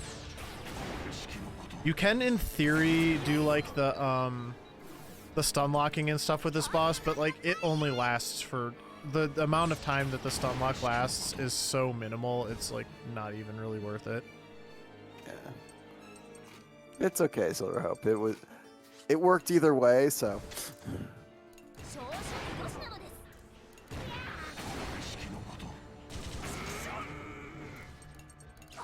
Yeah, this is the battles. This one and the final battle really are where Burning Trigger shines. Okay, so now we're in the second phase where it switches to the yellow type weapon. So again, it doesn't really matter in the sense that I'm not going to I'm not gonna like specifically try to delay it, but I'd rather use my yellow weapon characters at this point, other than hack here. So but yeah, the damage is really nice, and there the arm is back, so we need to work on that again. I'm gonna let Kyle do it. That makes sense. Time to destroy some armor and pop some link attacks. Yep. Yeah, I want to keep using Burning Trigger on the main body at this point. And of course use Burning Trigger, because we always use Burning Trigger. Of course. Oh, I got double shock. That is really, really good. Okay. Wow. Didn't do a lot of damage to the arm, though, for some reason. But that shock's not going to stay on there very long, so. I mean, for all that the rest of this chapter has kind of been a disaster, this fight's going pretty well. Yeah. Yeah, no complaints. I should be able to finish this thing off before it goes off here, so.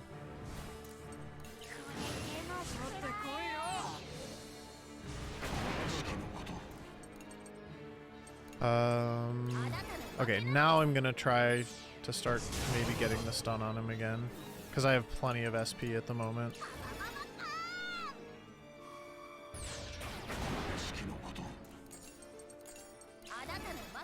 And it's a 30% chance now. Or you can just keep getting critical hits. That's also really nice. I mean, we take those too. Yep. Yeah, I've got 3 turns to finish thing off, so.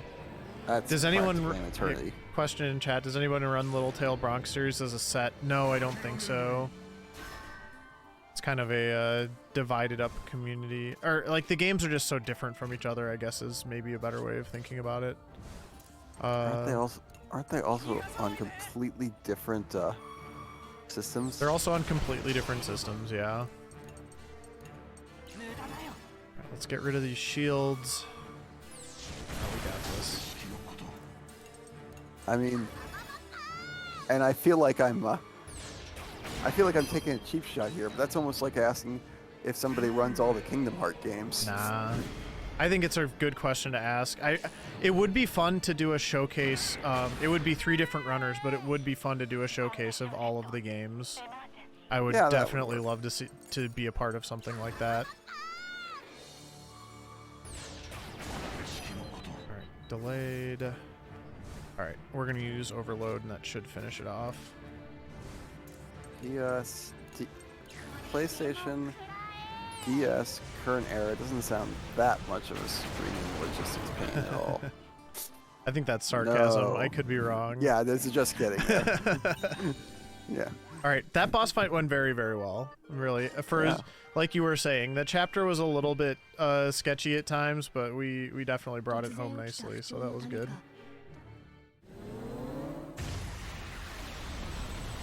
Goodbye, Tarascus. No, no, goodbye, Gasco army. Like, so the funny thing that happens in the story here is like the entire just imagine the entire army of France finally showed up to help us, and they just get melted by this thing, and like we're the only ones that are still, we're still there. So, there is some other big story stuff here. So we actually found the camp where all the families are, and most of our families are here, so you get to see these cool reunion scenes. If you've been using the soul cannon at all, I just want to guilt you. You will have like black squigglied out members or characters where your party members would be that you fed into the soul cannon, and it's very like, yeah, oh, it's so traumatic. it's Oh very my gosh. hard. Yeah. I've seen some of those scenes. It is so traumatic. Yeah, it's definitely letting you know that you didn't have to do that. Well, just don't emulate Fuga, please. This game's still for sale. If you like it, if it looks good, please just buy it. Mm-hmm.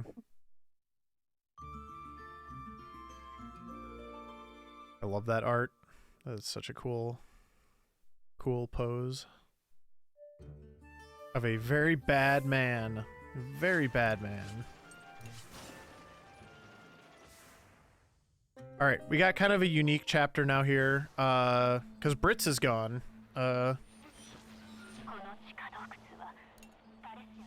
So we gotta power through without our best boyo. Yeah, we don't have Brits. Also, and we'll talk about why when we get there, but short version is we can't use link attacks in the boss battle. Yep. Which means we can happily use them whenever we want in all the mob battles coming up. Yes. I need Sheena in here. So this is why you kind of need a 7th character, is because, yeah, Brits kind of sneaks off for Chapter 11, and you need somebody else to be in that spot. So Sheena and Sox are still besties from earlier. They're gonna team up again here. SSE. Wow. That was perfect. That was perfect. You suck. Why didn't you get rid of their blue symbols? Is English the fastest language? I don't think there's much of a difference. Yeah, the text on the... Well, I think the text is always in English anyway, I'm pretty sure we talked about, so... you might have other text choices, but I don't think it matters the way it comes up. Yeah. So it's not... if you think back to older games, they would come up one letter at a time, but that's not happening here. Yeah, we just skip all the text boxes anyway. So text text shouldn't affect anything. Other than that, we're not doing this in English. We're doing this in Japanese. At least voice acting wise. Yeah. And I don't think I don't think acting... anybody's tested out the different languages to see if there's a difference. Oh, that was just rude.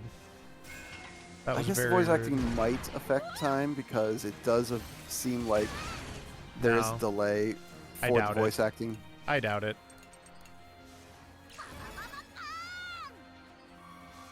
I mean, I don't know what he'd have to say for that to be a lot faster or slower, but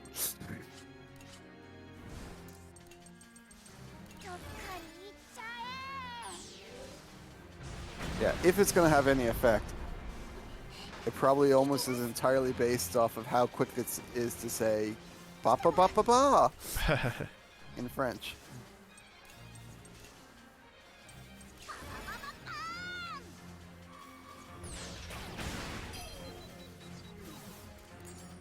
Now I can switch. Thank you.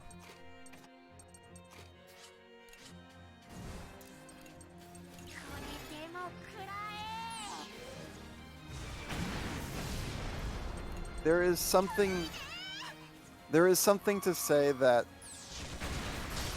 the routing for this game doesn't really have a lot of micro optimizations. It's got a lot of optimizations, but not a lot of micro optimizations because Yeah.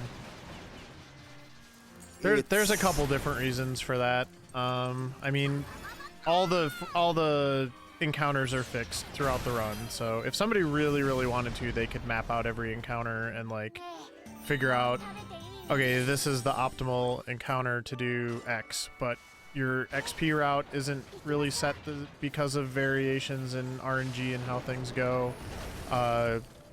Your in battle is different a lot of times just based on if you got criticals or not, or you know, your SP totals can vary from time to time, so you know, someone could certainly try to like create a god route for this run if they really wanted to, but it's not going to work a certain amount of the time just because of the RNG in the game. So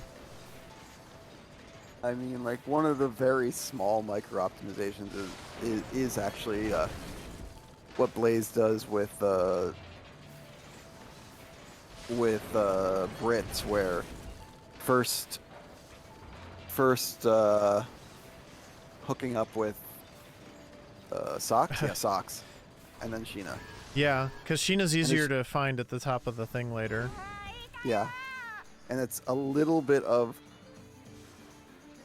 link attack, and it's a little bit just where Sheena is versus where Socks is at specific times. Yeah. And yeah, there is someone hanging out in the back here. If you're an astute observer of the background.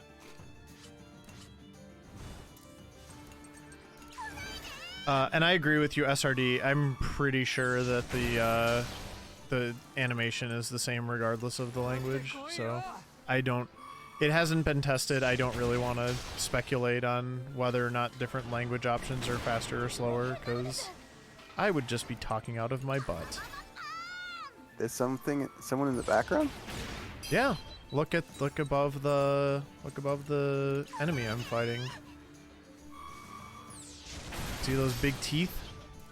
Oh, I thought you meant of your camera. No, God, I hope not. That'd be terrifying. I'm looking for a fox. No, don't do that. I'm scared now. No, my partner is very asleep, I'm sure. I was also looking in the shelves to see if something was moving up there. Please no. No, my stuffed animals better not come to life during my run at 4 in the morning. That is not acceptable. Like, I warned you that it was stupid o'clock an hour and 45 minutes ago. So that means it's stupid o'clock for me now. I've caught up. Yeah, we're well beyond stupid o'clock at this point. I'm sure I look a little bit bleary-eyed on cam, but I think everybody's enjoying the run other than that. Just look at the game, don't look at me. It's fine.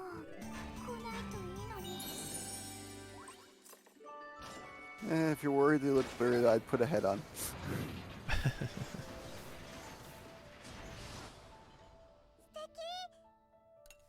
Yeah, just in case you didn't notice the big giant monster in the glowing background, they actually stop and give you a dialogue to point you up there towards the giant glowing head that we're gonna fight later. No, I clearly did not. I was busy looking for something else. I know. I get confused. Yep. Alright, I'm gonna need some hit points here. SP, I'm doing good though.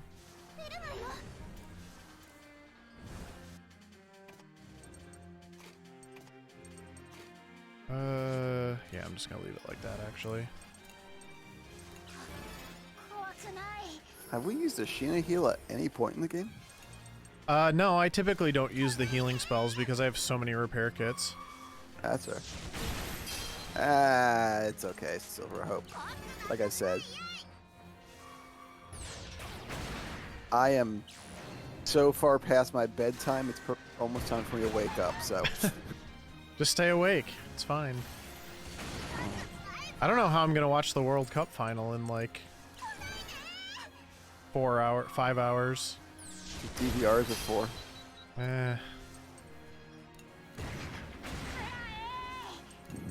I don't care that much, but I do enjoy watching with friends.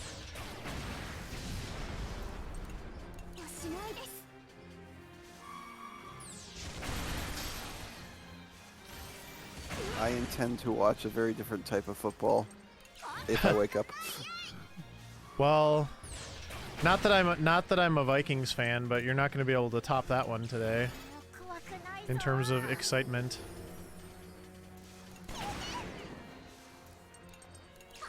Who are they playing? The Vikings played the Colts today because there's NFL games on Saturday now because college football is done, more or less. Like, important college football is done. And the Vikings were down 33-0 at the half and came back and won 39-36 in overtime. Because that's a thing that football teams can do.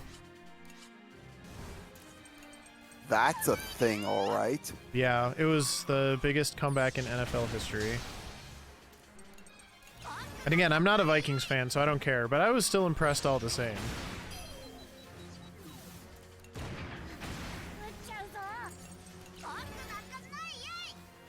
It's now Sunday, so there will be much footballs today, but it's a thing that Matt Ryan does.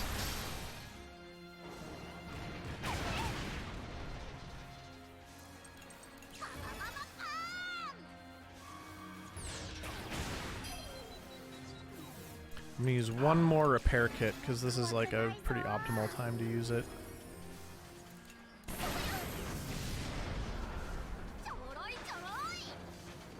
My favorite enemy unit design, I really, even though I kind of hate them, I love the jackal enemies with the big mortar cannon. They just look really cool. Yeah, there was definitely a 2-point conversion involved. I'm pretty sure they had to do that to like tie the game up. Okay, I probably have multiple link attacks at this point.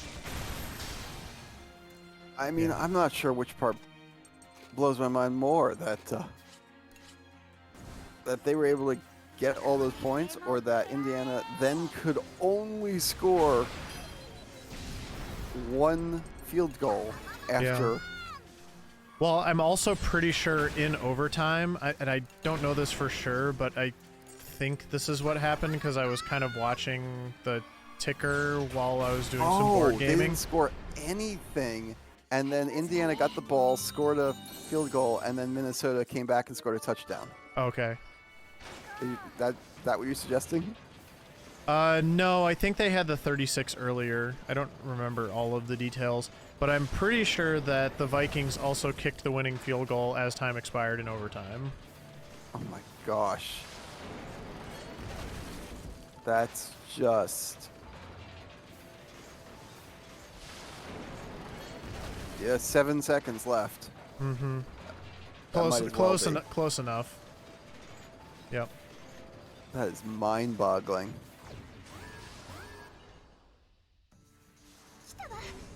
Okay, this fight sucks. This is the fight I like to use my, at least, I'm gonna use at least one link attack on it, so.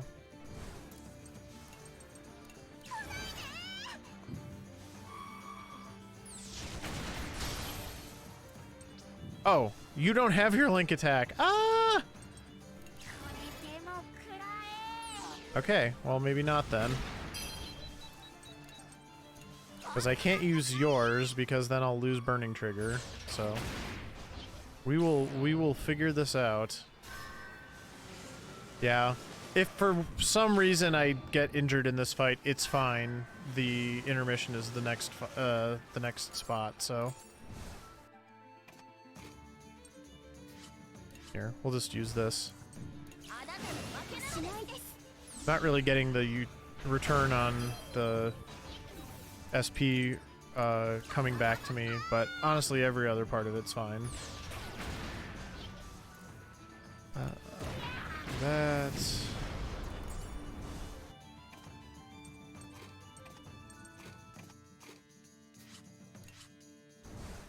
Yeah, I'm probably gonna get injured here, but that's fine.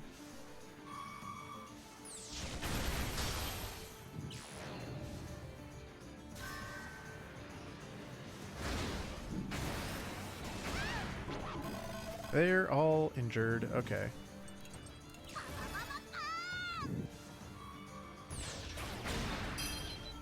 That's always fun.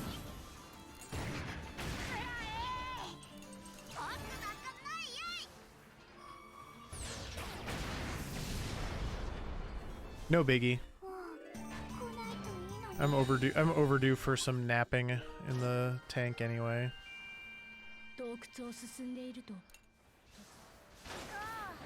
What platform is this? This is on PC, One Baked Potato. Yep. It is available on all consoles though also. Yeah.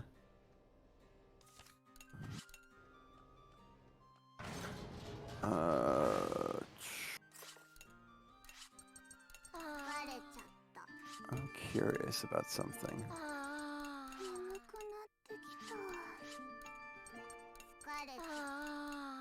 Nope.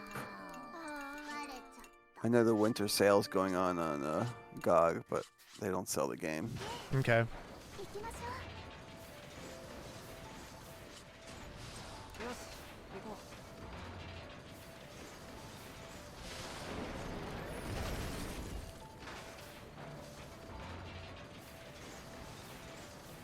And Fuga 2 is going to be out in the first half of 2023, I believe they've said as well. So that's also really cool. Fuga 2 Electric Boogaloo, I believe, is the working title. Don't quote me on that.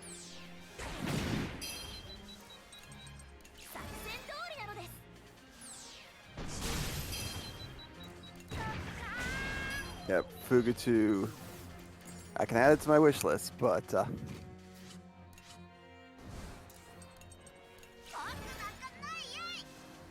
can't pre-order it.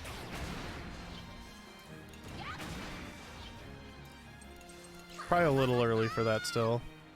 Next Steam sale is about the 22nd. Cool. You know, I'm looking at the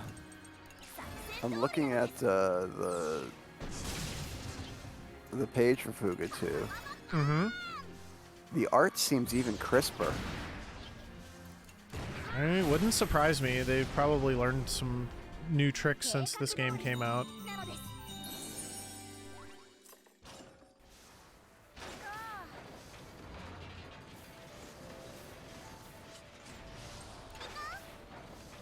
Well, isn't that interesting? There's an image here where the Tyrannus is on the right, and the Tarrascus appears to be on the left. Mm-hmm. That suggests something interesting. Yep. You play as a Tarrascus in this game? I don't think they've said definitively yet, but yeah, I've definitely seen that screenshot that you're talking about. I'm seeing more than just that. I'm seeing gameplay screenshots that show Okay. you. Yeah, you're that show the piloting Tarrasque. the Tarrascus, exactly. That's interesting.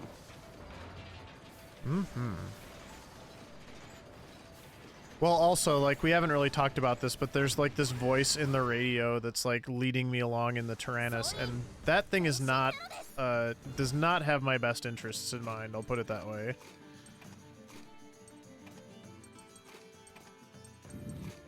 Do I? Okay, I do have that ability, good. Piercing Rain is very good. The voice of the, as best I describe it, evil god. Yeah.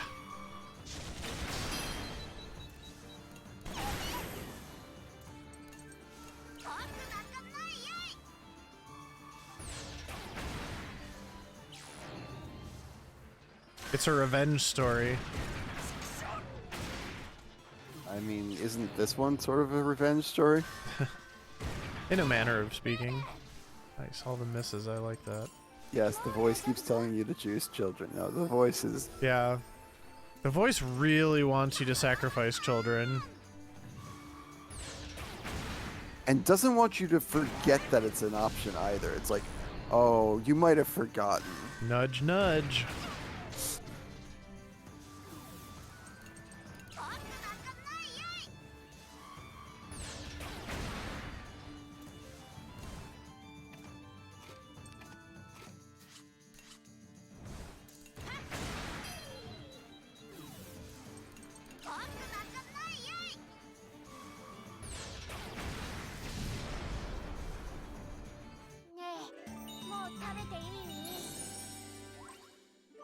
Can't decide whether I like the design space of Burning Trigger or not. I mean, what's not to like? I mean, for the speedrun, I think it's great. I'm just trying to decide if I like the design space in general, particularly for this style of game. Oh, okay.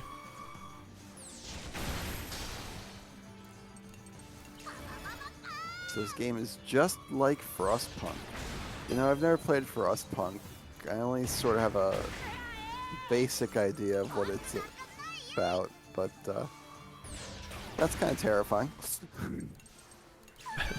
Silver Hope. It's definitely the voice in the Tyrannus definitely has some big like GLaDOS energy.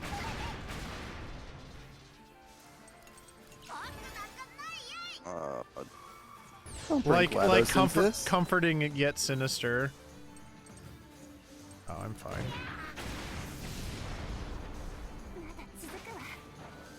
Covenant of the Plume Vibes. A Valkyrie profile tactics game where you could eat your allies from... Ugh. I don't want to eat my allies. Actually, the only part of that that really kind of stood out to me was the whole Valkyrie profile tactics game. Like, Valkyrie profile is one of those games that I have friends who absolutely swear by, and the mechanics just don't do it for me, but a tactics game, maybe.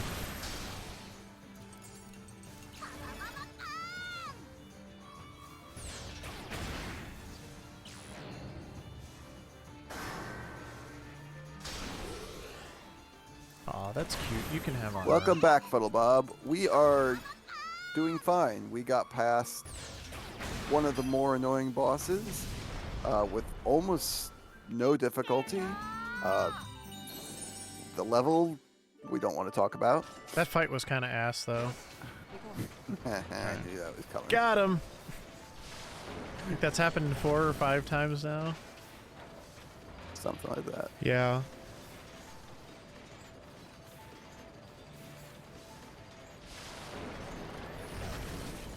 How many levels of war crime are we on? I mean, we're not doing crimes. We're fighting the Nazis.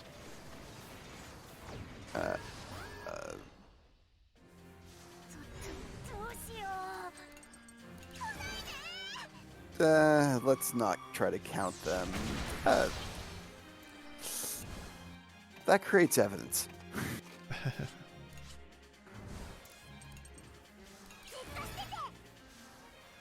Don't ask where Brits is right now. yes, using child soldiers is already a start of a war crime. That is a accurate point. Look, they self-enlisted. One of them's 4. They definitely have free will.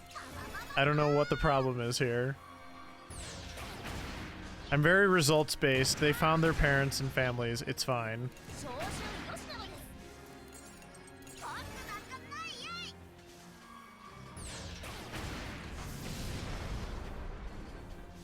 Also, they started it. I'm arguing in true 4-year-old fashion now. But Animu has taught me that heroics and world saviors are 12 to 15 years old. I mean, yeah, so has Final Fantasy IV, so.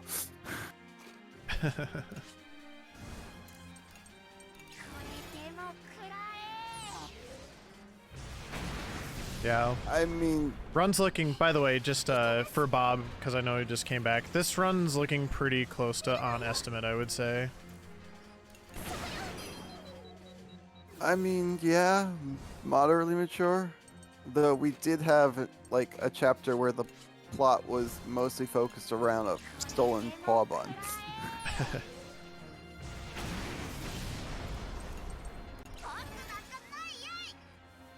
That's just dog drama right there.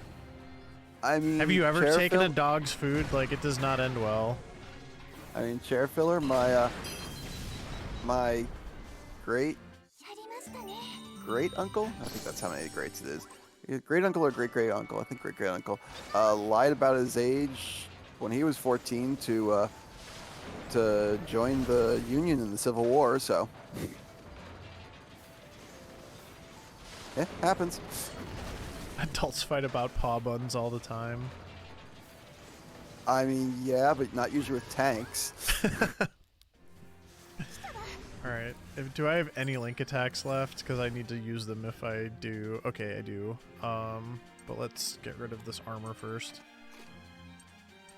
I don't even know where I'd get access to a tank. And I have weapons in my house. Yeah, as we determined, you have like a sword or something. No, it was a crossbow. Well, I have a crossbow. I have multiple swords.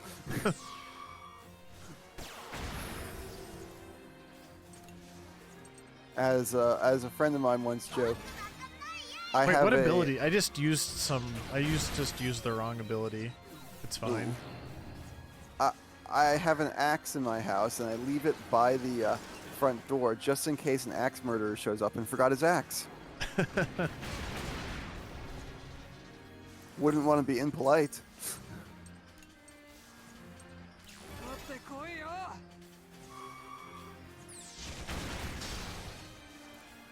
Alright. Wars are fought for resources, so is paw bun a resource? Oh, they have theirs now too. Okay, cool. Oh, and that thing's on fire.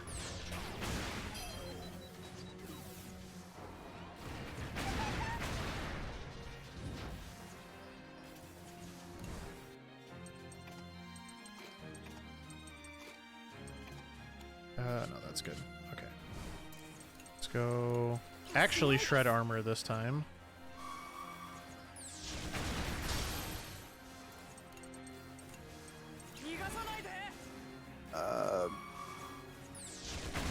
It's quite literally what it sounds like. Pastry, I think. I think it's a pastry. Yeah. It's a bun that looks like a paw. And if you bought the physical collector's edition of this game, they actually made some like poofy paw buns that like came as part of the package, which is... I do not have one of those. Well, that is so much better than but I've what seen I thought pictures you were of them. gonna They're say. very cool. What? That is so much better than what I thought you were going to say. I was like, they didn't send you actual bread, did they? No, no. It's got like a pocket in it though. You could like put your money in it. You carry your money around in a paw bun. Plush Cuttlefish. I'm right there with you though. I thought it was legit food for a hot second too.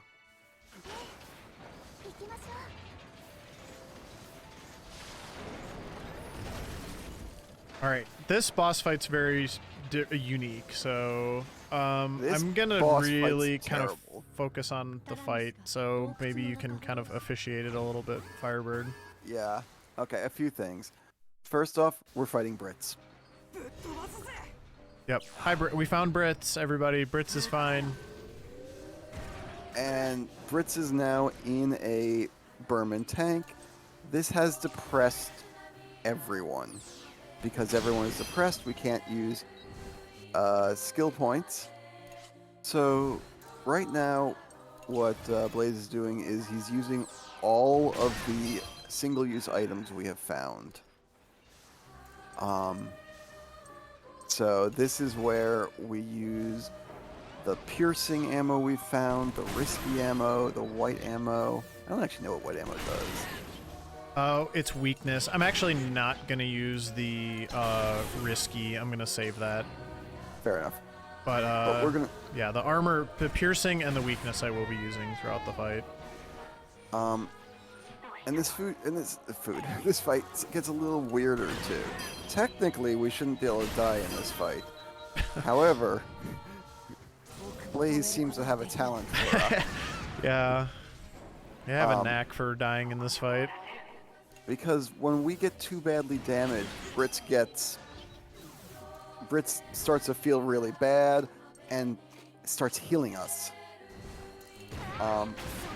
Pretty much the only way to die is to be at a weird cusp point where Brits uses a big attack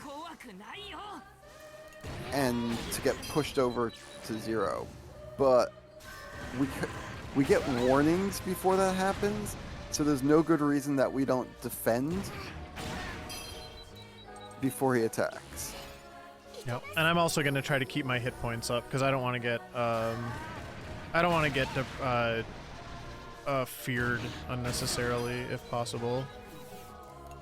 But basically, it's a slog because we don't have skill points, and the only sort of bonus damage we can get is from some of our ammo. Yep. We are just slowly pushing through. Occasionally, we're getting delays.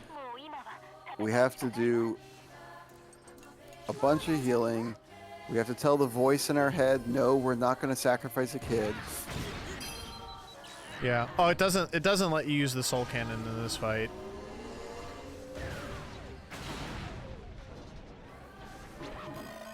Oh, well, I just got afraid anyway. That's rude.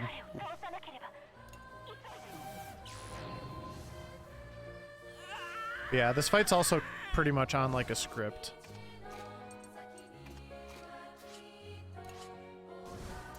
Yeah, the fight ends very tragically if you have not gotten the appropriate social affinities with Brits.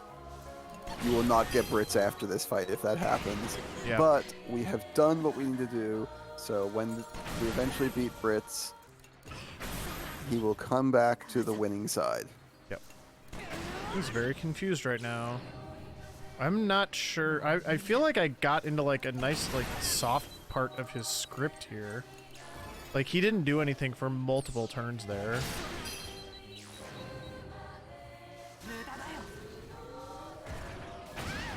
Oh, that was nice.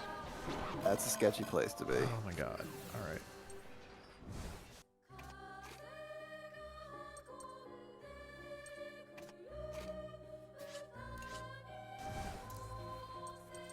Yes, I'm just We're saying, just this is slogging through this, yep. This is a fight we shouldn't be able to lose, and yet Sometimes life finds a way. Or, yeah.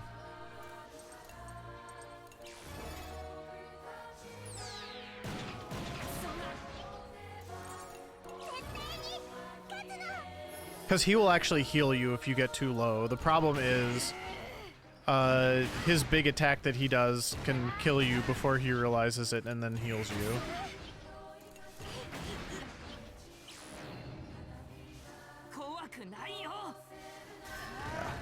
So. But there's a certain threshold, like, he cannot kill you over, so you just have to make sure to stay above that. That is not what I wanted to do. There's a certain threshold he can't kill you over. There's a certain threshold under which he heals you. And then there's a very ugly threshold where things can go very wrong. Yeah. Now, you can defend at that threshold and will always live. But when you're speedrunning, you don't always want to do that. Just trying to go fast. How hard is that to understand? Brits. Look, what happens in practice stays in practice. He's almost dead. Oh, but no, it's fine. The most this can do is like 3,500. Or 3,800. That's what I meant. That's what I meant. It's fine. This is where he stops and he stops attacking and starts healing you, so I'm fine. I'm just scared again.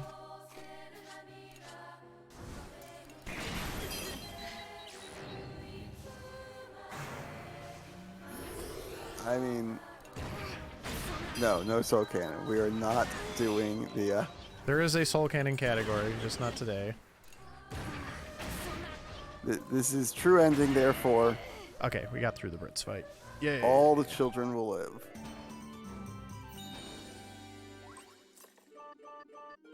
Well, the tank seems to be semi-intelligent, so I guess the tank's firing itself. Okay, so Brits comes out of the tank. We give him the good news, which was that we did find his family at the camp before he ran away. And then he rejoins us, and we can proceed onward with our full crew and complement. Alright, and this is the final chapter coming up. We are on chapter 12. Still a lot of work to do, though. Alright, chapter 12. This is going to have 10 encounters. These 10 encounters are almost worse than like half the bosses in the game. I like each one of them, basically. Mm-hmm. They, and then, sorry, I'll have 10 encounters and then a boss fight. Yeah. We're going to Paris. I don't remember what happens if you put, I believe it does, oh yeah, that's right, thank you. Yeah, you can't put Brits in the soul cannon before that. His time is not ready. Like, this is... Yeah. Thankfully, all of that depression self-healed because of plot, so... It was just feared. I didn't get depressed. Oh, just the... That's unique to that boss battle, yeah. Yes. Never mind. Yes, the depression that everyone gets, and then everyone loses. Yeah. It was healed by the story because Brits is okay. Yeah, because otherwise that would suck. Yeah. You can also tell this is the final chapter because the music is absolutely bonkers, and it's such a good track for this chapter.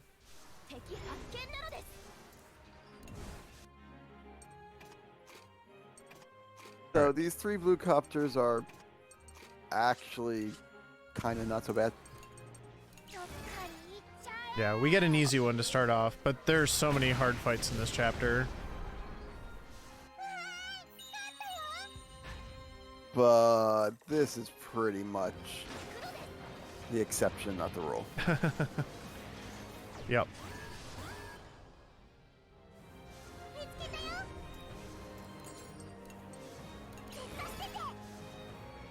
See if I get the shocks here. Nope, not really. Okay. 1 out of 3. Yep. Well, what if we lit them on fire, though? You can be shocked or you can be on fire, but not both. I prefer on fire because then they do the wrath thing, and then they take damage, and then they explode. It's great. Oh yeah, I have Brits again. I should probably put him back in the party.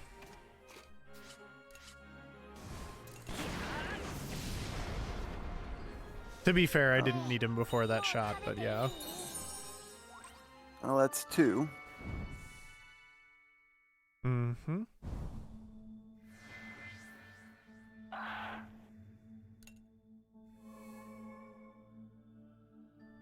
And we're getting a bunch of story dump here about like the true nature of the tank, and won't go into it too much, but as I was saying earlier, the voice in the radio did not necessarily have our best interests in mind.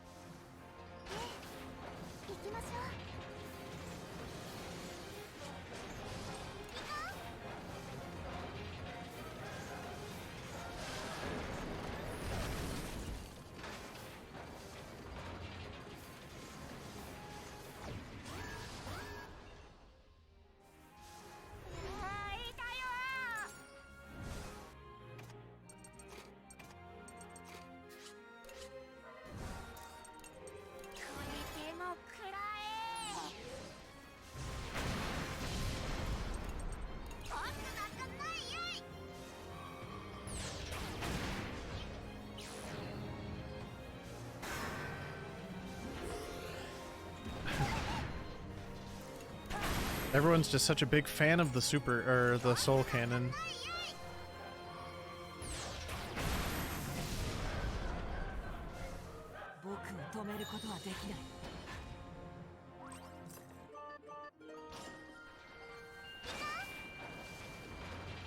Alright, and we're already to the first intermission.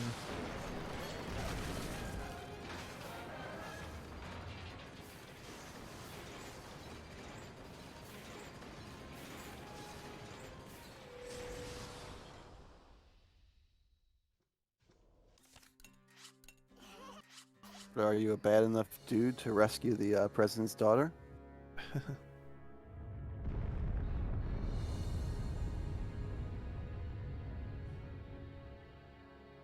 Hey, it's that big evil thing that we saw while we were in the tunnel.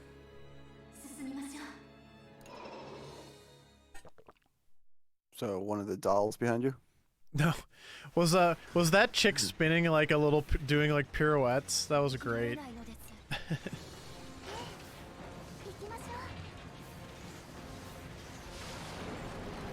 Yeah, the epic scale is most noticeable when you're like rolling right by the Eiffel Tower.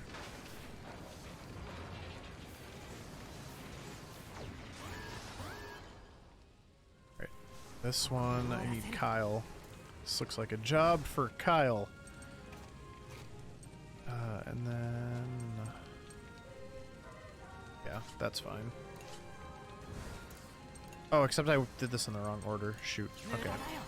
Well, eventually it'll be a job for Kyle. Never fear, Kyle's over there. Kyle is about coming along at some point.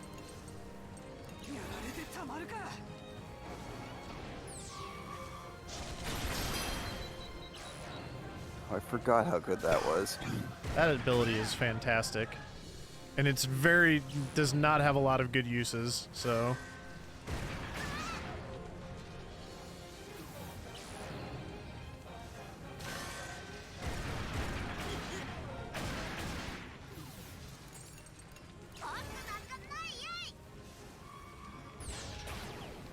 Oh my gosh, I like willed that miss into existence. I was like, he's gonna miss.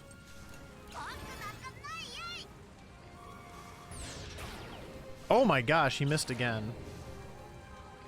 So he missed 2 90% in a row, and now I'm gonna get a lot of damage taken, and hopefully nobody will get hurt.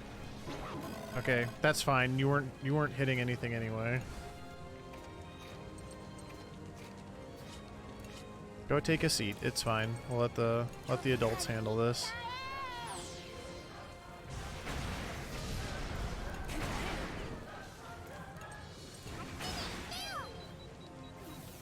No, as we said, bosses have gone pretty well this run. Yeah, random encounters maybe. Oh shoot. Oh yeah. It's okay. That was my fault though. I should have healed a lot sooner. The next fight is actually really bad too, so I actually wish I had more health, but we'll make it work. This next encounter is probably my least favorite.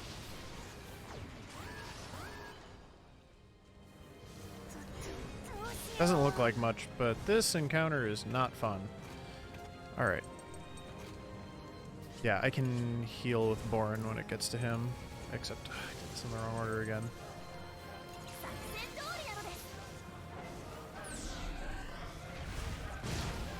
Yep, I only got one flame.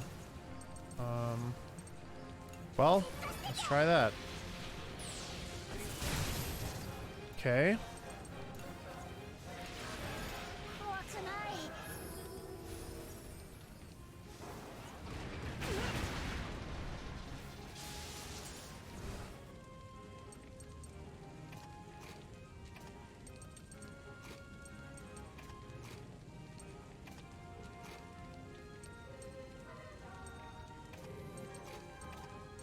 Need to start working on this armor here. So let's start with the one that is neither on fire nor shocked.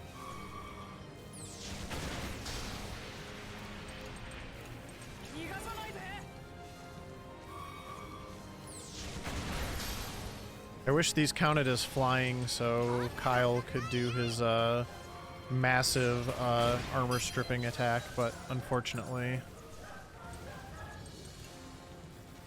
let's see. Also not on fire.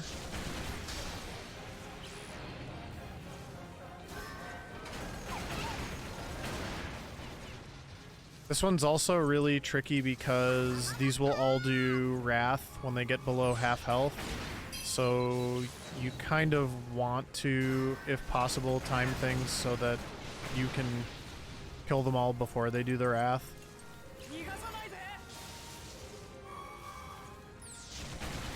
So I should at least be able to do that with these two. Okay, yeah, this is good. Let's do that.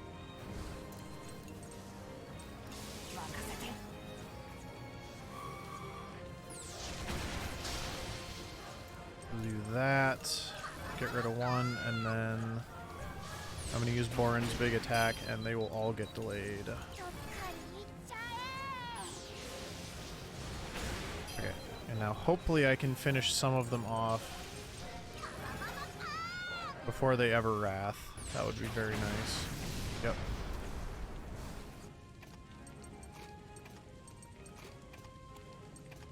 Borin, I'm worried about you. Don't get hurt, please. Yeah, that would be bad. That would be very bad.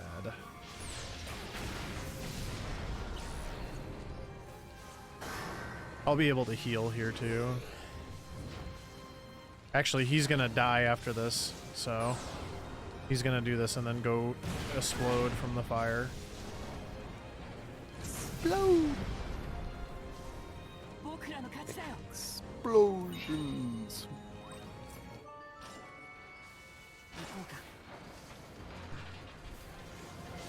It's always helpful when the bad guy takes itself out. Yeah.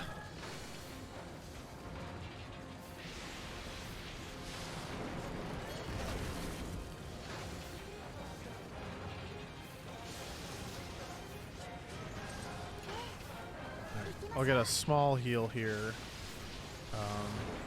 These next two fights are not that bad either, and then I get a big heal. So I'm in good shape now. That fight just scares me. Yeah. Intermission.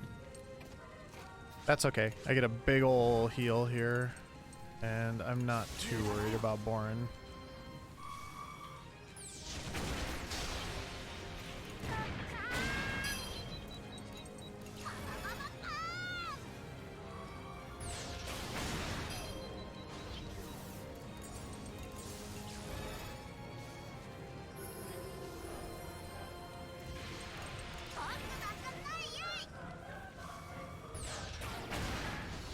You will be perfectly safe as long as I keep my hit points high enough.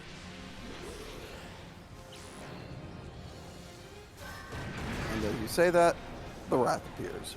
Well, yeah, I knew that was coming, so.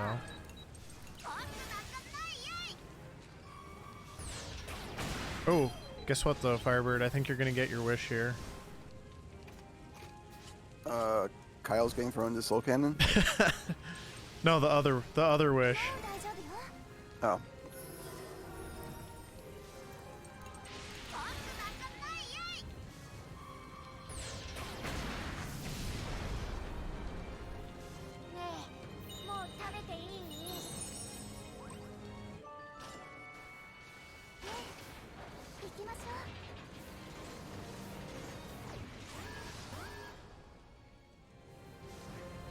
Alright, we know how to handle these.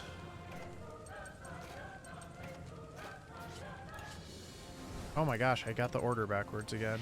Oh well.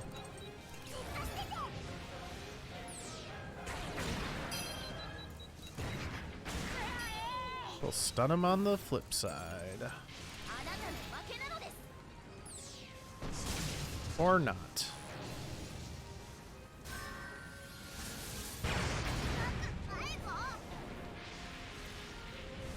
Oh, no.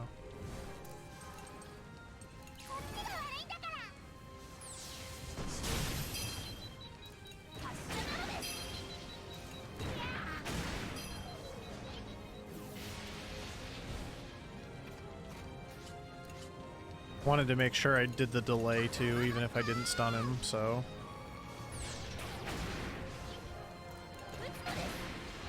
Should be fine now. Oh, my SP's kind of low, but I get a big refill after this fight, so I'm fine.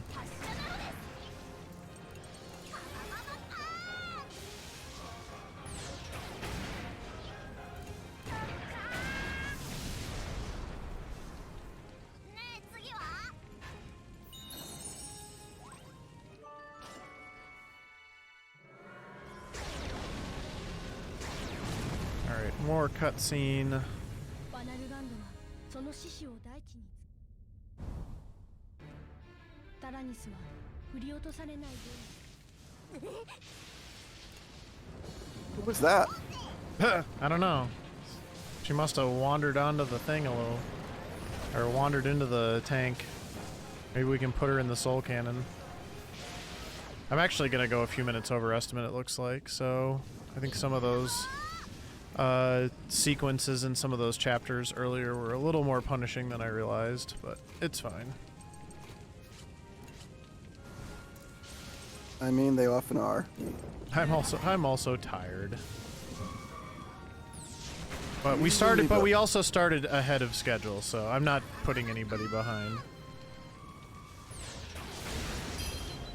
No one is being inconvenienced by this other than me and you.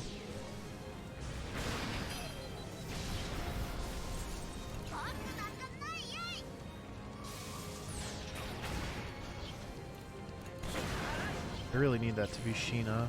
Or wait, no. Maybe is that the one I already have built up? I'll check in a second. Who's that sassy child? Good question. Yeah, this is the one I should be building. That's a good idea. Okay.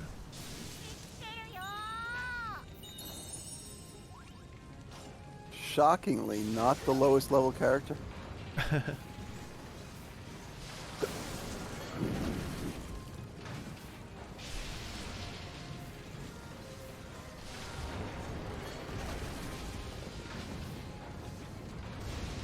Alright, I've got 2 encounters and then the final boss. Yeah, these are not fun encounters.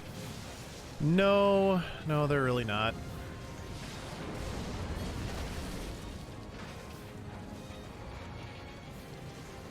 We'll get through them though.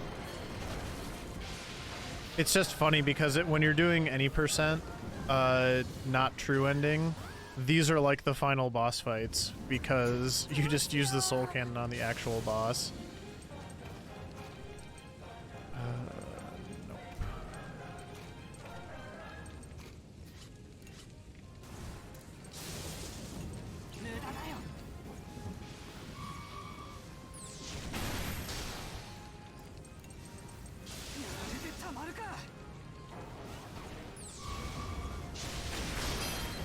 I think I'm actually gonna go ahead and use I'm gonna use a link attack here, I think.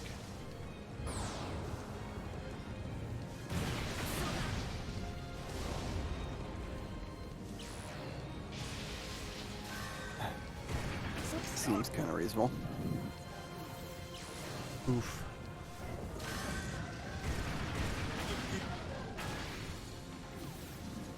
Well, that was just rude. Oh, that was 60% of our health.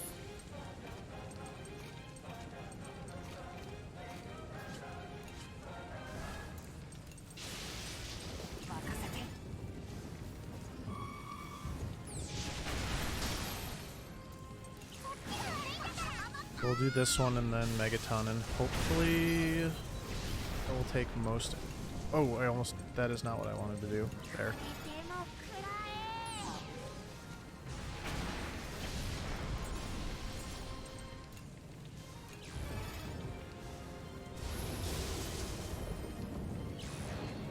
He's gonna Wrath and then explode. I knew he was gonna do that. Okay, I feel like that was a good use of a link attack. Yeah, I think it would have taken a lot more damage than it was. It's a little faster, and when I'm in the final boss fight, I basically just want to be using Burning Trigger every turn anyway, so I feel like nothing of value was lost particularly. At least you can basically go wild. Miserable. I'm gonna do another here. one. Yeah, I'm gonna do another one.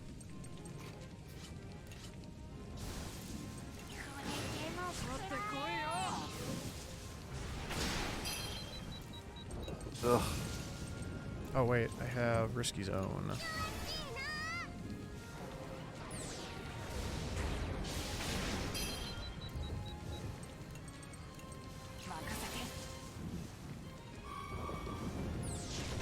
Oh, that front one is super resistant. Mm-hmm.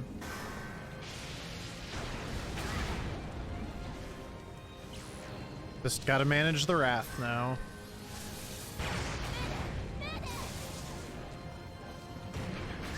Ow.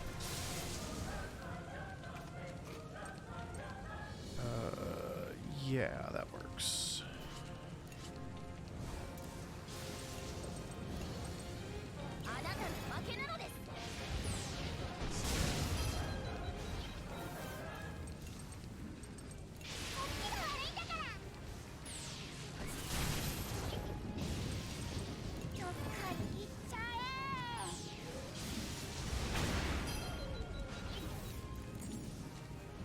Check this out. We're gonna do it again.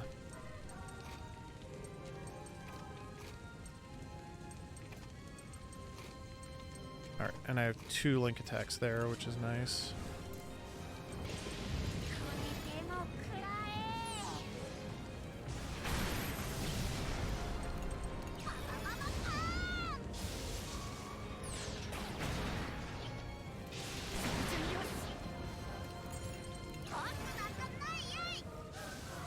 Alright.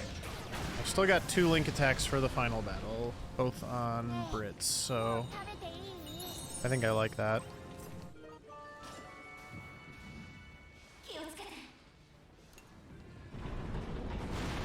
Alright, so we are coming up on the final boss fight.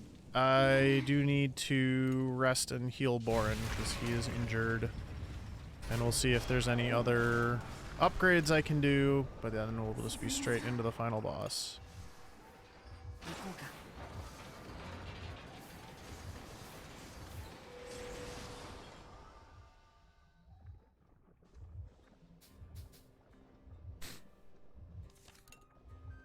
Nope, no upgrades.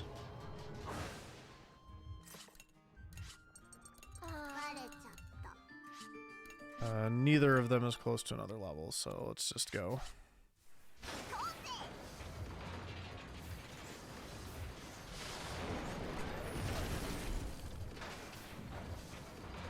Full heal. Yep.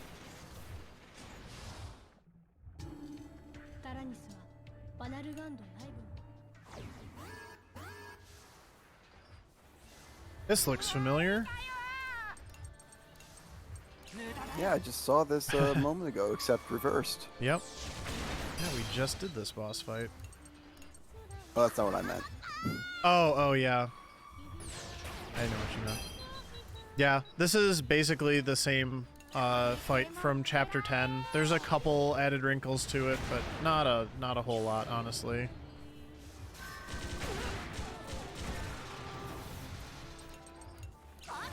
So we're gonna have the same strategy too. We're gonna go ahead and take out the arm the first time.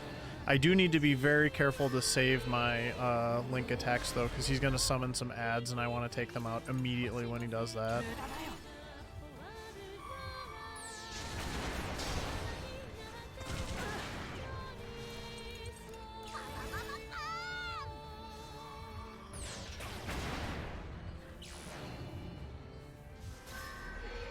He's on 2 more turns. Okay, this should be fine.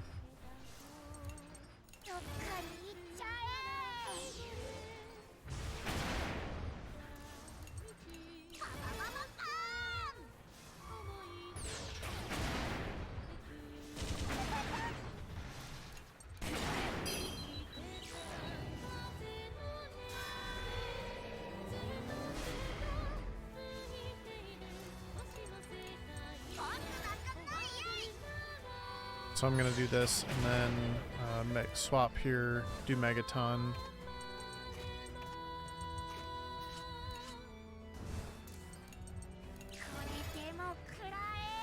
That'll take out the arm, keep doing damage to the main body. And I'm definitely gonna need to do a heal here. At least one. Yep. Might as well just use the great repair kits at this point. Don't need them for anything after this. And yep, now he's calling the first adds, so this is what I'm going to use my Link attacks for.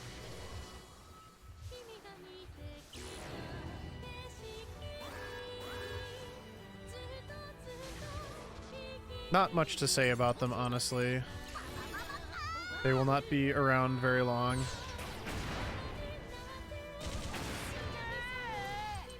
Whoops.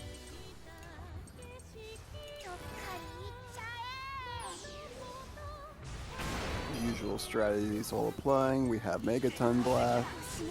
We have Link attacks. Oh, and this is one of our favorites because it gets back our... Oh, that is so much SP we just got back. Yeah. I think I was definitely wrong about what I was saying earlier, so my bad.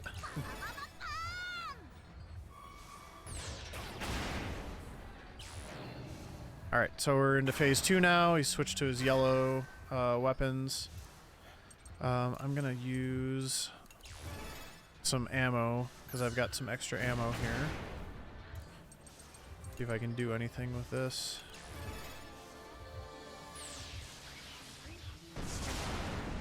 I got the risky on him. So that means I might be able to start stunning him. And the arm is back now too. That was rude. Why would you do that? Tradition. Okay. We're gonna put Kyle in and socks. We're gonna put Kyle in. Don't taunt me like that. We're gonna put Kyle in, not the soul cannon. Let's see here. But he wants to go into the soul cannon. Alright.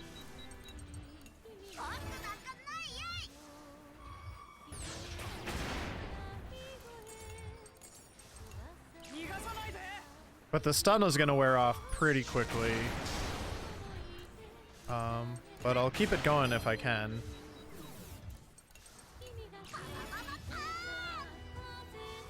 I do need to knock the arm out one more time. The fight lasts a little bit longer than the one earlier on, where we were able to just kind of ignore the second phase. He missed. That's Uh-oh, annoying. that was a bad miss. Yeah, not great. It's fine. Although... We do need to heal at some point here too. Okay, yeah, see, this is fine.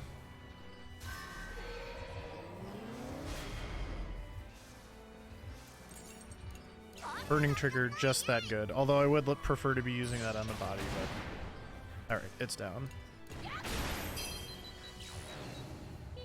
Ooh, this is not a good time for this. Okay, that's not great. But I can always just heal that if I really need to. Let's go ahead and Great Repair Kit. I like that for once she's like, no, don't use this old kit. Yeah. Oh, Make up your mind, Tank. Make up your mind. I was like, oh, the risky wore off.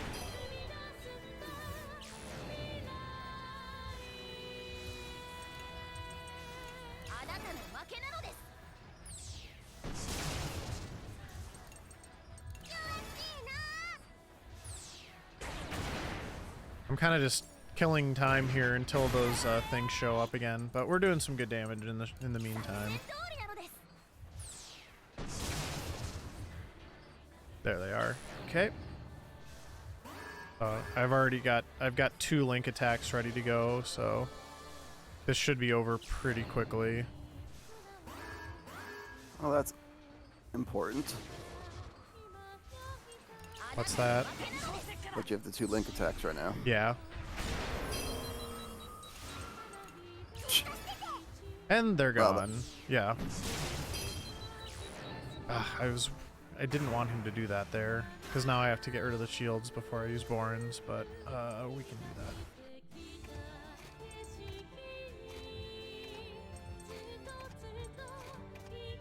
Alright, I trust you, small child. Please don't miss and make me look stupid.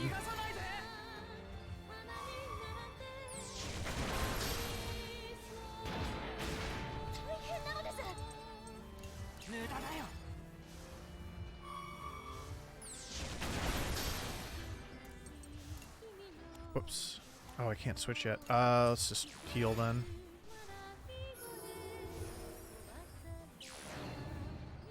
Okay, this time I don't care. And his fear is gone. Perfect.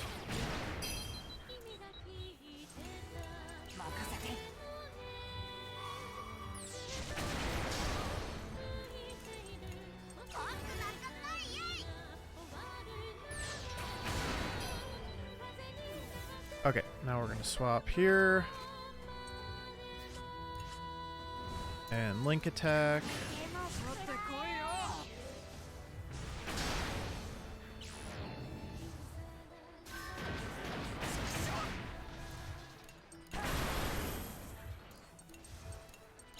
Alright, we should be in the last 10% at this point. Yep, next fight. Next hit'll do it.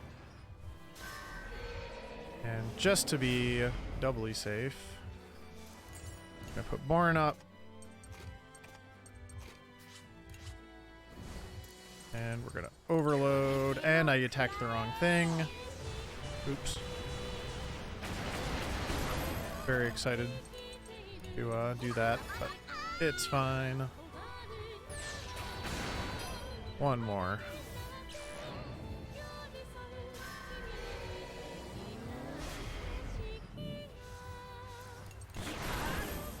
Okay, so that's the fight. Time is coming up.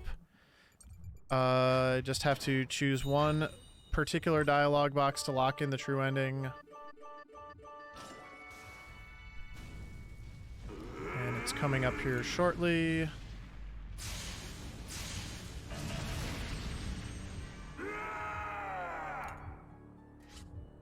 And time. Good game. Thank you. Oh, an ad? Really? It happens. But yeah, I just want to say thank you everybody for watching tonight. And I hope you enjoyed watching this game. It is, like I said, my game of the year from last year. It's one of my favorite games, favorite RPGs, favorite speedruns. I just have so many good things to say about this game, and we've kind of been doing it for the last 5.5 hours, so I won't spend any more time doing that other than to say this game is fantastic, and you should definitely consider playing it if you enjoyed watching tonight and think this looks like something that you might enjoy playing. I really want to thank you, Firebird, for staying up late and doing commentary with me. I couldn't have done this without somebody in my corner keeping me awake and keeping me focused, and I'm really glad that you were able to be that person, so thank you so much. I was happy to do it. Thanks.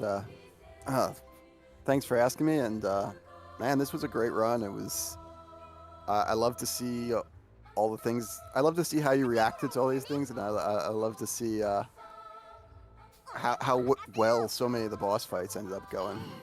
Yeah, for sure, and it's always a little bit variable, especially with such a long run. There's really no breaks as well, so it's just a really, really long, intense run. But I'm really happy to show it off, and thanks again, everybody, for being here and hanging out. So I will see you all again, and just keep donating and keep enjoying the marathon, everybody. Thank you so much again.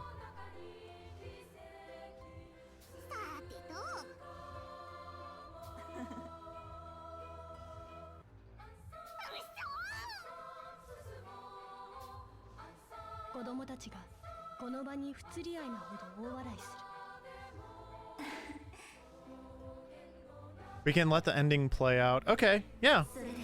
I am perfect. Here, I'm going to enable auto text. How about that? This game does have some cool ending stuff for sure, so.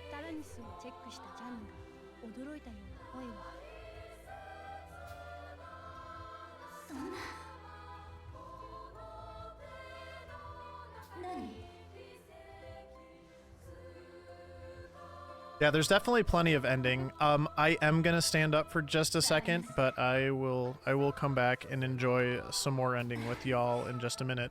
So I will be right back.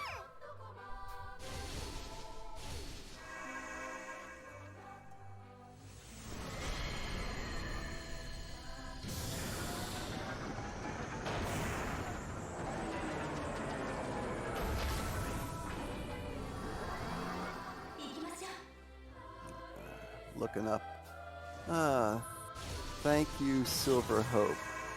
Thank you, K-Leader. Thank you, Fuddlebob. Thank you, Mr. Shasta. Thank you, Kuku. Thank you, Reinu. Thank you, Akamatarumi. Thank you, Zanshu.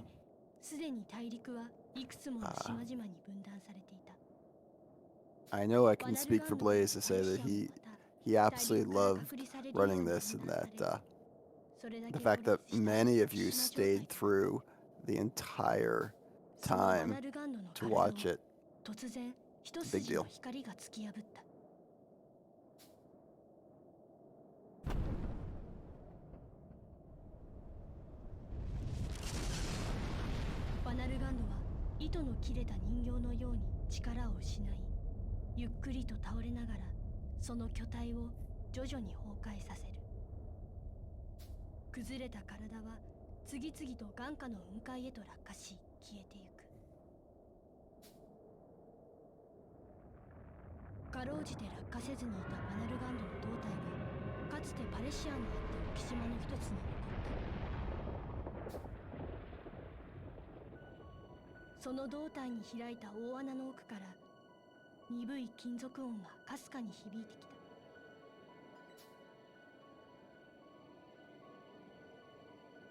Hey everybody, I'm back. Yeah, that's where Solo Torobo came from.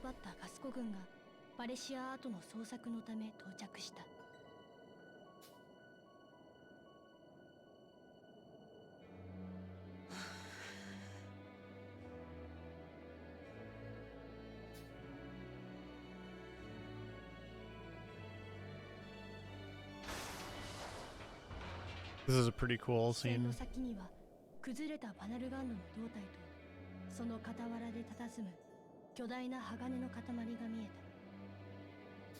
And thanks again for all the GGs, everybody. I do really appreciate that also.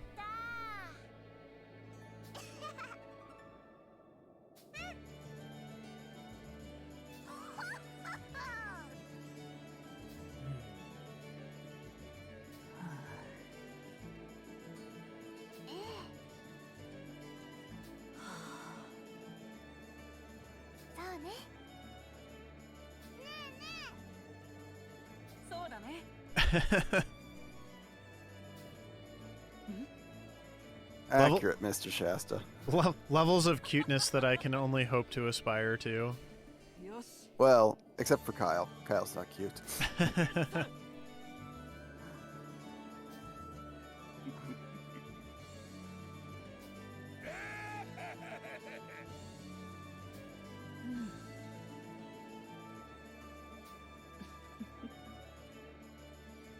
Noted cutie, Mr. underscore Shasta. That's right.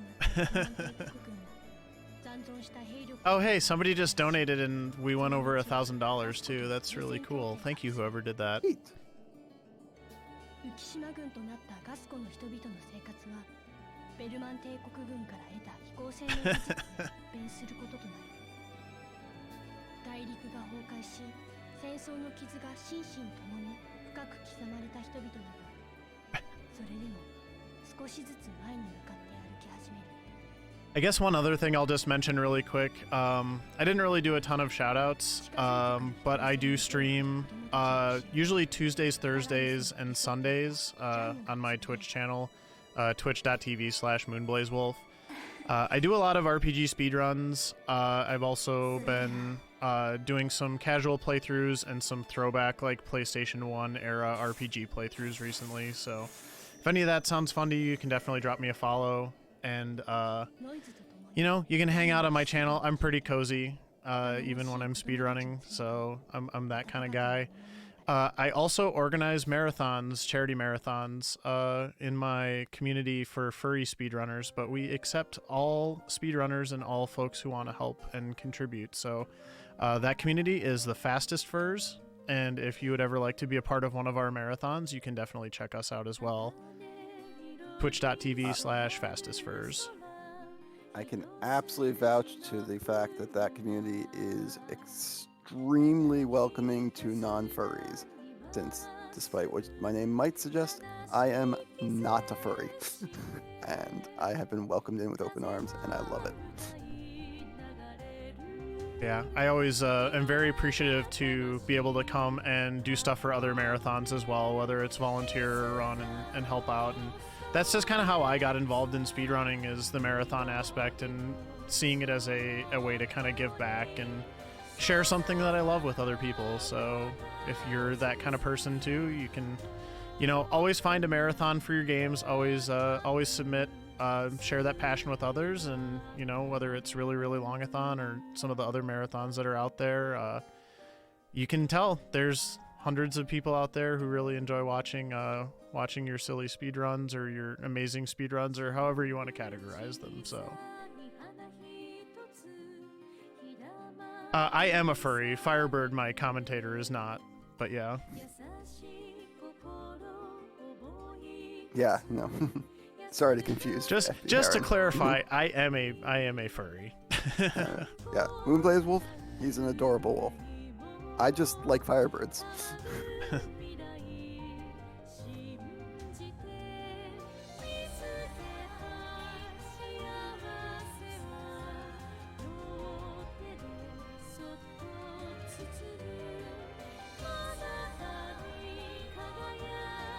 Thanks for letting us show off some of these credits too. It's, again, this really, really beautiful game, so.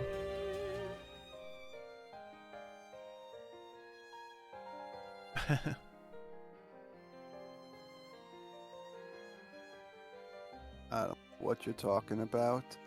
Blaze owns a human suit. It just looks very realistic.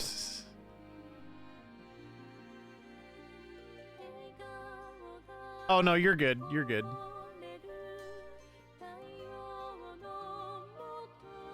Yeah, I was mostly just clarifying because I wanted Yeah. to indicate that Fastest Furs is very welcoming. Yes.